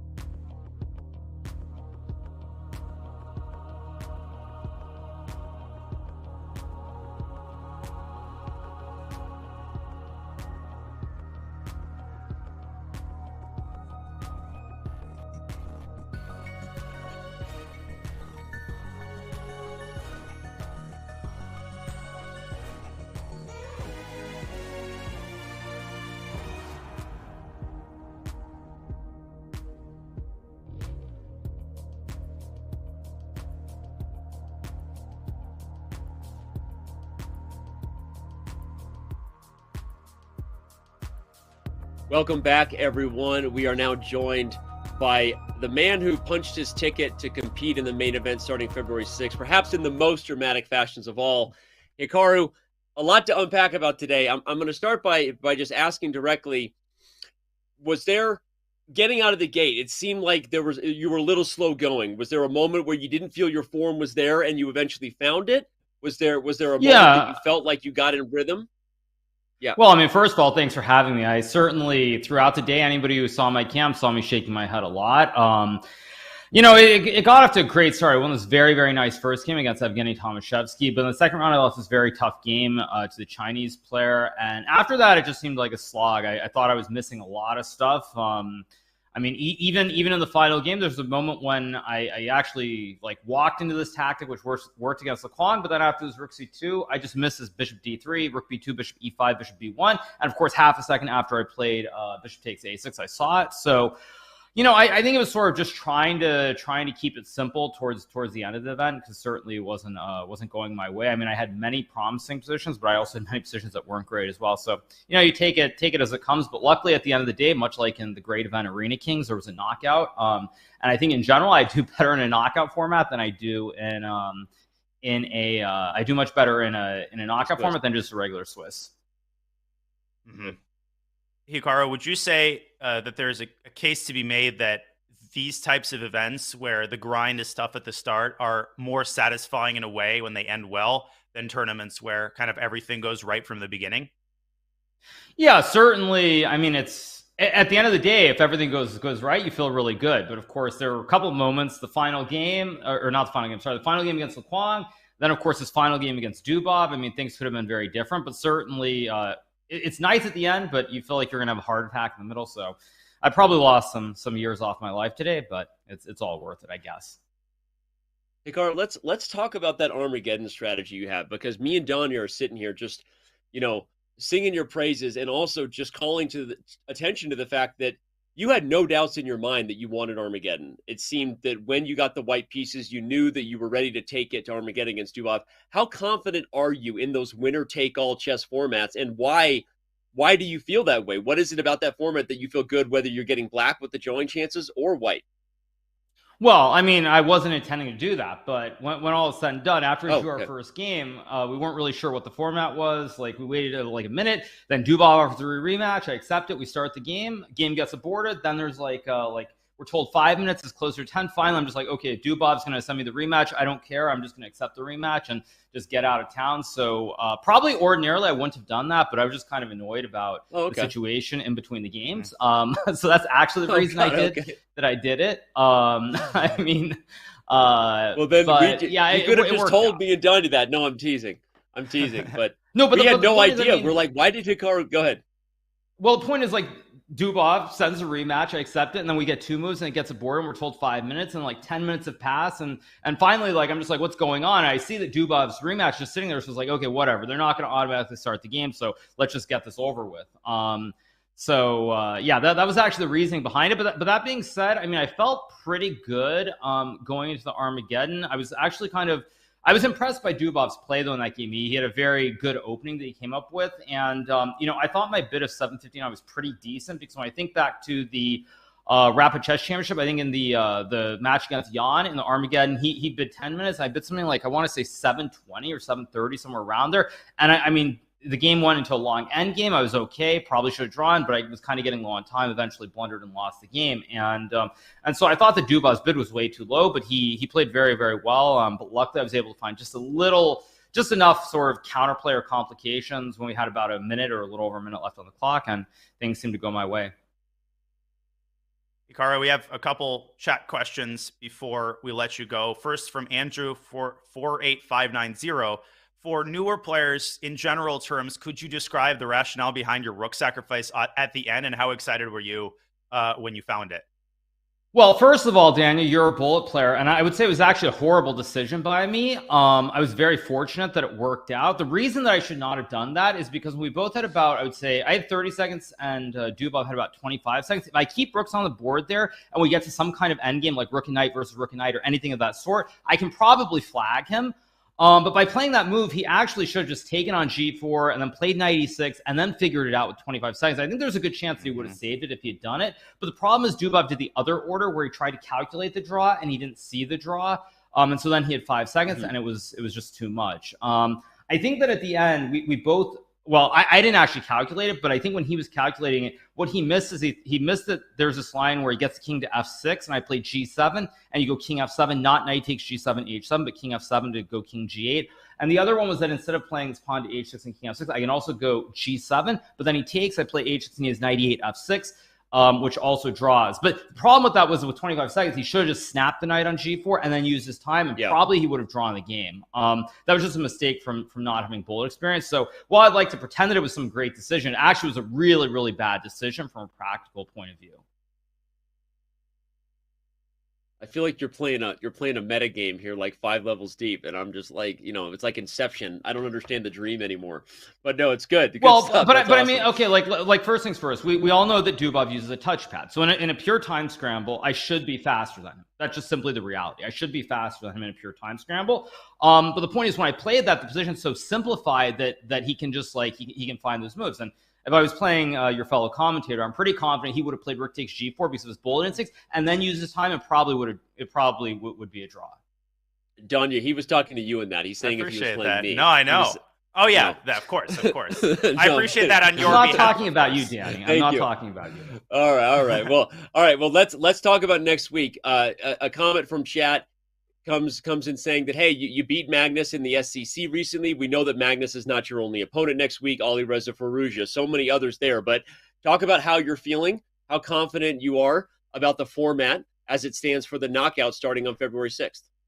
Well, I mean, first things first, I don't actually know what the format is, so I'll probably go read what the format is once, like tonight or tomorrow to figure out. It's a knockout, double elim knockout. It's double elimination. Okay, so yeah, I mean, considering how poorly I felt like I played today at critical moments, I feel pretty good because I think I can only play better than I did today. I mean, like I said, anyone who was watching the broadcast saw me shaking my head a lot because I thought a lot of my decisions were not the right ones. So I really feel like I can only play better. If I play worse than I did, well, that's just life, and I don't deserve to win if that's the case.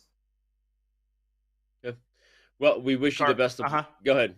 No, I'm out of questions.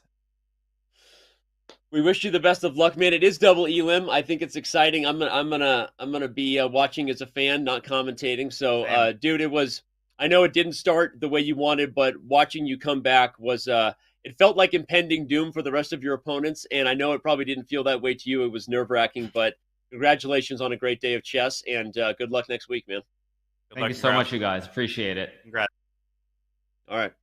See ya, man. There he was, the guy who punched his ticket in dramatic fashion. Let's remind everybody that what did he punch his ticket to? The Airthings Masters. It begins on Monday, February 6th. Like we said, everyone is going to recharge over the weekend. Oh my gosh, we are exhausted. The players are exhausted. That was nonstop, and it was chess of the highest level. We are bringing you a week of more chess at the highest level. The knockout begins on Monday. It starts at 8 a.m. Pacific time, and it comes to a head on Friday when one person is going to be punching their ticket directly to the championship at the end of the year. So don't miss a single thing. History is being made in every one of these events, and it's right here at twitch.tv/chess. Danya, man. We did it. That was a long I love you, Danya. show. I take a nice extra sweet iced tea. I love you too, man, but we don't want to get too emotional. 8-hour show, one of the longest I've ever done. Nobody I'd rather do it with. I think that's a heart symbol you're doing right there. You're going to make me, reach for the tissues here. And I almost made it through the entire show, Danny. That was amazing. And no inaugural show of anything could possibly be better than what we saw just then. Every minute filled with action of a different kind, culminating until the very last moments. That's what we want from the start of the CCT. We did. We got everything we could handle. I'm obviously sitting here applauding Hikaru Nakamura, finding a way to get it done Armageddon, feeling heartbroken for Fabiano Caruana. It seemed like in the beginning of the day, he probably was in the finest form of everybody. I don't think you would agree. He was on a roll, right? Finds a way, unfortunately, snatch defeat from the jaws of victory there. And of course, Alexei Sarana gets all the credit for getting that done. I'm not going to do the thing where I start unpacking every match in my head like I want to. Let's just say it was awesome. If you missed the show, where have you been? Watch the whole VOD. It's worth it. Enjoy your Friday night, because what the cool kids do is they turn on chess shows and they watch VODs on Friday nights. Right, Danya? What they do. This was amazing. You know, I'm totally fried. I have no more words left. I've used all of them for this show, but Danny, it's so much fun to commentate with you. It was light outside. It was dark when I woke up, then it was light. Now it's dark again. And I'm just so happy that I got to spend these 7 hours with you and with these amazing chess players. It's an honor. It was an honor to commentate the first event, really, to set the tone for what will hopefully be months and months of epic action, Danny.